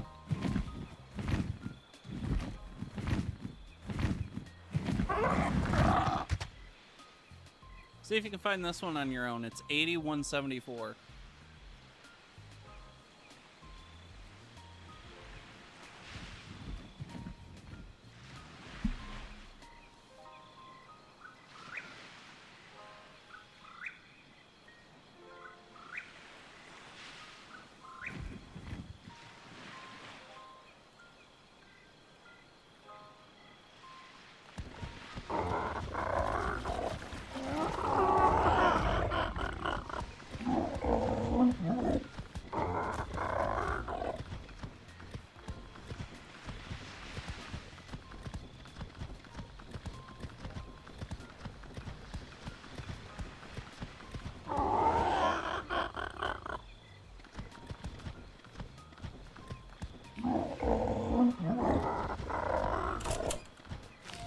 The most interesting I thing totally that I've didn't just observed walk about over it. Malian's animals has been what they don't do.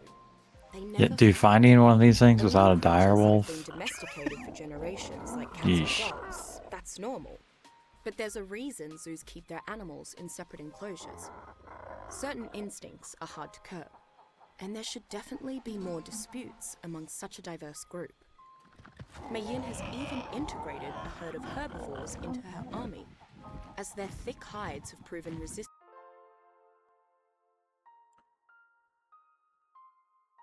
Remain untouched. It doesn't make sense. That's not to take anything away from Mei Yin. She works hard to treat and train her animals well. She's not bad company either. At least when she's not mute and I don't go full biologist. Sometimes it felt like speaking a new language. But it's been kind of refreshing.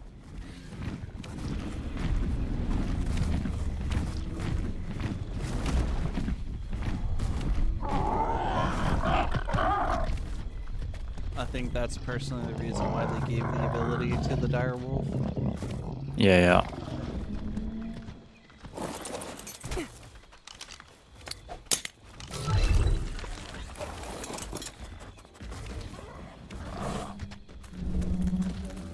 Do I have to say this is my first time actually using the dire wolf to find them? Really? Yes. Every other time, I would just walk around The new and follow legion the is finally on the coordinates. march, and not a moment too soon. Mr. Nerva runs his tribe exceptionally well, but their compound is positively Spartan. I don't think I saw a single piece of decor anywhere. It certainly made me miss the comforts of Rockwell Manor, I'll say that. At any rate, we are apparently in pursuit of a barbaric... the flesh of her enemies alongside her army of monsters. Dreadful. Mr. Nerva is convinced that she is heading towards an obelisk, but I see no cause for alarm.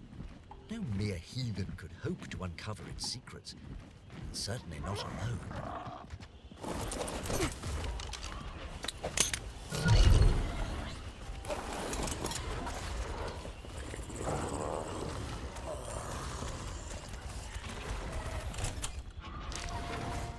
most vocal creatures on the island, Ichthyornis piscoquis actually appears to be a relatively normal seagull.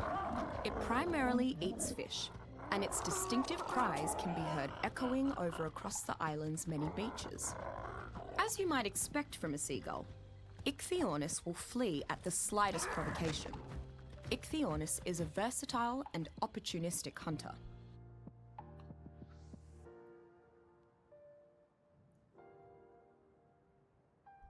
Its food source can be unpredictable. Oh my goodness. Ichthyornis has developed a keen ability to steal food from unsuspecting travelers. Their affinity for shiny objects I'll get leads you. them Just to sometimes knock tools and weapons out of the hands of unsuspecting survivors. But Ichthyornis is too small to actually fly off. wow, don't trust me. I see how it is. Ichthyornis surprised me Well. by being a very loyal and very social creature once tamed. It likes Wow. to ride on its owner's shoulder and bring that person treats, in the form of fish, of course, which its beak grip enhances with extra healing vitamins. The personality of Ichthyornis reminds me of a house cat hauling a trophy prey back home, except it This brings must extra seem healthy fish suspicious. instead. My existence, I mean. I have you at a disadvantage, I admit. I'm operating from a position of near perfect information, while you are not. To put it mildly. Not that you're unintelligent. Clearly, you're very clever. To find so many different uses for thatch. I digress again. The point is, you have no reason to trust me. Most everything you've met has tried to kill you. So from your perspective, it follows that I would do the same. You humans do love your patterns. I can't force you to believe me. In fact, I can't compel anyone to do anything. Drag it and it's a 360. Even when it comes to digital systems, my control is limited. I merely pass on suggestions, not commandments. So all I can do is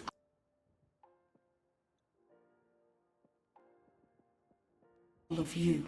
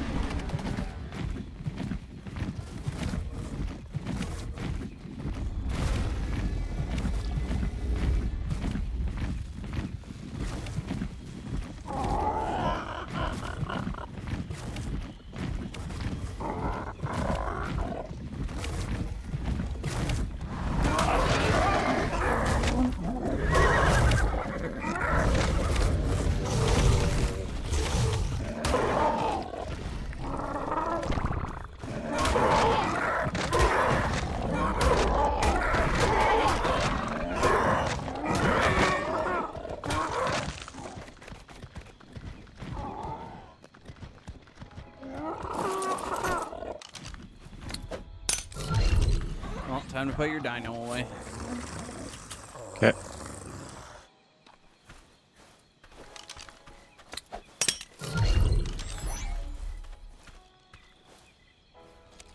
You take the wolf. Go ahead and sniff. We're near one right now.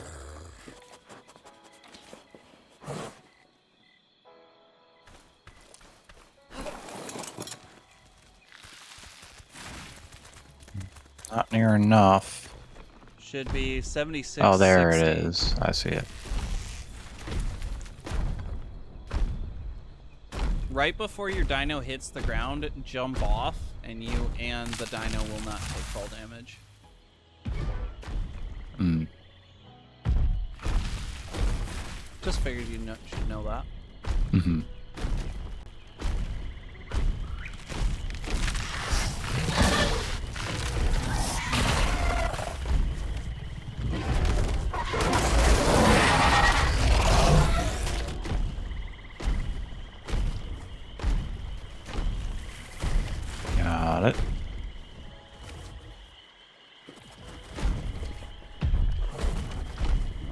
promise. Let me get it. Oh, I have to enable. Okay.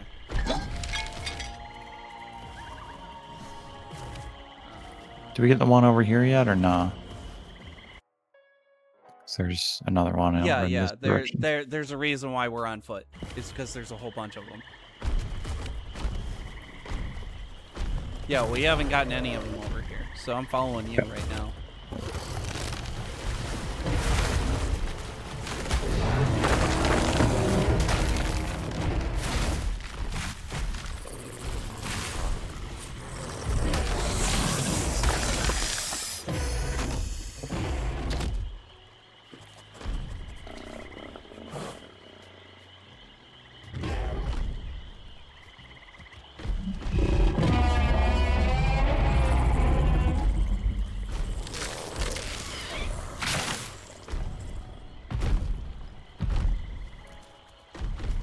Hmm. You want coordinates? Probably, yeah. Should be 7461.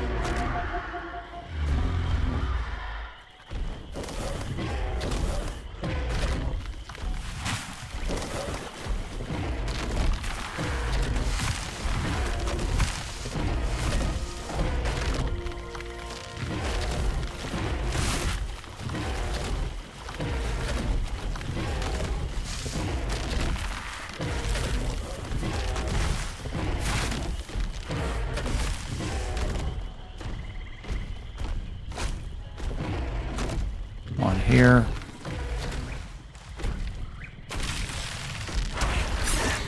Sorry, I'm gonna go back 1 second.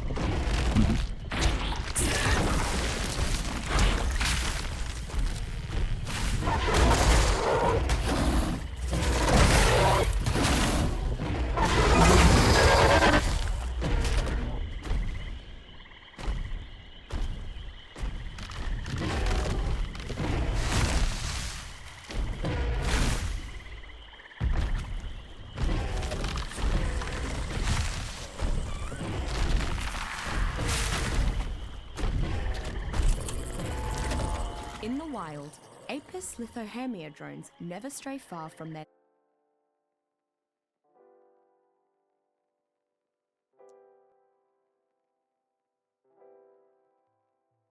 Get a look at the queen apis? One would need to crack open the nest itself. Speaking from experience, this is not a pleasant task, as the untamable apis drones are quite territorial. I probably should have seen that one coming in hindsight. Take caution.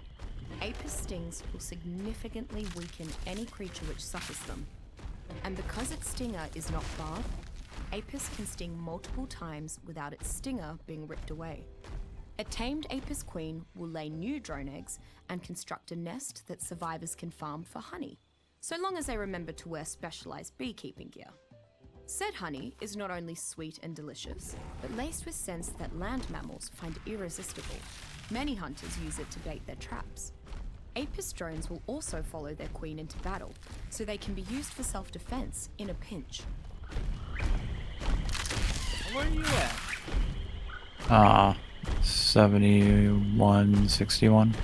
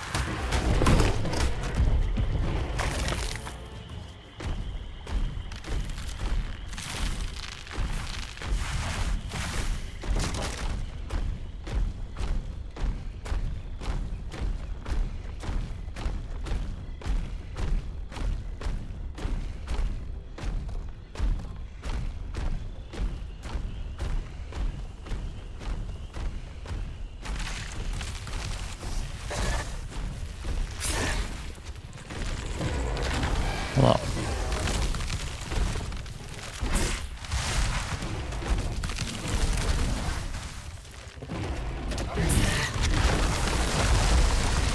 right on top of it, or? Pretty much.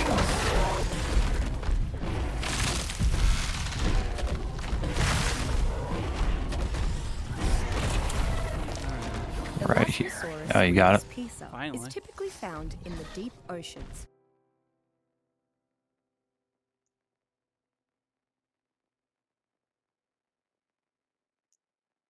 Is there another one nearby, or is that one underground?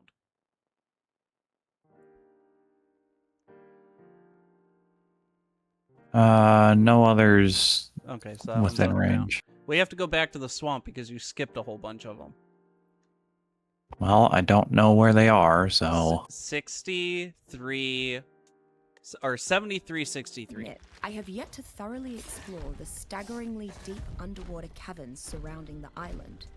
Much like the Brontosaurus on land, Elasmosaurus is an excellent way to transport large quantities of goods over water.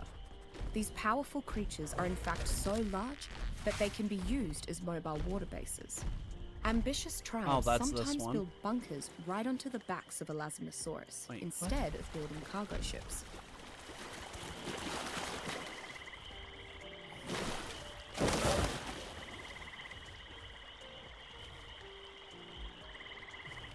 Okay, what?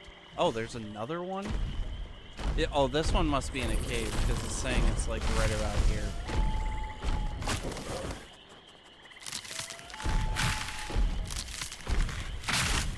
Yeah, I'm assuming it's in a cave since you're now picking it up. yeah. 7461.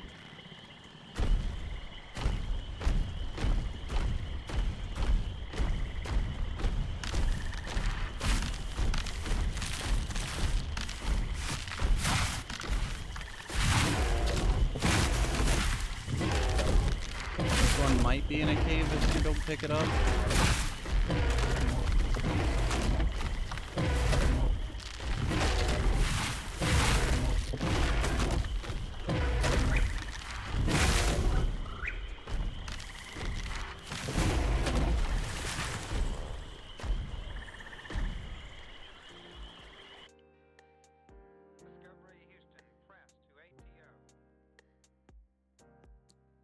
Okay, you think you can't This find one, it? but I think we got this one.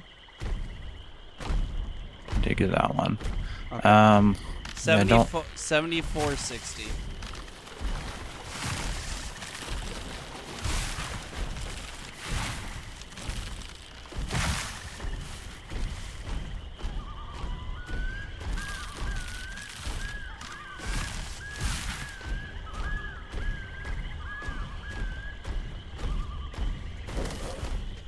Oh, it's right here.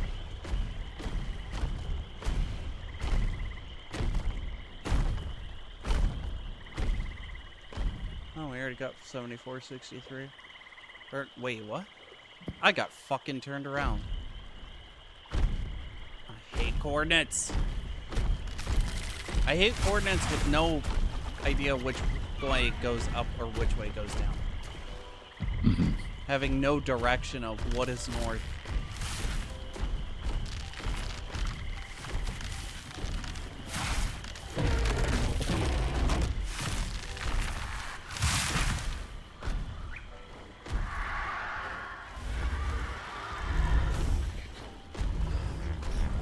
I'm in the area.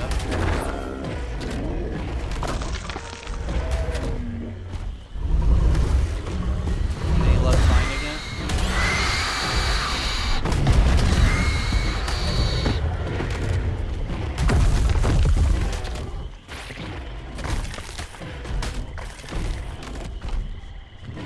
It says this 70. one that we got already.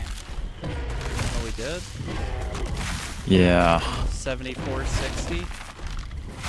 It's closer to 59, but yeah. Oh, was it this one that we got?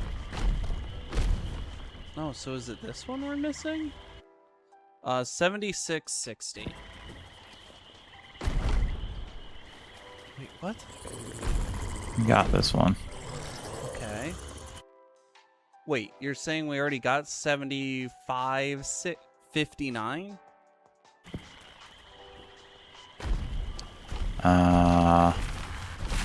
Yes. Right here.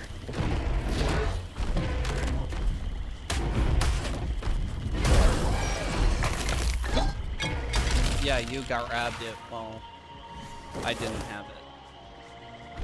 Okay, so now I have that one. Okay.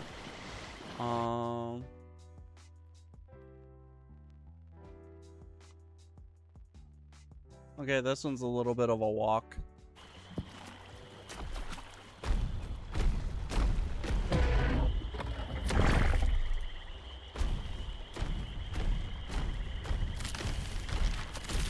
It is 66.63.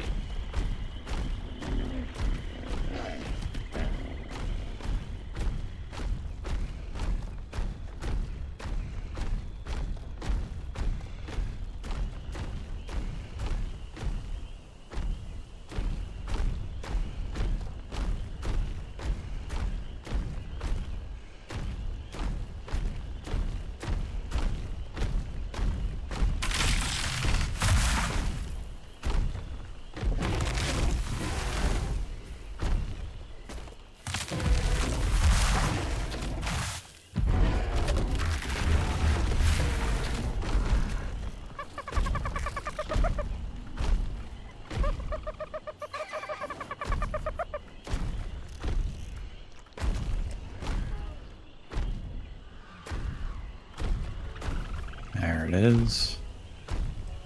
Oh my goodness, you found it before. Where are you? Right next to you, basically. Oh, I see.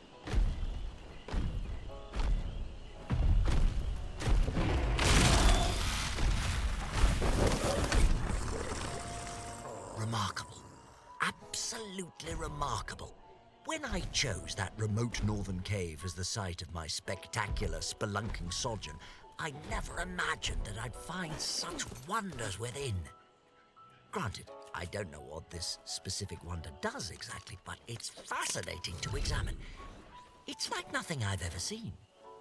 I don't even recognize the materials that it's composed of, and it's constantly pulsing with some sort of latent energy.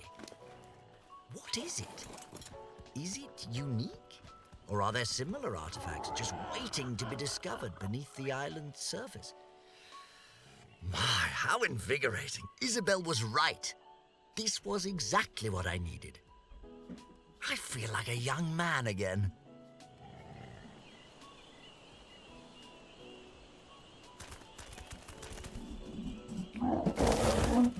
It's flyer time.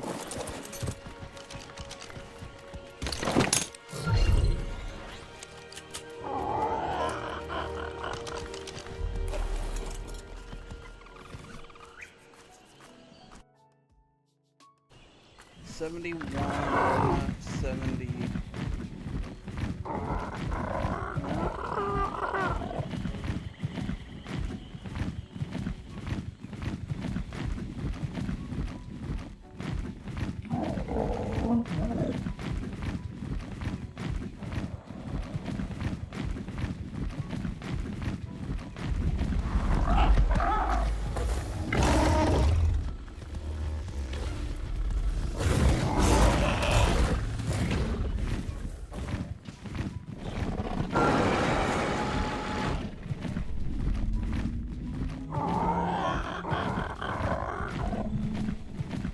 Said 71.70.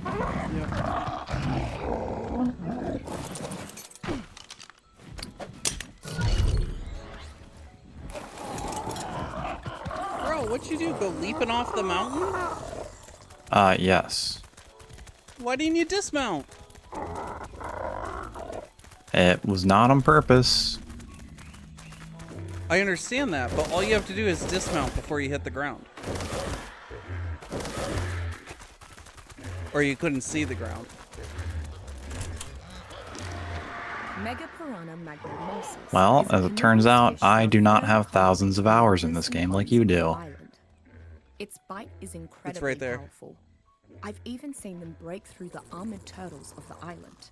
Mega Piranha has one of the strongest bites pound. No, for that's one of the pound new of things any that I'm creature getting on used the to is there island. being a When frickin' encountering a pinky. Mega Piranha, Okay. be on the lookout for the rest Well, of the there squad. are a million No new one things Mega I'm getting Piranha used to is an because I haven't overwhelming played this threat, game. But their tendency to swarm prey can make short work of much larger and stronger creatures. Any given Mega Piranha is easy to kill, but killing the entire Oh.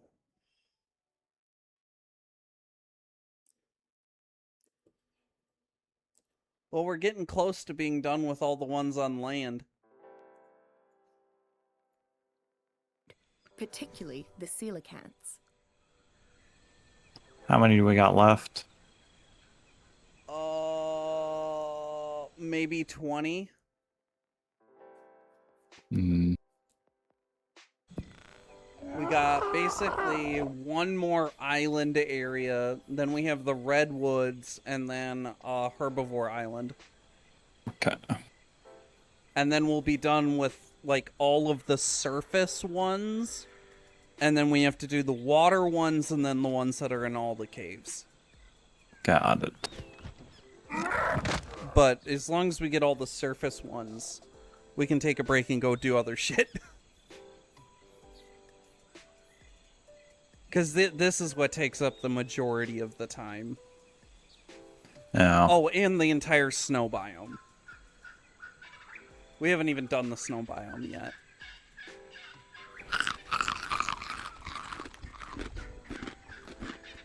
Well, I think we're gonna have to pick up with all that next time.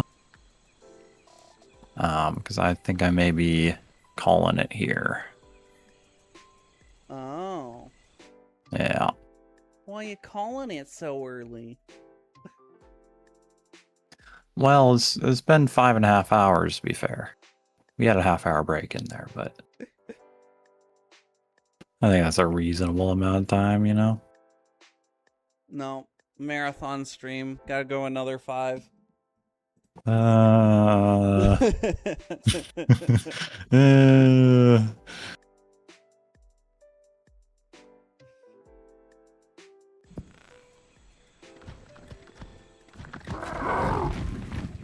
What, you don't want to go for at least another 2? I mean, you slept in until 2 a.m. 3. I did, but no, probably not. Nah, you want to go play other shit. That's why you want to get off. Well, I got a project I want to work on.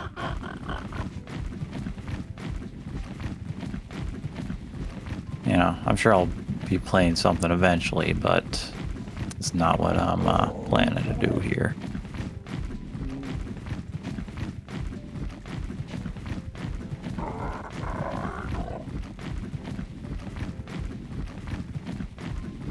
Well, what was your opinion on learning a bit of Ark's story? I like it. I'm intrigued by the world building for sure.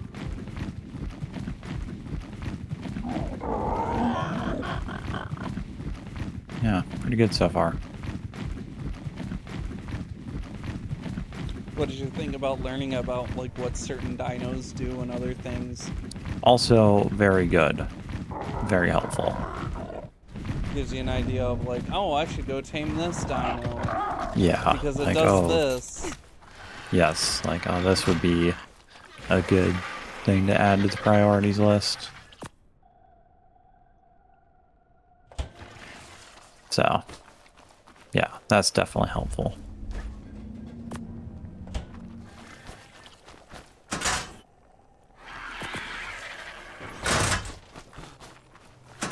Yeah, that's gonna be it for me tonight. You gonna keep going? Nah. Right on, right on. So if you Let's wanna, see. close us out.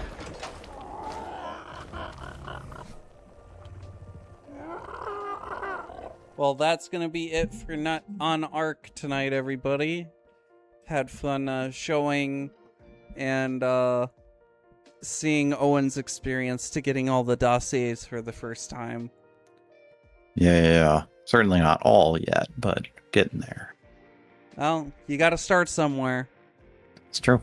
What was the percentage you ended up hitting? Did you get 50% or 40%? I mean, check the achievements. I It should did hit tell you. 40. Okay. It was 40%? Okay. Yeah, I missed it when it popped up, but Okay. looks like close to 50 because got that one a while ago. So, Yep. Okay. Well, everybody have a good night and bye-bye. goodbye, everybody.